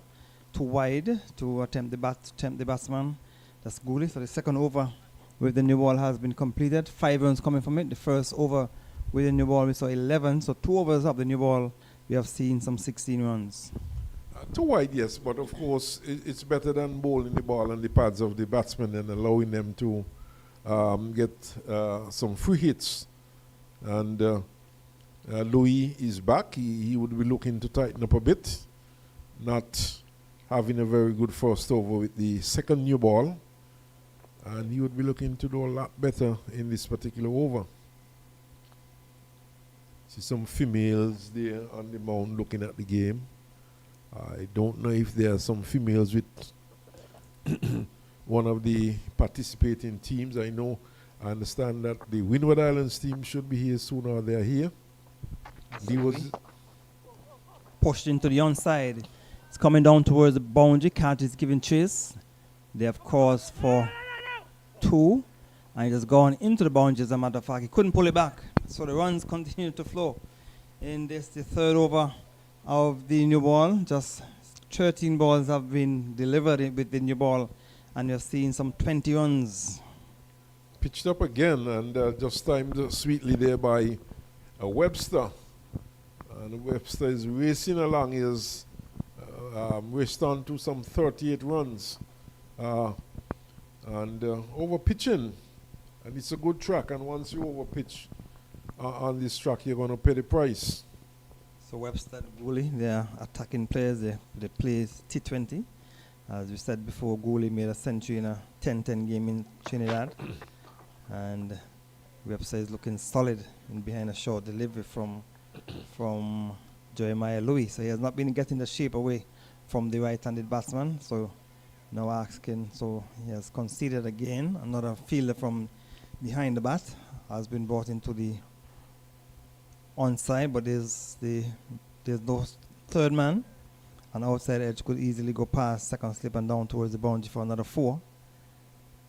So we have 2 slips. And Louis will continue. Driving, caught that extra cover. A ball pitched up on the off stump. And there was Theon Webster going into the drive. And good catch, low down to his left, taken by Kofi James. Well, against the run of play. It was driven, it was low to the ground, but a good catch there by Kofi James. Low to the ground, and Webster depart. And this is what I was saying a while ago. 2 wickets here could really change the look of things here. And Leeward's, after being expensive with the second new ball, getting that important wicket. The captain, the silver, goes out. And Leeward's would like to break this partnership as quickly as possible. Because if they do break this partnership, if they allow it to prosper, then they could find themselves in a position where they would have to fight to defend this game. But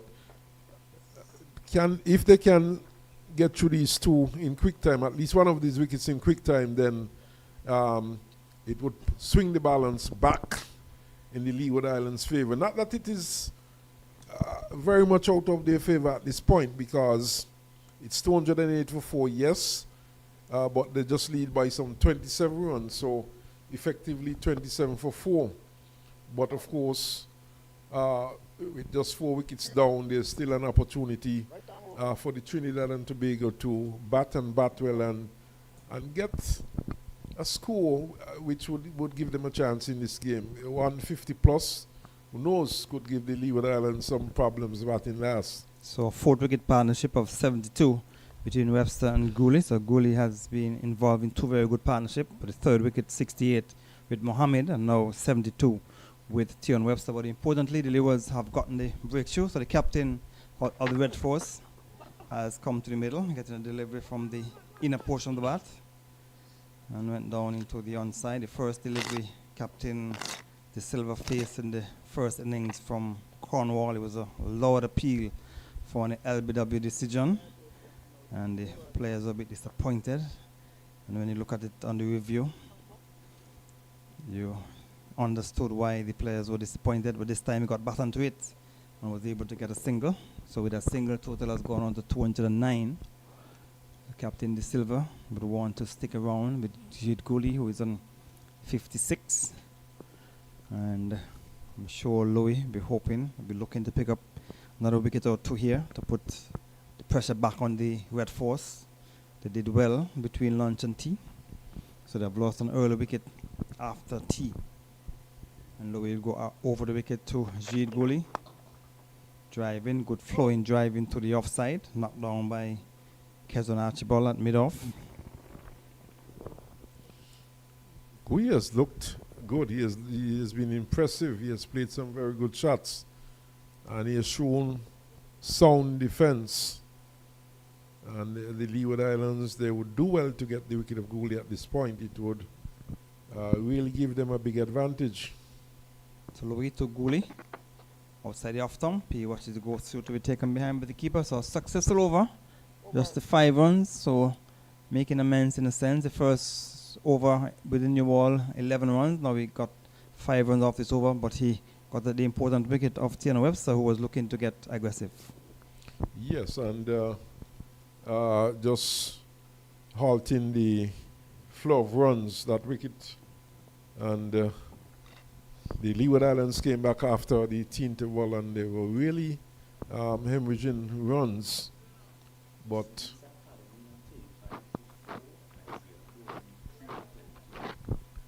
West Indies Academy 35 for 4. Isaiah Torn 3 for 22. So, and Kevin Sinclair has picked up 1 against the Guyana Happy Eagles in Antigua. And I think they gave them in excess of 400 instead for victory. Burridge. And Silva is in behind it. Pushed it down into the offside. So, an interesting last session here on day 3. Leeward was looking to have a better session that they would have had between lunch and tea. So 429 for victory for the West Indies Academy. They've already lost 4 wickets. The Red Force, they have lost 4 wickets as well, but they are 209. A lead of 28 on the leg stop. We'll get at least 1 as he has to do some running. That's Jeremiah Louis. And he got around quickly and sends a good return right over the stumps and prevented what could have been a second run, a good show. He moved quickly, so 1 was the total, 210.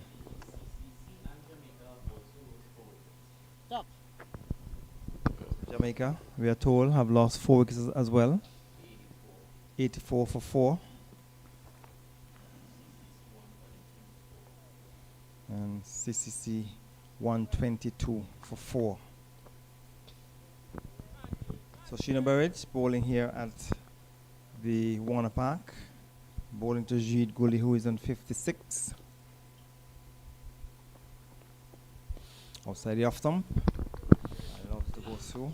And the batsman just watches it go through to be taken by the keeper. So you want to keep that off stump line and make use of the fielders behind the bat. yeah, well, yes, well, Gary, but sometimes, you know, in cricket, there's a thing called mind games. And we know that Archibald picked up the wicket of the Silver in the first innings, and one would have thought that immediately the captain might have opted to bring Archibald into the attack. As Burridge driving down the ground, past the field at mid-on, into the boundary for 4. Ball pitched up, and all Gooley had to do was to get it past the diving figure of Colin Archibald to his right and into the boundary for another 4. Should have stopped that, really. Have a look at that again.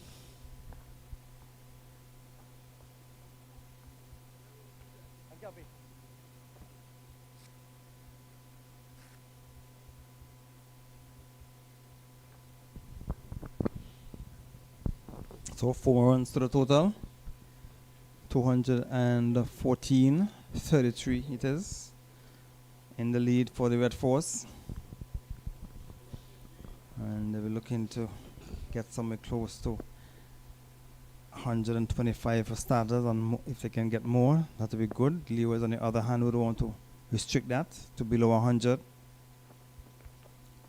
So this time, Sheena Burridge coming around the wicket, and he watches it go through to be taken by the keeper. So another wicket going down for the combined campuses and colleges.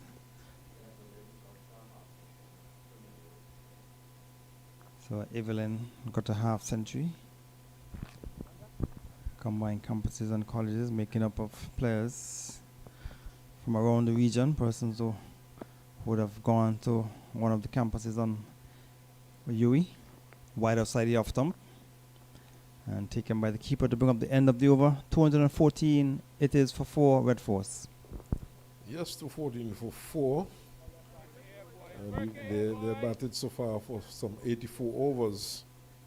And, now, I would have thought that might have been a good option for Cornwall to bring the left-hander, Colin Archibald, into the attack from the far end. Of course, he got the wicket of Silver in the first innings.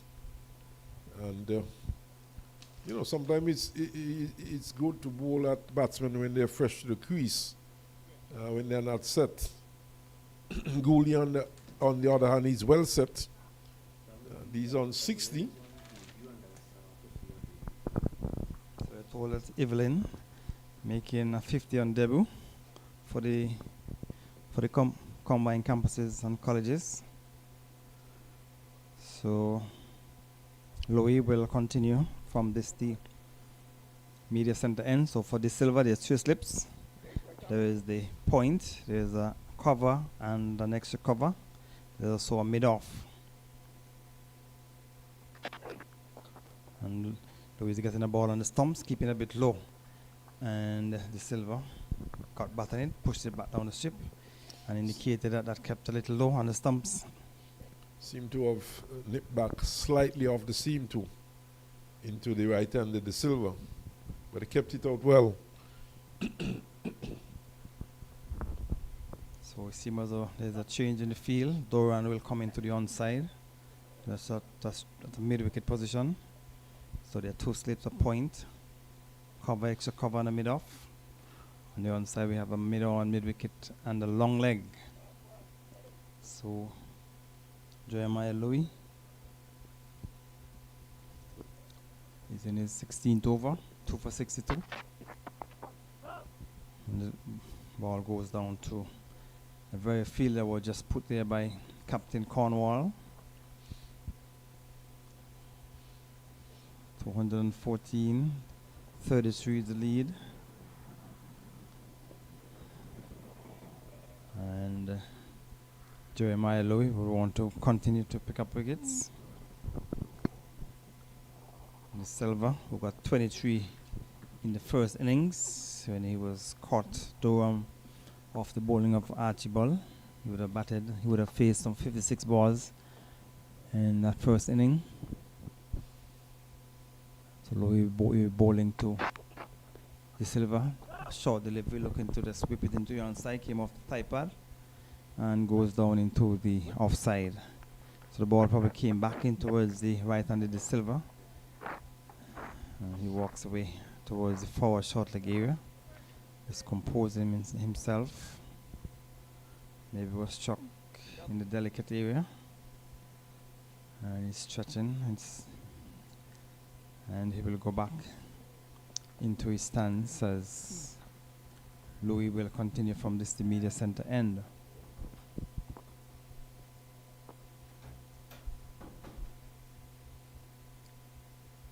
The ball to the Silva. He's driving from the inner portion of the bat onto the pad. Good delivery, pitched up, and the batsman was caught almost on the back foot. Yes, he was caught on more or less on the back foot, or probably no man's land, neither forward nor back. But fortunately for him, he got an inside edge onto the pads. And of course, that second line of defense prevented it from going back onto the stumps. And the fact that he had gotten an edge negated any appeal for leg before. So Louis will try once more. The ball to the captain of the Red Force. Right up is driving. Was down to the same fielder who took the catch to dismiss Tian Webster. Webster made 38.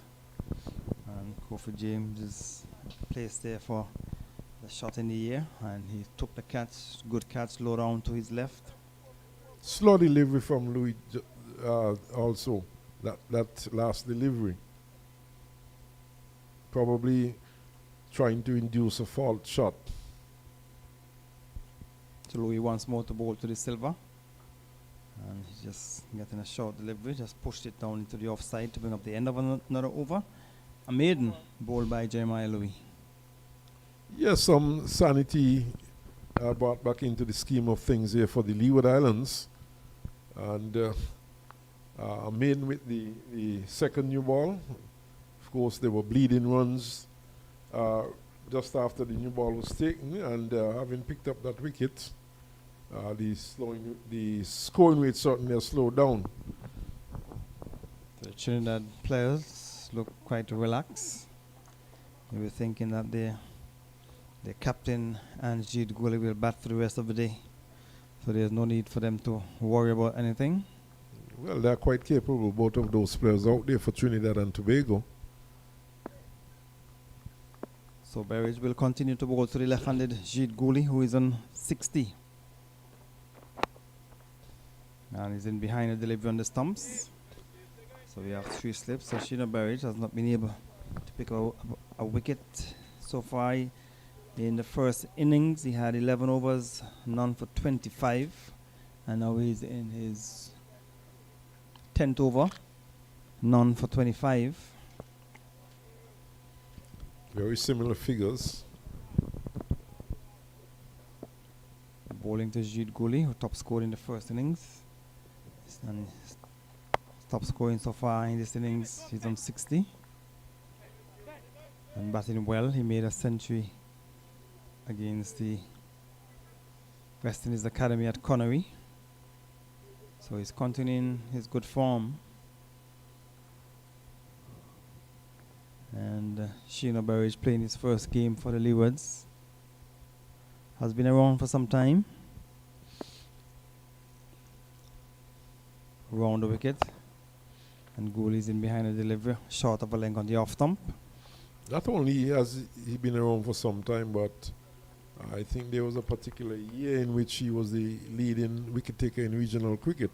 Yeah, I think he would have gotten 30 wickets in that season, and there was talk around it that he should have been given an opportunity to play for the West Indies. I think he would have gotten a chance to play in an A team based on his performance that season.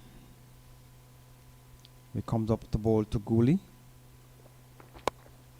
who is swinging to the onside for 4.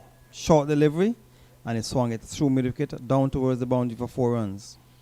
A short hit mid delivery and put away by Gooley. And from what we have seen so far today, we know he has the ability to put away these balls, these bad deliveries, these short deliveries. And he dispatched that quite nicely for 4. So with that 4, the total has gone on to 218. 37 is the lead. So the Leewards will keep their eyes on that lead. They don't want it to get too far. The Red Force, on the other hand, will be hoping that they can extend it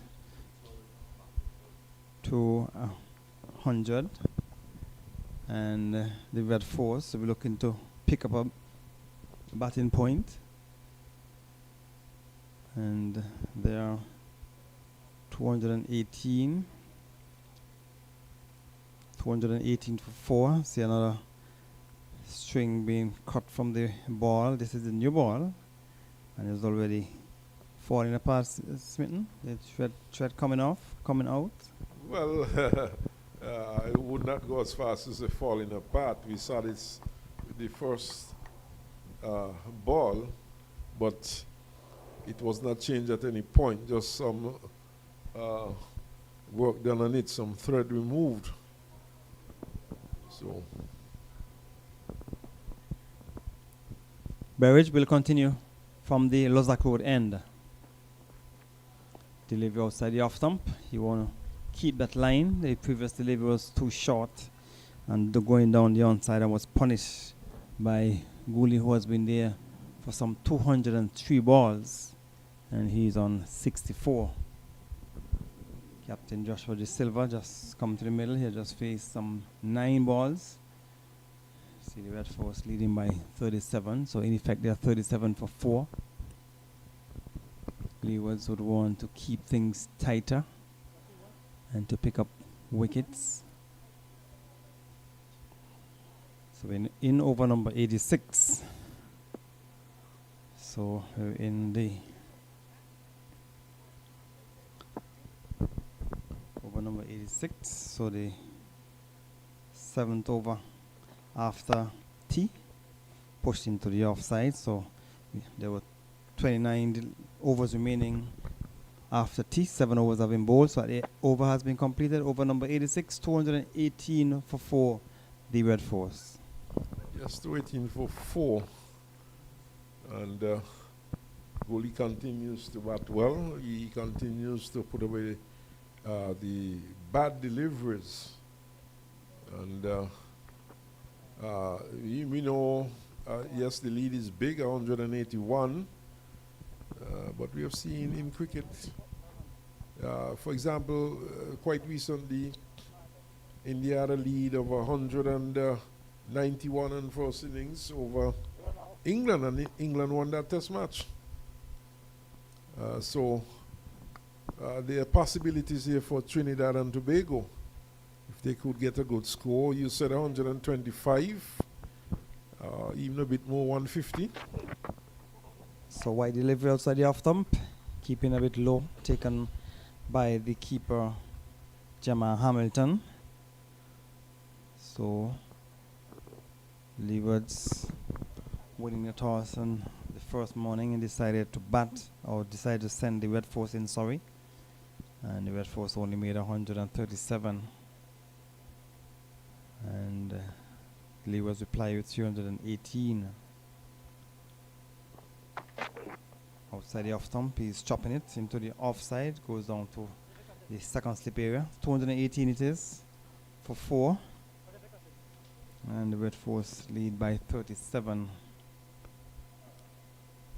The track continues to play well though, so I want to think that Red Force would be looking to get much more than 150 ahead. If they to think that they would have a fair chance of either winning or saving this game, they would not want to chance it with just some 150 runs. But if they have no choice, of course. Louis to the silver, good delivery, and he plays it down into the offside. So it's going to be an interesting last about 75 minutes of play or more. The play is scheduled to finish at 5 o'clock, providing that they can get in the 29 overs before 5. The scoring rate has slowed though. The way they started with the second new ball, you would have thought that by the end of the day's play, they might have had some 85 runs in the lead. And now they would have to do some rethinking. Yes. And so we saw Joshua De Silva driving a delivery to extra cover. If Louis can get it pitched up a bit more, he might look to get underneath it to drive it, and he might leave the bat in the air, and the field at extra cover can come into play. That's Kofi James. He would have taken the catch to dismiss T on Webster, who made 38.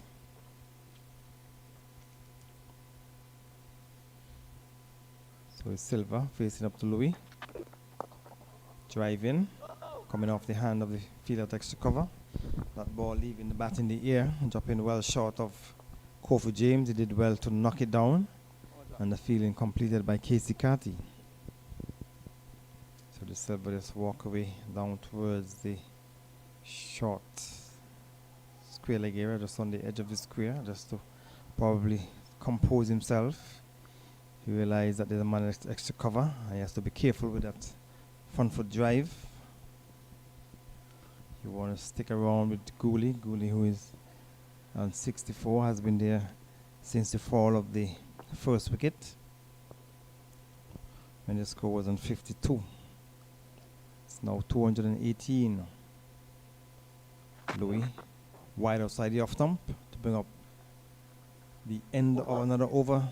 218 for 4, the Red Force. Yes, 218 for 4. And we might see a bowling change here. I see Archibald limbering up. I see that Cornwall has removed his hat, and it seems as though Cornwall might be coming into the attack. But that wicket of Tian Webster was a very critical one at that point. He was really motoring at that time. He was really scoring quickly. And since his departure, the slowing rate has slowed down considerably. The captain, De Silva, he has to restart. And if Webster had continued, if he had not gotten out, who knows? The lead could have really swollen at this point. But the Leeward Islands, they are looking for further wickets at this point. And we see the captain coming on fairly early in the piece in terms of the second new ball. And perhaps we would see Archibald coming from the media center and replacing Louis after Louis has completed his spell. But Louis certainly has tightened up considerably and he's bowling a lot better since he has picked up that wicket. So Cornwall has replaced Sheena Burridge from the far end, and he's bowling to Gooley. Watching the delivery spin away outside the off stump. Might get a bit more bounce now with the Neo Cherry. So he has picked up 2 for 43 in his 26th over. And a delivery on the stump, but we're keeping a bit low. But Gilles Gooley, who has been there for some time, has to the measure of it and push it down into the onside. The sun has gone behind the cloud momentarily. And Cornwall is bowling from the far end. It's a good day for cricket here in St. Kitts. Coolies to the measure of a delivery, floated up on the off stump, pushed it down into the offside, and there is no chance of a run. It's Cornwall. Goalie just watches it go through to be taken by the keeper. 218 for 4, and the score in at 2.48 runs per over. One delivery remaining in the over from Cornwall. And Gooley is playing it back down the strip. Fielding is completed. Main over, 218 for 4. Good main over there by Cornwall. But this certainly has been a typically docile Warner Park track. And good to bat on. It's not breaking up. It's held together well. And continues to be a good batting track. Of course, we are in day number 3 with 1 day to go. And it has a tendency, the Warner Park track, to get easier and easier as the game progresses. And we have not seen too many deliveries doing anything untoward. The bounce, apart from 1 or 2 deliveries, has been fairly even throughout. So Louis will continue from this the media center end to the silver. And he's driving. A good bit of feeling by Louis. If he had gone past him, he might have gotten a boundary. As Colin Archibald was moving to his left, he might have had a difficulty in stopping it. He was crisply driven. And equally, if he had missed it, that's the silver, he would have been plumb in front. So the sun comes back out here at Warner Park as Louis to the silver. He's looking to play it square the wicket, gets it down towards fielder at backward point.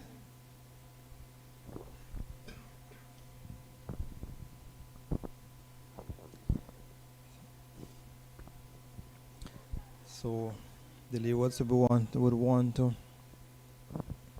prize out another wicket or 2 and to continue to stem the flow of runs. Cornwall encouraging his bowler Louis as he goes over the wicket, And outside the off stump taken low down.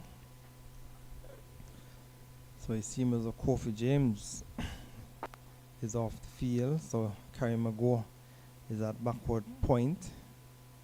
Mikael Louis is at extra cover. Casey Cart is at mid-off. Joel Anjo, he's at the cover area. Cornwall is at slip. Terence Ward, second slip. At mid-on, we have Kezon Archibald. Mid-wicket is Durham. And Berridge down at long leg. Right up, and he's driving a bit too wide, so didn't get much timing on it. It goes bouncing down on the offside. So another steady over there by Jeremiah Louis so far. 4 deliveries have been delivered. And he's now asking the fielder at mid-wicket to go on the boundary. I wonder why. Well, let's tell you, if it's not broken, don't try to fix it. But perhaps a bit of a bluff here, perhaps suggesting to the Silver that he might be going short. So he goes over the wicket, the ball to the Silver. And delivery on the off stump, a bit short, but it's guided down into the offside. But he would like to end this over well. He has bowled 5 dot deliveries in the over so far. And he would like to end this over, not conceding a boundary and bowling well. Better yet if he could pick up a wicket at this point. Louis is in his 18th over, 1 delivery remaining, 2 for 62. To go with his 3 wickets in the first innings. And it's swinging into the onside. It will go into the boundary just about now for 4. It was short. It didn't get up as high as maybe Jeremiah Louis wanted. It was a bad delivery though, and he pulled it through mid-wicket to bring up the end of the over, and he has conceded the boundary that you were hoping that he would not concede. Poor cricket indeed. I said if it's not broken, don't try to fix it. We saw him sending the man back on the square leg boundary. It was short. Mid-wicket is vacant, and the Silver had acres of land in which to put that one, and he put it into straightish mid-wicket position and picked up 4 runs. And 5 dot deliveries, keep it tight. Do not give the batsman anything away. Keep the pressure on the batsman, but yet going short. He knows that this track is very docile, and he dropped short and he was put away. So the lead is increasing, 41. So at the start of the day, the Red Force would have been happy to know that if you had said to them that you'll be able to pass the deficit with just 4 wickets down, I'm sure they'd be happy with it, and they'd be even better for them if they can continue this partnership.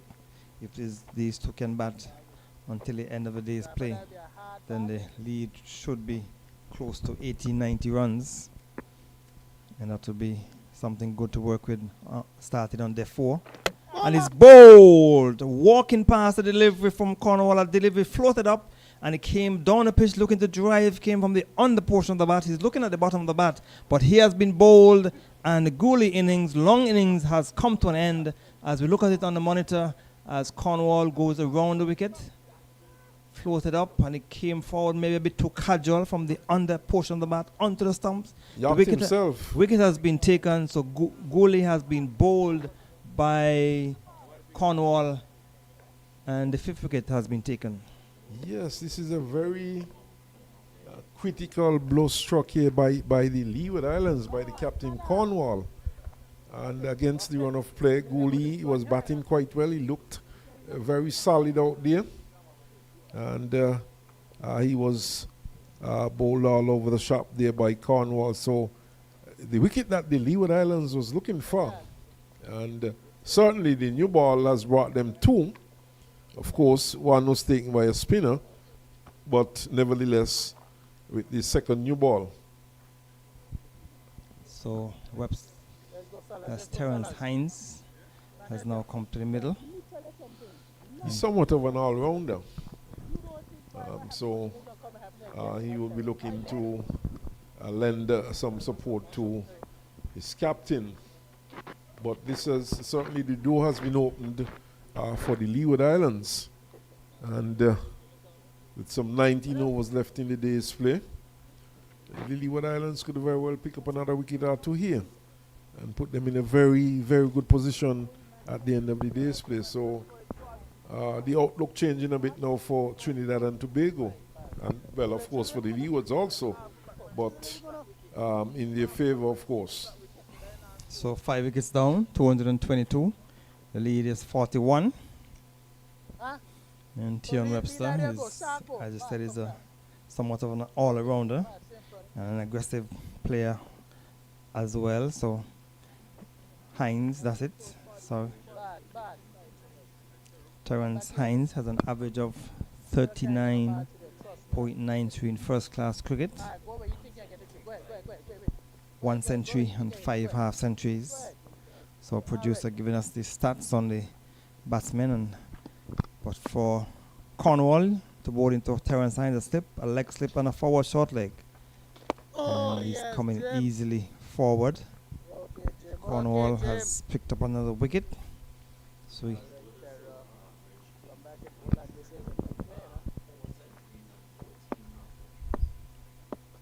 4 centuries and 14 half centuries for the silver. Off the pad, ballooning in the air.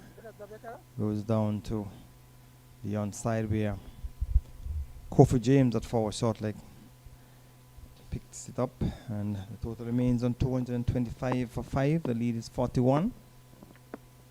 22 for 5. And Terence Hines is onto the front foot, pushed it down into the offside. So no runs have been scored yet off of this over. A wicket with the first delivery. The goalie came forward and walked past the delivery and was bowled. And he's played around the corner. We get an easy single. It was a flat and faster delivery by Cornwall. And Terence Hines got it down towards the back of the square area for a single. Score moves on to 224 for 5. And over number 90, 1 delivery remaining. So Leeward would have bowled some 18 overs yesterday. So this is over number 72. Being delivered by Cornwall from the far end, from the Lozak Road end. Balls to the Silver. Silver is coming forward and driving. Good bit of work by Cornwall, stopping it with his boot. And the over has been completed. So 223 for 5, the Red Force.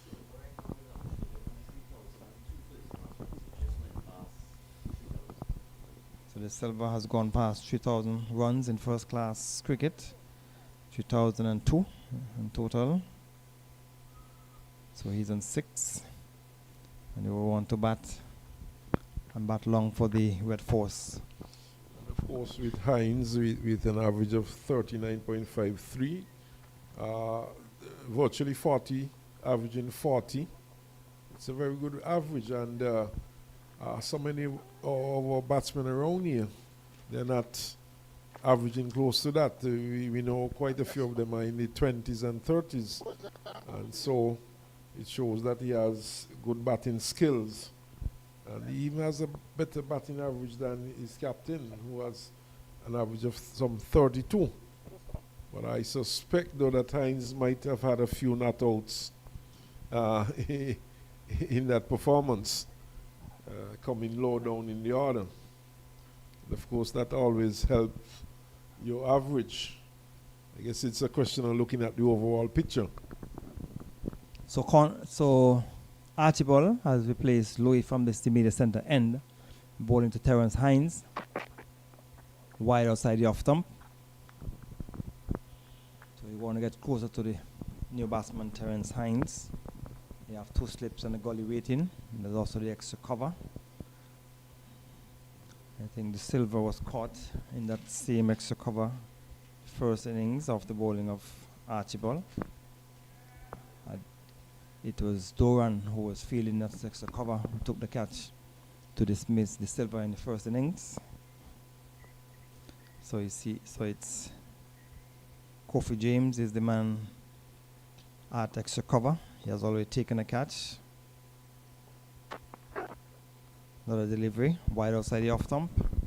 Terrence Hines is not going to be tempted, not at this point in time. So we're in the final stages, the final session of this third day's play. At the start of the day, I'm sure the Leewards would have been harboring thoughts of dismissing the Red Force early today and maybe getting an early afternoon, but that was not to be. We saw some good batting from the Red Force batsmen, Jeet Gholi, Jason Mohammed, and Tian Webster. They all batted well to put the Red Force in a much better position there. We erased a deficit of 181 and have a lead of 42. But they have lost some 5 wickets. They're hoping that they can get another partnership between the captain, Joshua De Silva, and Terrence Hines. Hines is on 1. De Silva is on 6. And Kezon Archibald bowling his 11th over to bowl to Hines. Delivery which is turning to the onside. It's gone too quickly for a single, so one more to the total. 204. And Terrence Hines is acknowledging his captain because he came too quickly for a single. And Kofi James was moving away to his right, couldn't stop it. It was a well judged and well placed single. He just played it to the right of Kofi James, and he had to move a few meters to pick that one up, and the single was easily taken.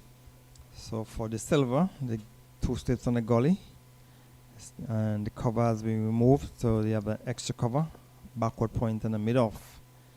And Archie will be bowling to the silver. Forces through the covers, the vacant cover area. And Jeremiah Louis has some running to do down towards deep cover. And he will pull it back 2 runs to the total. So the cover was just moved as the gully was in place, and they got 2 runs. Yes, in fact, it's the tall of the 2 brothers, Mikhail, who chased after that one. And I was told the other day that the 2 brothers stood before a gentleman, and the gentleman was asked which one of these 2 are the fast bowler, and they pointed to Mikhail. So Archibald will be bowling to the silver. He's in behind a good delivery. And you would have asked the question earlier, is like how many brothers would have played for the Leewards in the past. I don't know if you would have done your research and come up with that answer. Well, not allowed the time yet to do such research. Well, at the same time, in the same team, playing for the Leeward Islands. So that's some homework for Earl Smitten. So he will let us know when he get that information. He will send it to our producer. Well, I try to get some information on that. Archibald is off target into the onside. They will get 2 runs, so they deliver just on the center and leg stump. And the silver played it down into the vacant mid-wicket area. The over has been completed, 228 for 5. This is drinks here at Warner Park, so we'll take this short break and we'll be right back.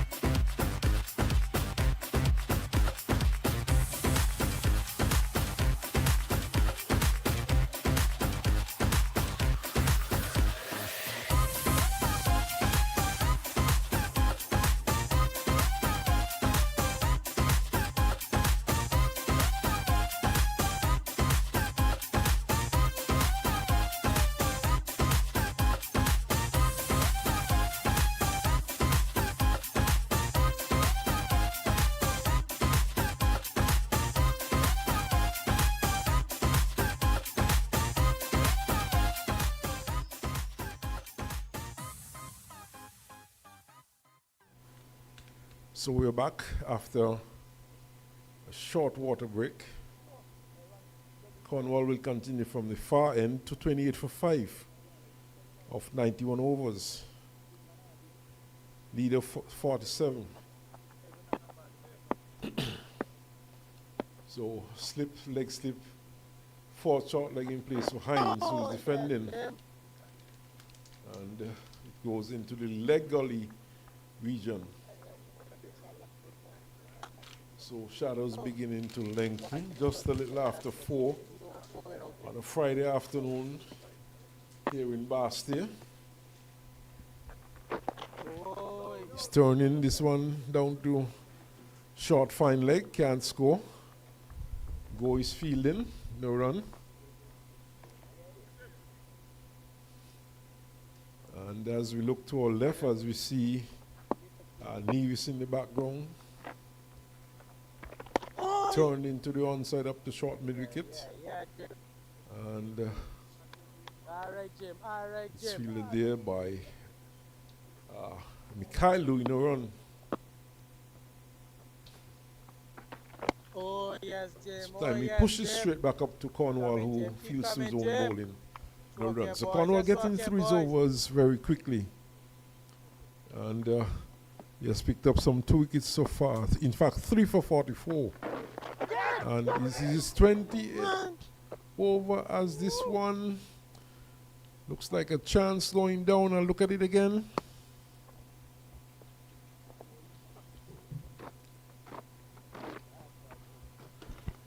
Might have come from pad. More excitement there from the Leeward Islands players.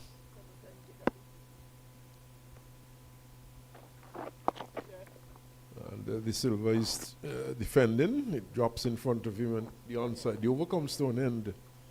And it's to 29 for 5 at Trinidad and Tobago. So the first over after the water break, 1 run. And they had a little anxious moment there with the second to the last delivery. Ball which went in the air into the fielder at leg slip. That's Doran couldn't hold on to it. And Earl would have indicated that it might have just come from the pad. So the Leewards would want to continue to keep things tight and hope that he can pick up a few more wickets. So you have 92 overs bowled, and so they lead by 48 runs. So 92 from, 18 from 92, that's 74. So you have 16 overs remaining in the day's play? Yes, 16 overs. And we have just gone past 4 o'clock, 10 past 4, according to my watch. So we might be in for a bit of overtime this afternoon. Maybe just about 15 minutes overtime.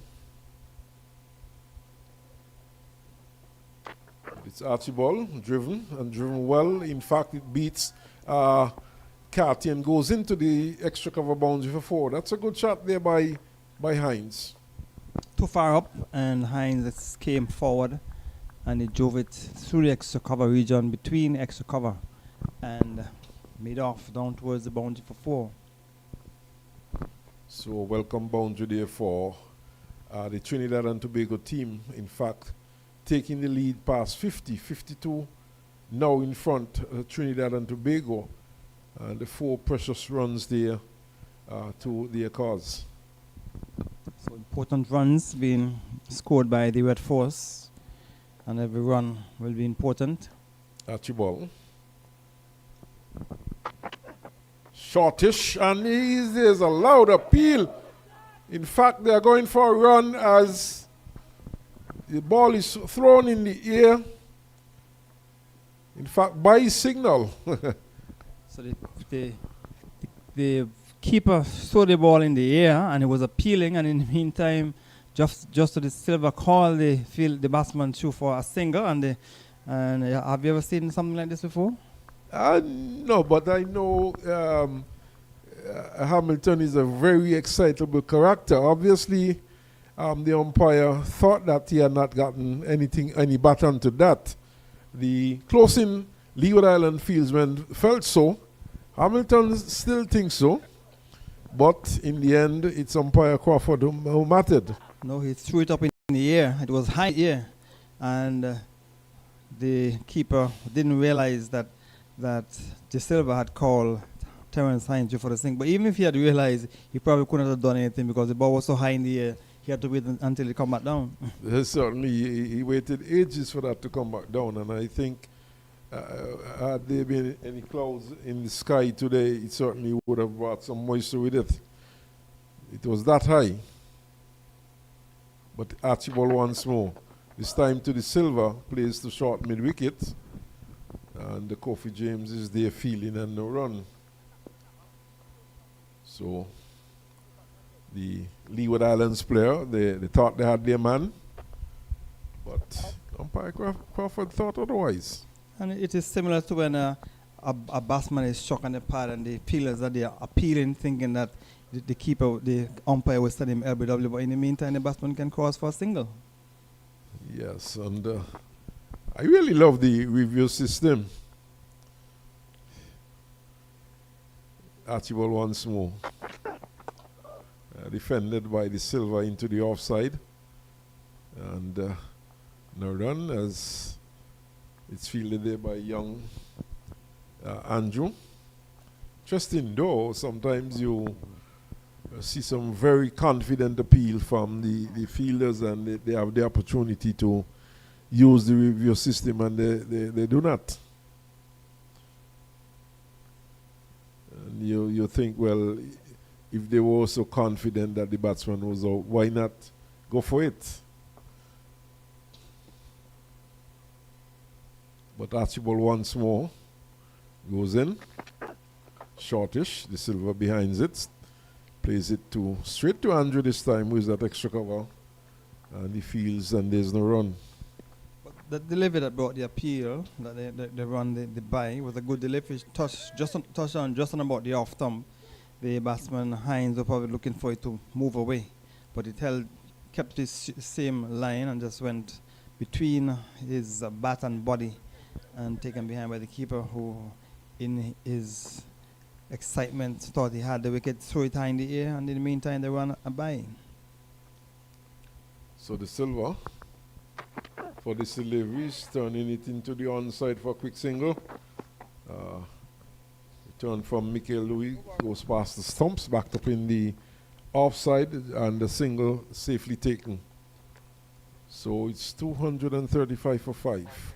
54 runs in the lead, so 54 for 5. The Red Force will want to continue to extend this lead, because you never know. Cricket is a game of many possibilities and glorious uncertainties. There are possibilities here because we know that the Silva has scored a test 100, and he has 4 first-class 100, 1450s, averaging 32. And Hines, his partners, had 5 half-centuries and 1 century, averaging 39.53 at first-class level. So there are lots of possibilities here for Trinidad and Tobago. This one is played nicely down to a deepish mid-on for a single by the Silva. And with that single, he moves to 12. And Hines, who's on 7, comes back into strike. So Leeward's looking for wickets. The Trinidad and Tobago team looking to build and looking to bat the day out without losing another wicket. They have another 14 overs after this one. Hines is coming forward and plays it square of the wicket. And it's Archibald who moves to his left from cover to retrieve, no run. Umpire Crawford standing at point, sun probably in his eyes. And he's pushing into the onside and gets an easy single. So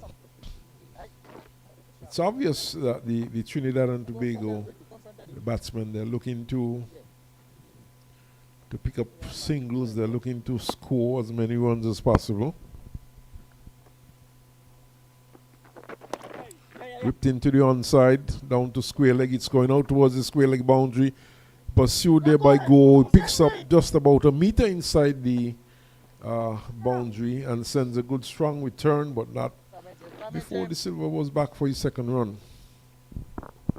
So with those 2 runs, the Silver has gone on to 14, and the lead is extending ever so slowly, 58. Cornwall once more. Silver pushes back past Cornwall. One thought that he should have reached down to cut that one off. The ball is traveling fairly slowly. And the ball went up too long on first single. But who knows, probably Cornwall wants to bowl at Hines and allow the single.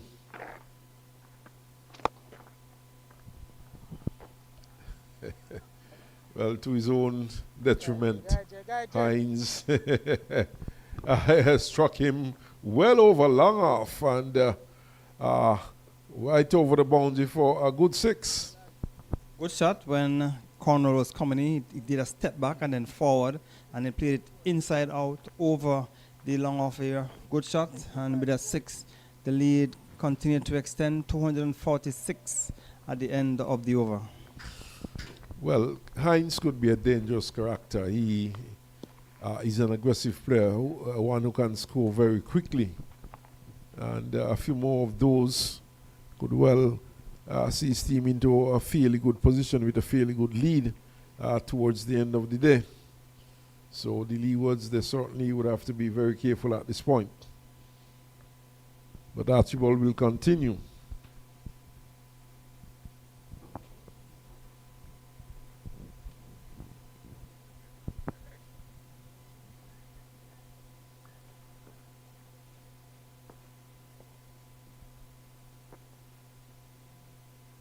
.246 for 5. 94 overs completed. Short and whipped into the onside by the Silver. He's on 16, Hines 14. And now we see an adjustment to the field. The gully has been taken out, or rather what looked more like a 4th slip position. Daniel Durham, he goes to short mid-wicket, 2 slips. Backward point, short cover, mid-off.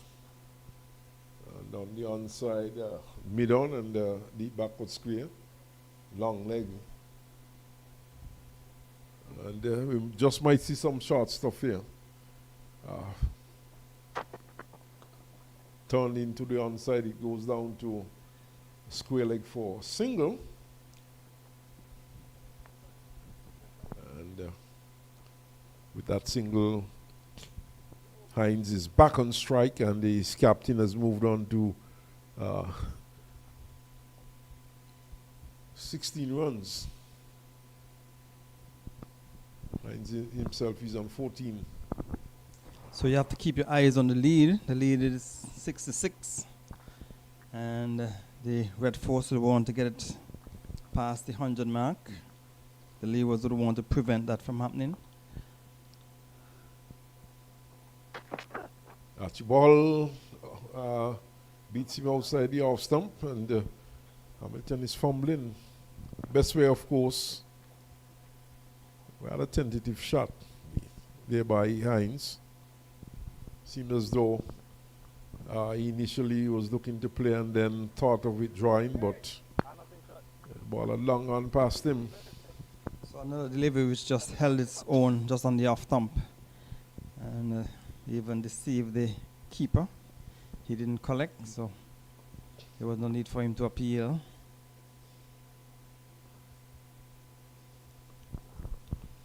Archibald once more, short and punched into the offside. Good bit of work there by Go. Moving smartly to his right, his wrong side. But he moved smartly and quickly and fielded well and prevented a run. I think that he would want to take out one of the fielders from the gully and put him in the cover region, because the fielder Go has some running to do across to his right from point. If he had struck it better, That could have been another 4. So you want to fill the gap. You don't want to give away too many runs.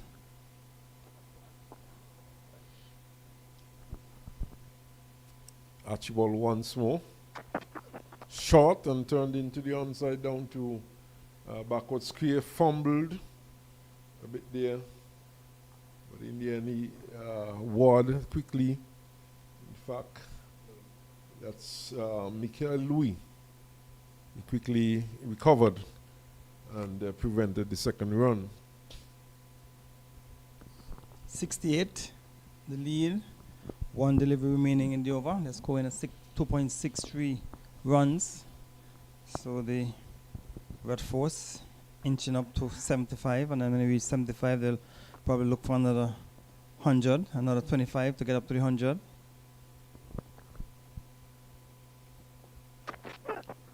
This one is driving at edges. It goes over second slip and down to the boundary for 4. So an edge found over or between first and second slip, but closer to Terrence Ward. He didn't make an attempt to even try to take the catch, and he went into the boundary for 4, and the runs continue to be scored by the Red Force. That boundary has taken the target to beyond 250, so 253 it is. And a batting point, the partnership 31 from 35, so reaching 250. Anything above 250 to 300 to 299, you get a batting point. So the Red Force has gotten another point, 253, and the lead 72. So the lead growing. 72 runs on now, 253 for 5.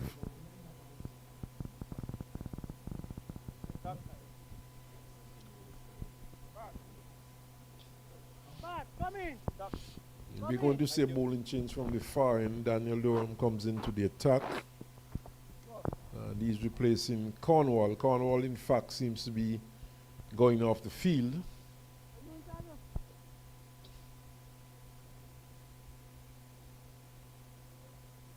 So Casey Carty, of course, will take charge as the captain leaves the field.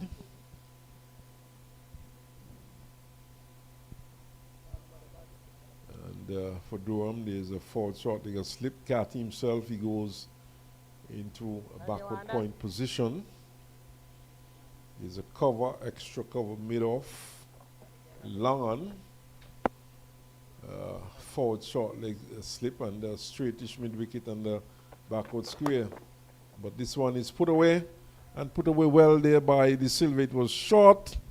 It was a poor delivery, and it was swung into the mid wicket region for 4. Yeah, short and going down the onside, and the experience the Silver made. No mistake, he pounced on it, and he swung it away for 4.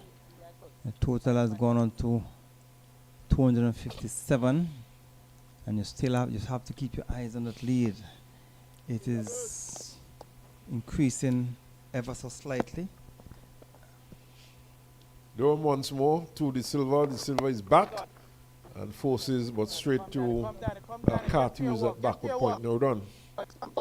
76 is the lead, so they've gotten past 75. They want to continue to extend that lead and maybe put some pressure on the Leewards. So the Leewards have to be careful. Leeward's got 318 in the first innings. It's a very good batting track. Why the concern, Gary? Cricket is a game of glorious uncertainties. Here's a defensive shot this time by the Silver. But you don't want to give up runs because you think the batting strip is the strip is a good batting strip. You want to try and keep things tight as tight as possible and try to see if you can get those remaining wickets. Oh yes, certainly, and as you rightly said, it's a game of glorious uncertainties. As this one is pushed up to long, and we saw against for single. We saw against the Academy. Many thought that the Leewards would have been able to defend that score. I think it was 192 runs that they gave the Academy to score, and they lost that match quite easily. Durham once more, this time to Hines. Hines is beaten outside the house now. Prodding at it. The ball spinning past his bat. track remains a very good one to bat on though. Yes, it is a good batting strip. So 96 overs or 78 overs have been bowled for the day. So 12 overs remaining.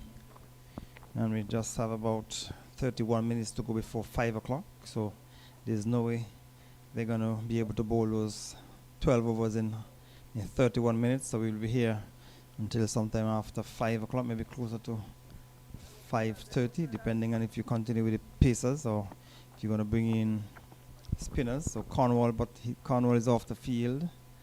And so Casey Carty has taken responsibility. And Colin Archibald will continue the attack to see if he can break a partnership that is developing nicely. They have added some 36 runs, so 3 good partnerships consecutively, 68, 72, and now 36. Well, that is how you build a good score. You build with partnerships, and they have had continuous partnerships, 3 good ones in succession, and that accounts for their score of 258 for 5. Defended there by the Silver, good delivery on about off stump, and coming into the right-handed batsman, Archibald, of course, operating from around the wicket, left arm around.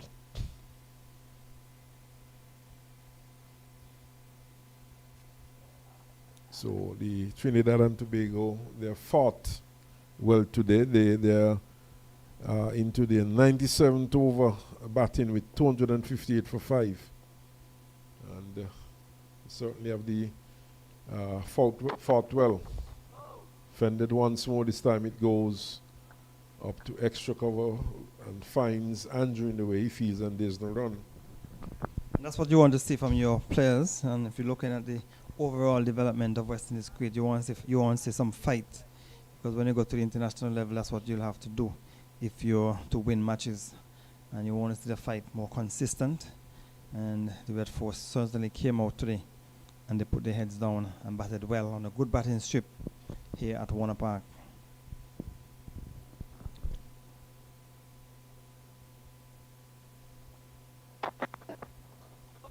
This one is pushed up to wide is mid on. Jeremiah Louis has to move a bit to his right to field, and there's no run. Archibald yet to take a wicket in this innings. He had picked up some 3 wickets in the first innings, 3 for 38. Yet to get a wicket in this inning, searching for his first wicket.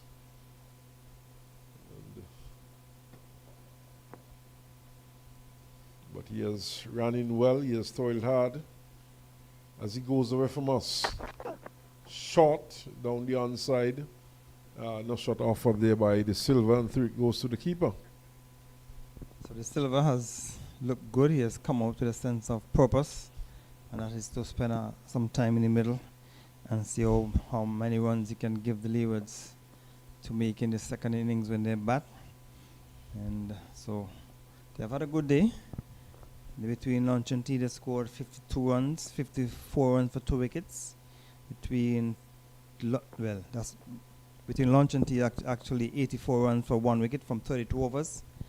And they continue after tea. Offensively played there by the Silver. He gets a good delivery from Archibald. Right on target, right on the stumps. And pushed into the offside. At tea, they were 186. So they've added some 72 runs since tea. And 72 runs from some 18 overs in over number 97. So, on a good rate as well. Archibald once more. The Silver gets a good delivery, a delivery which is angled into the right-handed batsman, and he plays it into the onside and can't score. So 258 it is for 5 after 97 overs. So 72 runs from 18 overs, which means they're scoring at 4 runs per over. Exactly 4. Well, and certainly they would have started very slowly earlier today, and now going at 4 runs per over. That's an achievement. The overall scoring rate is 2.66, but the 18 overs that they would have faced since the tea interval, they have been scoring at just about 4 runs per over, and the Leewards would want to stem that. You don't want him to be scoring too quickly. Doris continues from the far. In fact, he aborts his run. Durham, that is. That is the same thing and nothing changing. The same wicket, your same wicket. So he bowls now to Hines. Hines is back and forces up to cover and gets a single. There's a sweeper coming from off the cover boundary. That looks like Archibald, and just a single. Now for the silver, in fact, he asked him to go back on the boundary. So, but the long off comes in for the silver, and long on stays in place, as does the man at forward square leg, back on the boundary. Durham once more. Silver is back, plays up to cover. Archibald goes across to his right, fields a single only.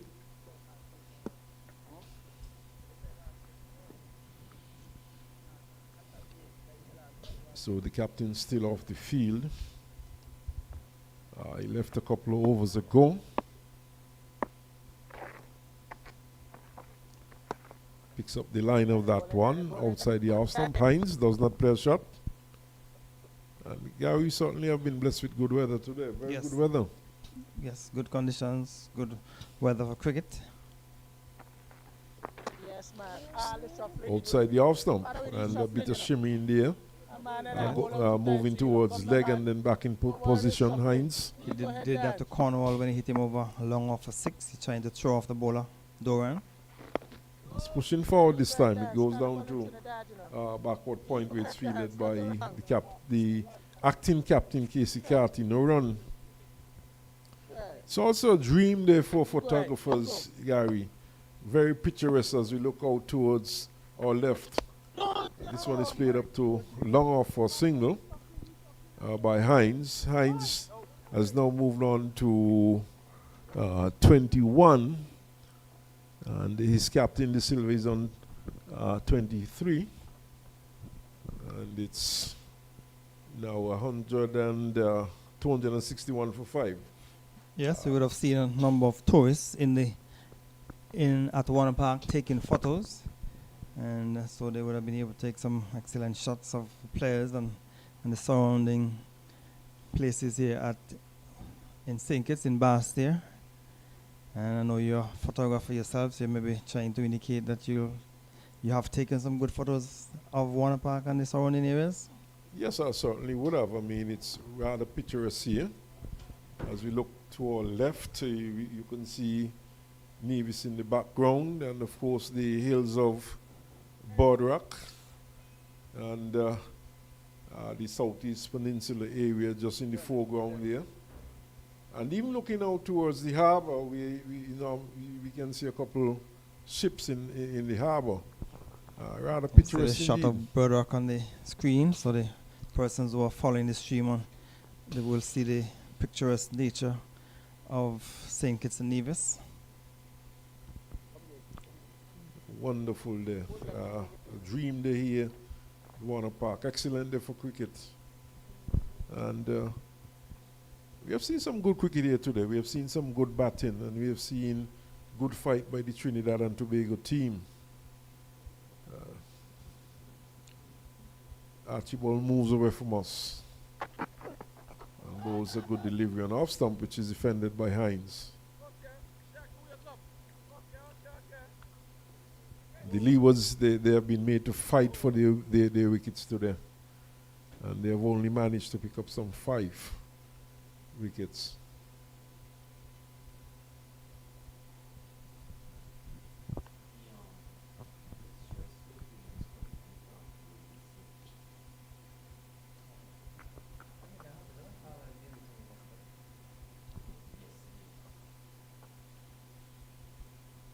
So Archibald once more. And this one is on off stump, defended, good delivery, good length. And Hines is defending, and there's no run.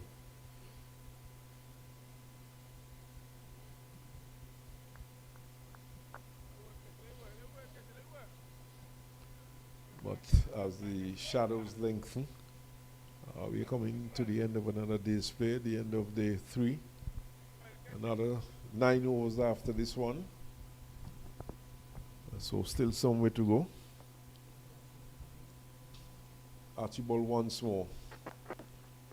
Outside the off stump. The line is picked up there by Hines, who leaves it, allows it through to Hamilton. And he takes cleanly. 261 for 5. We're in over number 99 in this innings.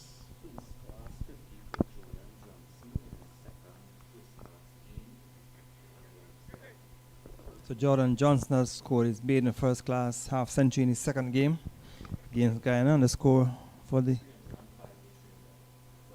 what? Okay, so that's the West Indies Academy versus Guyana. Driven well, and it should go away for 4. It does so now.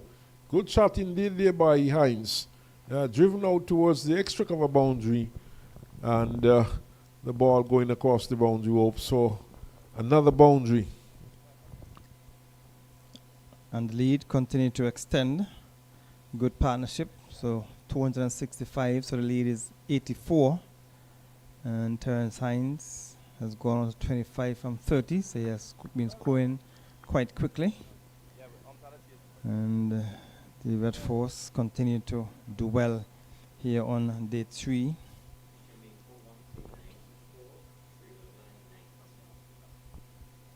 Jamaica trailing by 19 against the Barbados. And the West Indies Academy up against it. They're still in excess of 300 runs away from victory with only 5 wickets in hand. Now we see the umpire looking at the ball. Jeremiah Louis. He seems to be quite interested. Jeremiah Louis.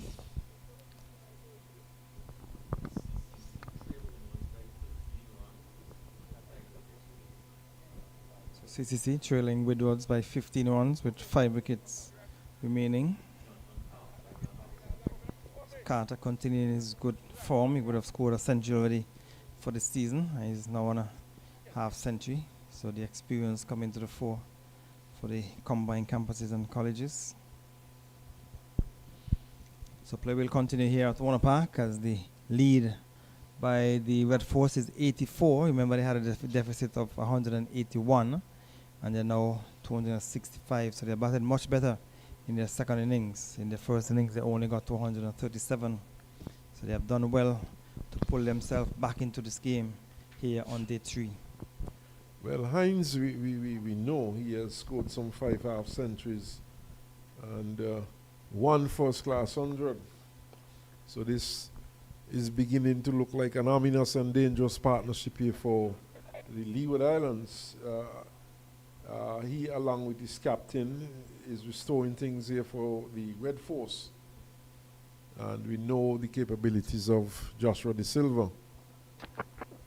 And this one is driven over, long off, and it goes 1 bounce into the boundary for 4. Another ball pitched up, and Hines just came forward and lifted it over long off for 4. So let us see if they will put the fielder back on the long off fence, because Terence Hines has now gone into another gear and he has struck another 4, and 269, 88 the lead.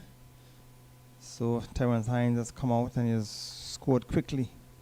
Well, he's the type of batsman who could take this game away from the Leeward Islands very quickly.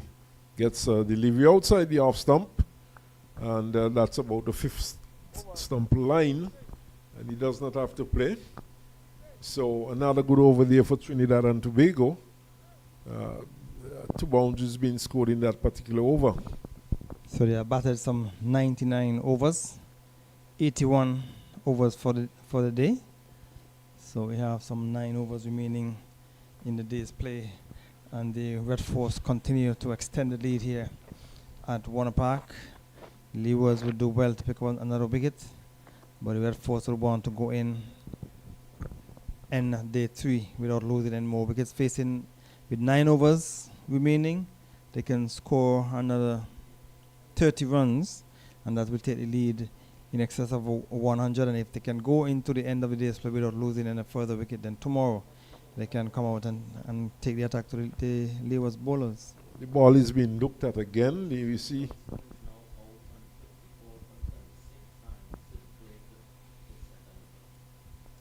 And we see umpire Tuckett going over to umpire Crawford, and they will be having a close look at that one. So we've seen that the umpires have been looking at the ball on numerous occasions, the previous ball as well, and now there seems to be some concern. And now the umpire is calling Silver. Silver is asking, why do you want to change the ball? We are scoring freely with it. You don't need to change it. Looks a bit out of shape.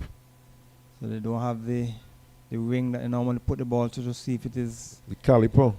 Probably asking for it. And we'll see in a while. Probably asking the third umpire to bring that out. It looks a bit out of shape to me. But in fact, see whether it will continue.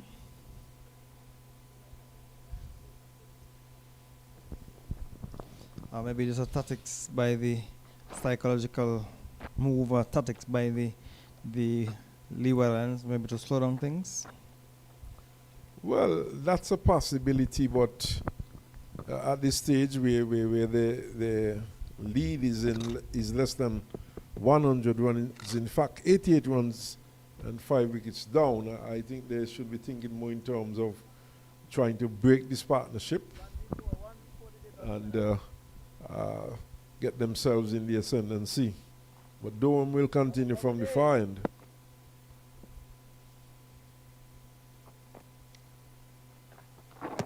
Oh, that's a quicker one. And probably beating the batsman outside the off stump. We'll look at it again.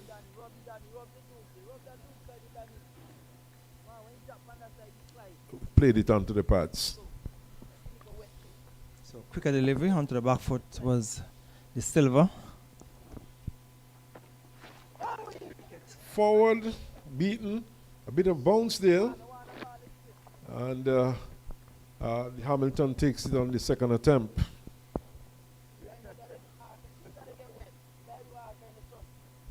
So he pitched just on the edge of that rough, and some dust came up from that delivery. So he got some bounce out of the rough there, same rough that is one of the patches that you've been speaking about all day.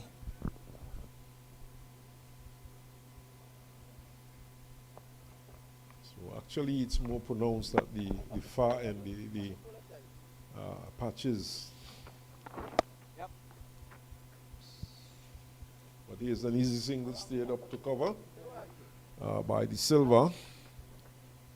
And one more to the score.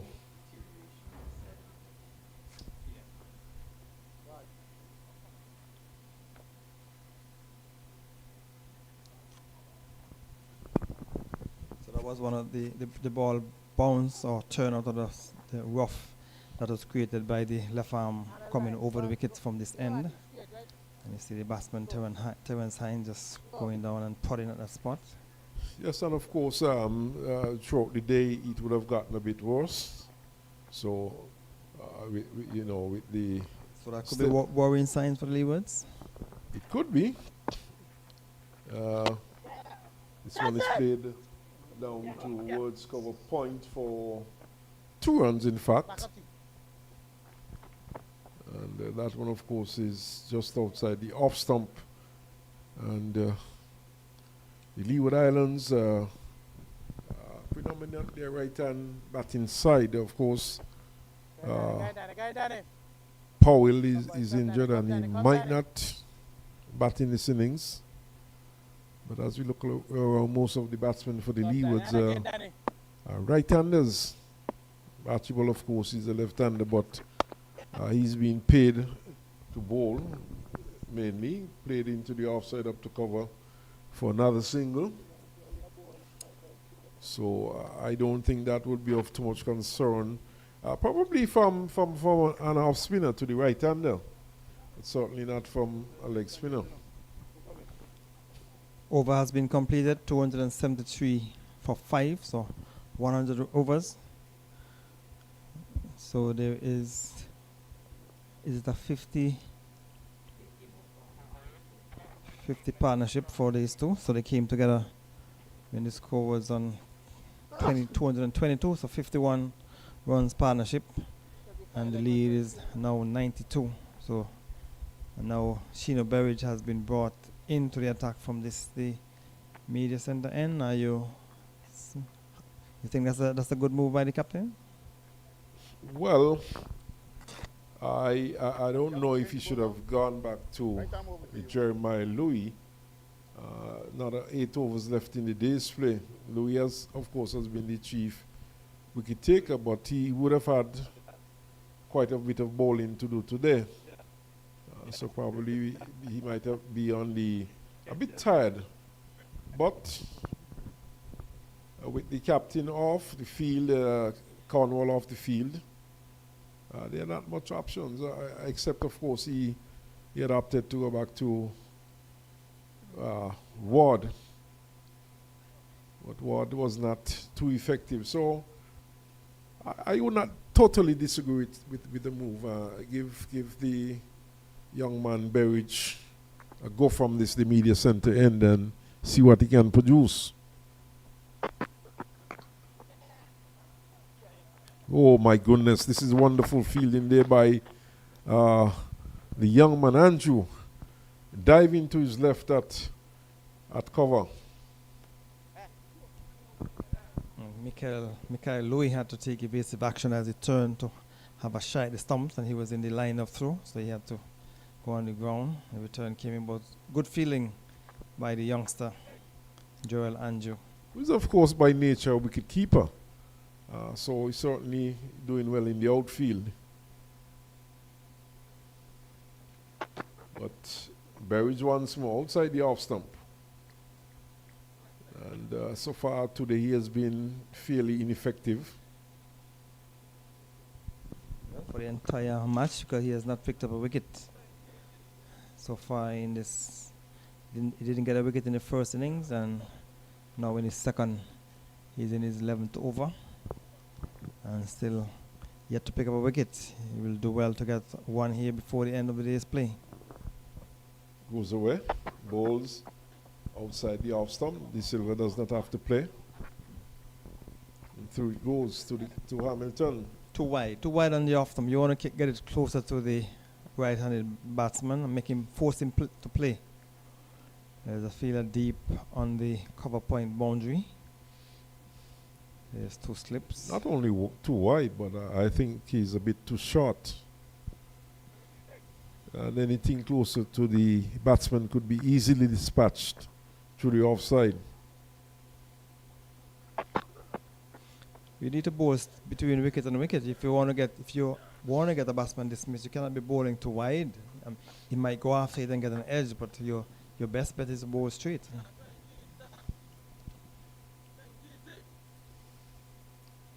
Seems as though he's trying to angle the ball into the right-handed batsman.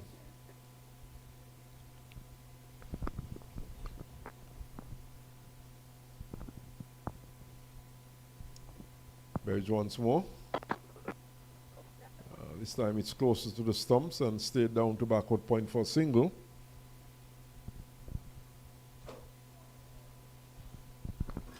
Unless he's going to bowl short and wide of the off stump, I don't think it's necessary to have the fielder down on the backward point boundary. You need to bring him closer. Well, he has been short so far. And this one, of course, closer to the batsman, and he was able to steer it down to backward point for a single. Goes away from us. This one is short, outside the off stump, too wide. and the end of the over. So it's 2 runs coming from the over from Berridge, not creating any problems for the 2 batsmen here who have been batted well. So some excellent partnerships throughout the day for the Red Force have put them in not a strong position, but a position in which they can put some pressure on the Leewards if they can score more runs.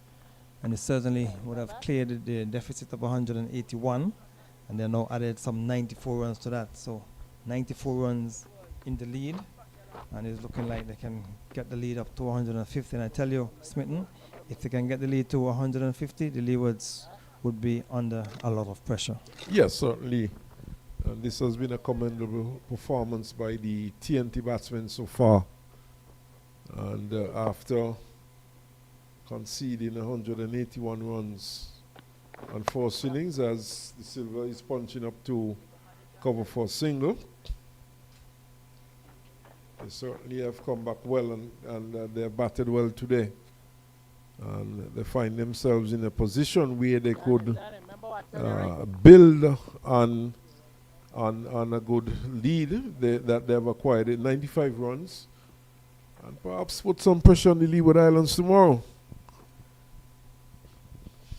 I think Doran has been bowling. He has been bowling well in parts, but I think he has been bowling a bit too short at times and too fast. He needs to slow it down. The couple of overs that he slowed it down, he created issues. Here is one pushed into the offside for a quick single. The return goes to the keeper's end, but the batsmen are home safely. If you're going to have a fielder on the cover boundary, you have the long off out, then they feel that extra cover is a bit too deep.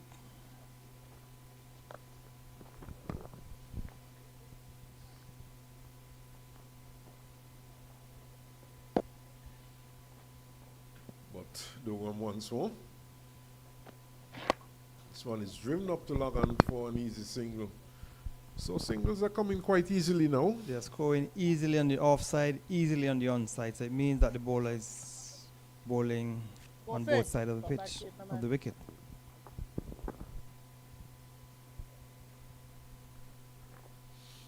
And I think that the the end of the day's play cannot come too soon for the Leewards. He's one in the air and brilliantly caught there at extra cover by that young man Andrew. Oh, he's an excellent fielder. It was driven hard to his right, and he was diving across and plucked that one from the air. And what a magnificent catch. That's the catch of a wicket keeper diving away to his right from a fast bowler, edge down the onside, but it was played in the air. And Joel Andrew has demonstrated that he's an excellent all-around cricketer. Was in the air, and he was diving away to his right, and he took it full stretch in his right hand. Excellent catch to break that partnership between De Silva and Hines. And certainly you could love the look of this young man.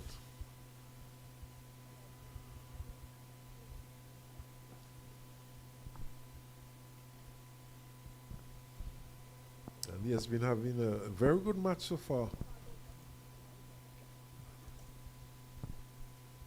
Scoring 87, top scoring for the Leewards.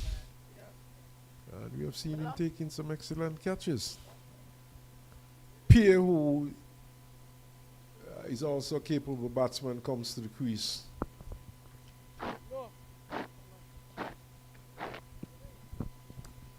So against the run of play, just when it looked like the Leeward Islands was not going to get another wicket this afternoon, they have picked up one. And a good blow struck there by the Leeward Islands, shifting the pressure back onto the Trinidad and Tobago team. Well, Terence Hines is looking to probably go after Doran. And he was looking to clear the extra cover, clear it over the head. He was looking to probably hit it inside out and didn't get on it, needed as much. And the youngster, Joel Andrew, brought off a magnificent catch at extra cover. Well, they say catches win matches. And that one certainly gave his team a very good chance. And here now we have the new batsman. You need to have somebody in front of the bat on the offside as well. Well, crowd him. he's giving a couple easy singles. And when you look at the state of the game, Gary, the Trinidad and Tobago, they're the teams with their backs to the wall still. No, you go back. There's a deep mid wicket. Now he's For a new batsman. for a new batsman, and there's a long on. You have to bring in the silly mid off. Put a silly mid off as well. We're coming towards the end of the day's play. Oh, bowling Two deliveries or flat and fast deliveries to the left-handed carry pair to bring up the end of the over. A successful over. They got the wicket of Hines. 2 runs scored. 102 overs. 278 for 6. So the lead is 97. Yes, 97, and certainly that wicket really, increases the advantage for the Leeward Islands at this point. 6 wickets down, they are not yet past 100 lead, and puts the Leeward Islands into a very good position. But looking at the field, especially for the new batsman a while ago, you'd have thought that TNT was very much in control. Wide has been signaled by umpire Crawford. He has been too wide of the off. I don't know if he's bowling to the fielder down and at back of the point, but I think he should try and get the ball closer to the stumps. That's not good bowling by Berridge.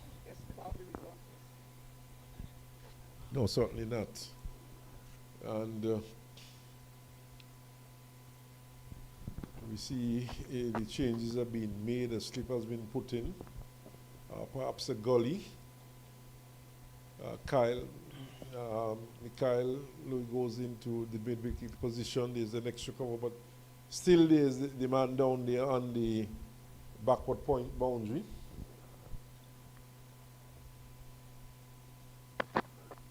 This one is closer to the stumps, and the Silver is defending. That is where you should be bowling, so you don't need to have the fielder down at backward point on the boundary. You need to be inside a circle at point.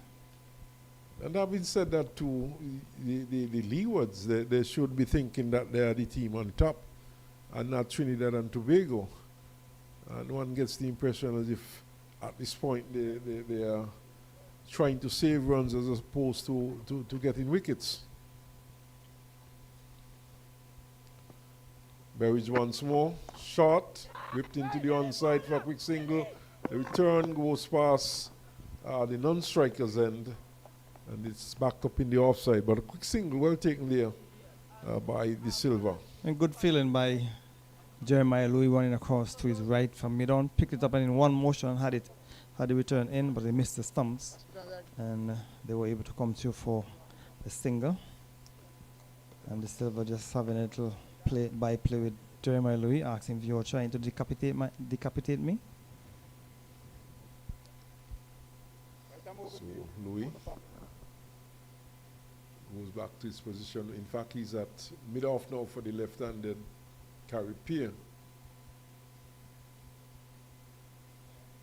And in fact, we see some more changes. The offside is being strengthened. There are 2 slips, a gully, backward point, cover, extra cover. Mid-off, that's on the offside. So 7 to field has been employed by acting captain Casey Carty. He himself is at mid-on, and there's a long leg.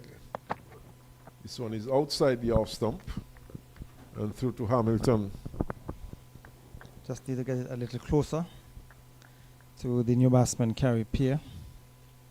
So they're just 1 run shy of the 100 lead.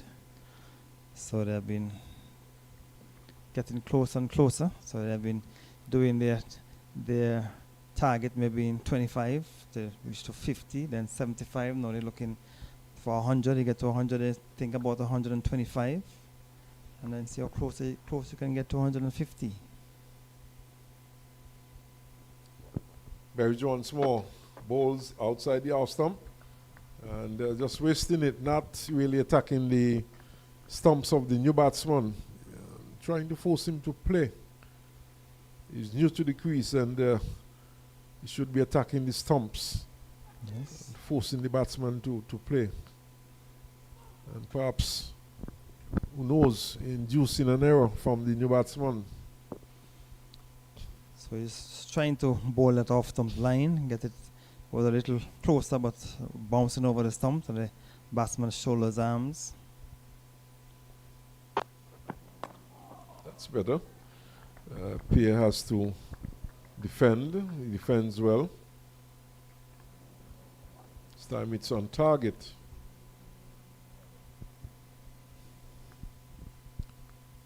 And we have already gone past 5 o'clock. Another 5 overs left in the days after this one. As we see the ships in the harbour, no doubt preparing to leave port. 2 of them, of course. Nicely played up to Whitish mid-off. Jeremiah Lou Fields, no run. So we're certainly winding down. We are coming towards the end of the day's play. It's 280 for 6, Trinidad and Tobago, and we have had some 103 overs completed in this innings. So 85 overs have been bowled. I look at the ship in the harbour, getting ready to leave, starting up the engines. You can see the steam coming from the exhaust. And so probably we'll leave around 5:30 or 5:15. Normally leaves around 5, so you probably see it departing in a short while. At least one of them, and probably followed by the other. And I'm sure the Leeward will be hoping that the silver will be departing soon as well. Yes, but the silver is in for the long haul. He's defending well. He's batting well. He's the captain of the Trinidad and Tobago team. And he draws away and forces up to cover. Hey, back up, T. Back up. Showing good confidence in Carapia. Carapia, of course, is a capable batsman. He's no slouch with the bat. And in fact, he's coming in at number 8. And normally these days, when you have a batsman coming in at number 8, they do have some ability with the bat.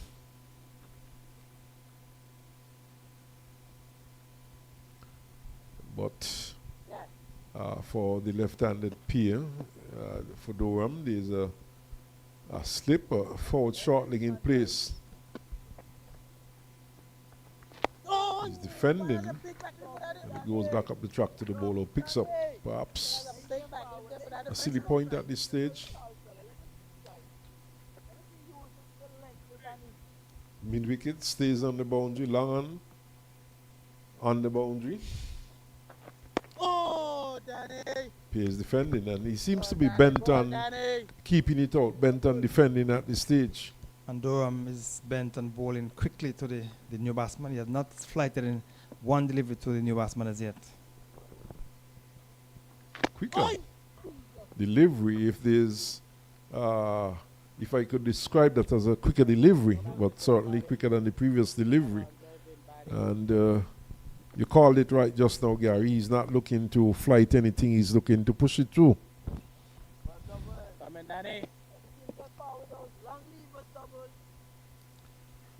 So Durham over the wicket, left arm over. He is spear turning this one pass forward short, like it was in the air for a while, but safe and fielded by Andrew at short mid wicket. So the over comes to an end. We have another 4 overs left in the day's play. Slowly but surely we're winding down. Yes, and the cruise ships in the harbour also winding down in terms of the time they would have spent. As a matter of fact, one has left. Yes, one, it's on its way. And did you listen to Rafi Knowles? Are you familiar with the Rafi Knowles days? There was a commentator from Trinidad and Tobago An old man, Rafi Knowles. Can't say that I've heard that name, Smitten. Berridge goes in now. And the Silver is defending. And Rafi Knowles he was very slow but captivating. When the batsman got out, he would say, and he's on his way. But Rafi Knowles, of course, was back in the 70s and thereabout. My good friend Dylan, I'm sure he might not even know of Rafi Knowles, but you can research that, Dylan, and ask about Rafi Knowles. Trinidad, a radio commentator in years gone by, as this one is defended once more by the Silver. And no run. Yes. So the Leewards would be happy if they can pick up one more wicket before the end of the day's play. So the lead is exactly 100. So they have gotten to another target, another landmark. Trinidad, though, is fighting as Berridge bowls. That could be a no ball, in fact, signaled immediately. Signaled by both the square leg and the standing umpire. And the Berridge immediately apologizes. That one must have slipped. Do we have free hits in this format? No, we don't. And one of these days, though, we are going to see it introduced into first-class cricket and test cricket. Only in the white ball format. So the umpire indicating to the captain, so that's one. One above the waist. A second one, you'll be out of the attack. Moves away. There's Berridge. And bowls. The delivery which is pushed into the onside by the Silver up to Jeremiah Lou, who fields and there's no run.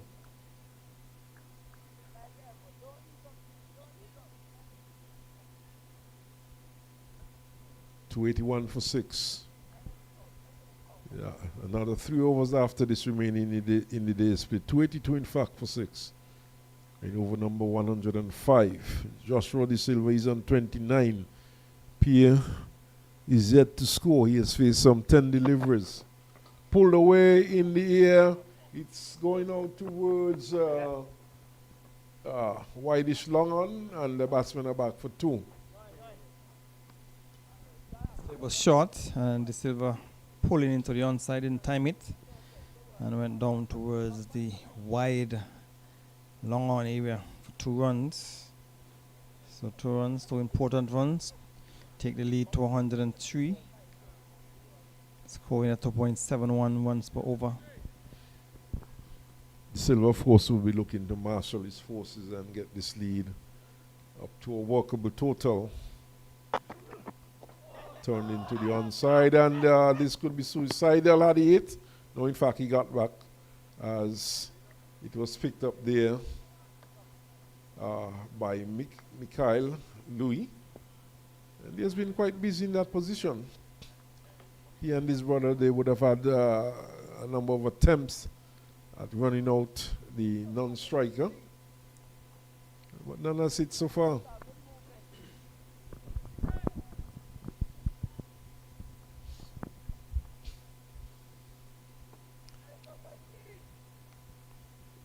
Berridge once more moves away from us. Bowls driven, in fact. That one might have struck him on the pad.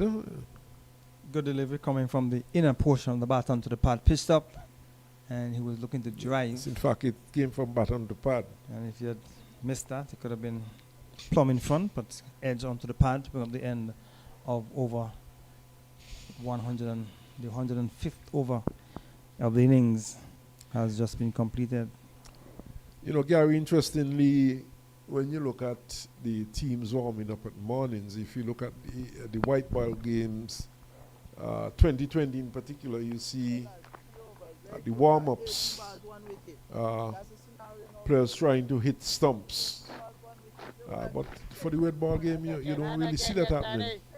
What they do? They play football when they're warming up for the test matches? That's right. And I think that's a critical part of the game, because sometimes that's the only way you could get a breakthrough, especially a critical breakthrough, a batsman who is doing well and who is set.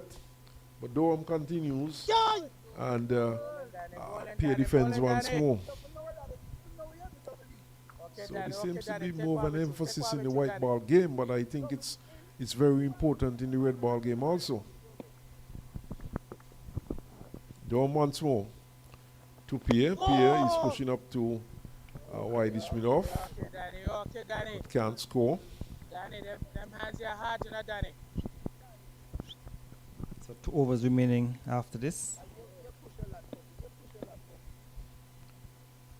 Durham once more comes in bowls. And perhaps the captain should try something different. Probably give Ward an over just before the close. Playing that and missing outside the off stump. Hamilton does not take. And forward short leg. James seemed to think that there might have been an edge onto that one. Oh yeah, oh yeah.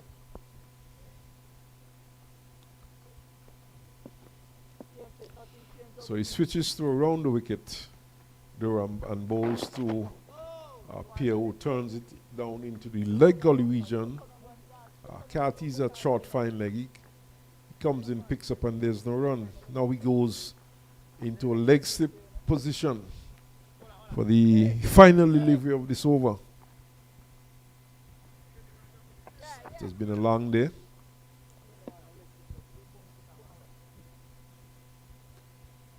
Durham once more, and he's attempting, looking initially as if he was going to drive that one, and then he just defended. Another good session so far for the Red Force. They went into tier 186 for 3. They have progressed to 284, so which means they would have added 98 runs for the loss of 3 wickets in the last session, and that would have taken the extended the lead to 103. And at least the ladies coming into the park to look at the final couple of overs. Yeah, there must be real cricket fans. Imagine coming into the park to look at the final 3 hours of the day's play. But at least they would say at the end of the day, maybe they just finish work and say, okay, I can come to the park and at least see the final moments of this encounter. Well, So the Red Force have done very well today. Certainly, they have really pulled things back for themselves, and those ladies are well seated now. And they will enjoy the last couple overs of this match. I think there are just some 2 overs left in the day's play. Maybe you never know. Maybe they are Terence Ward fans. He probably told him he'd be bowling the second to the last over of the day, so they come and look at him bowl. That's a price to pay. 1 over. I think they'll be a bit surprised though when the bails are flicked off and the stumps are pulled. Ward though bowls to the silver, pushes down to backward point, and they can beat backward point, and so he does not score. So Terence Rod, who has been used sporadically in this inning so far, just an over 2 here and there, tosses up, and it's driven up to Carty, to his right. Anjo, that's Anjo. Yes, sir. In fact, Anjo, Carty is at Whitey Smith on. Fence, back to the bowler. No run. So 1 over after this one, according to the scoreboard on our left. Carty bowls a quicker delivery, and this one is turned down to short backward square. And fielded there by Archibald, and there's no run.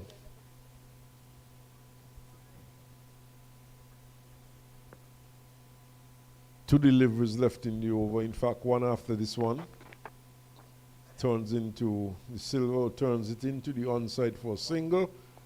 Carty has some running to do. It was right to retrieve, and just one more delivery left in this over from Carty. So the lead moving on. 285 for 6, 104 runs ahead, Trinidad and Tobago.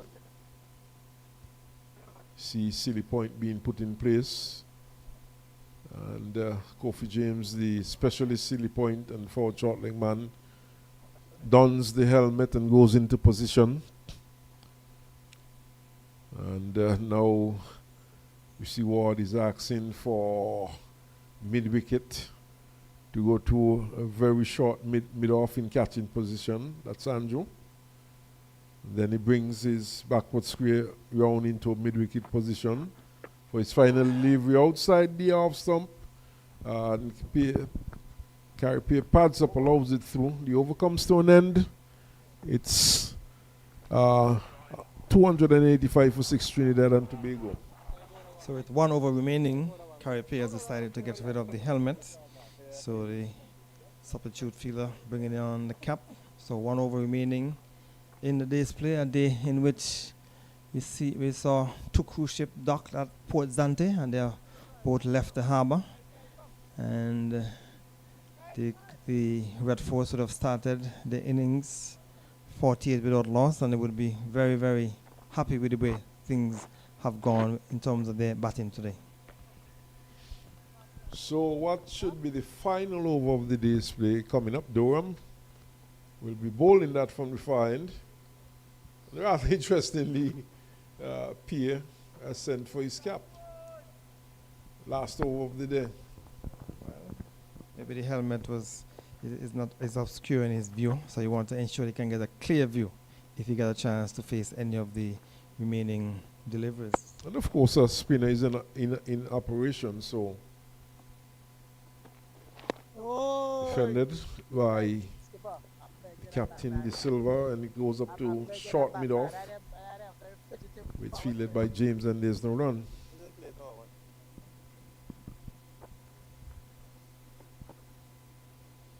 So Durham once more. He has picked up 1 for 57, and he's in his 24th over. This one is pushed into the onside. No run.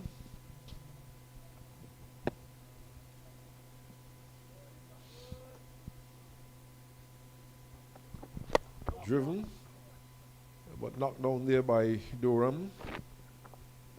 No run. Of course, the captain, Cornwall, left the field a few overs ago, and Case Carty has been in charge for a while now as Durham bowls a quicker delivery. The arm ball angled into the right-handed De Silva, who plays it well up to mid-on. And it's fielded there by Mikhail Louis. There's no run. Durham once more bowls, and this one is played to a very short mid-off with fielded and no run. So what could be the final delivery of this display comes up now as Durham approaches and bowls. Silva is back, defends, walks away. It's the end of the day's play with Trinidad and Tobago 285 for 6 from 108 overs, and they are sitting pretty at the moment. It's a good day's play for the Red Force. They batted some 90 overs today. They scored 237 runs for the loss of 6 wickets. And so at the end of the day, they have a lead of 104. And they're sure the management will be satisfied with the way things would have gone, because the Leewards would have come here this morning and maybe hoping that they would have got run to the batting of the Red Force. But we saw some very good partnership. The 3rd wicket partnership of 68 between Gooley and Mohammed, then a 4th wicket partnership of 72 between Gooley and Webster, and then another good partnership for the 6 wicket, and the Red Force certainly did well today. So at the end of the day, the Red Force 285 for 6. That is it for day 3. We will be back tomorrow at 10 a.m.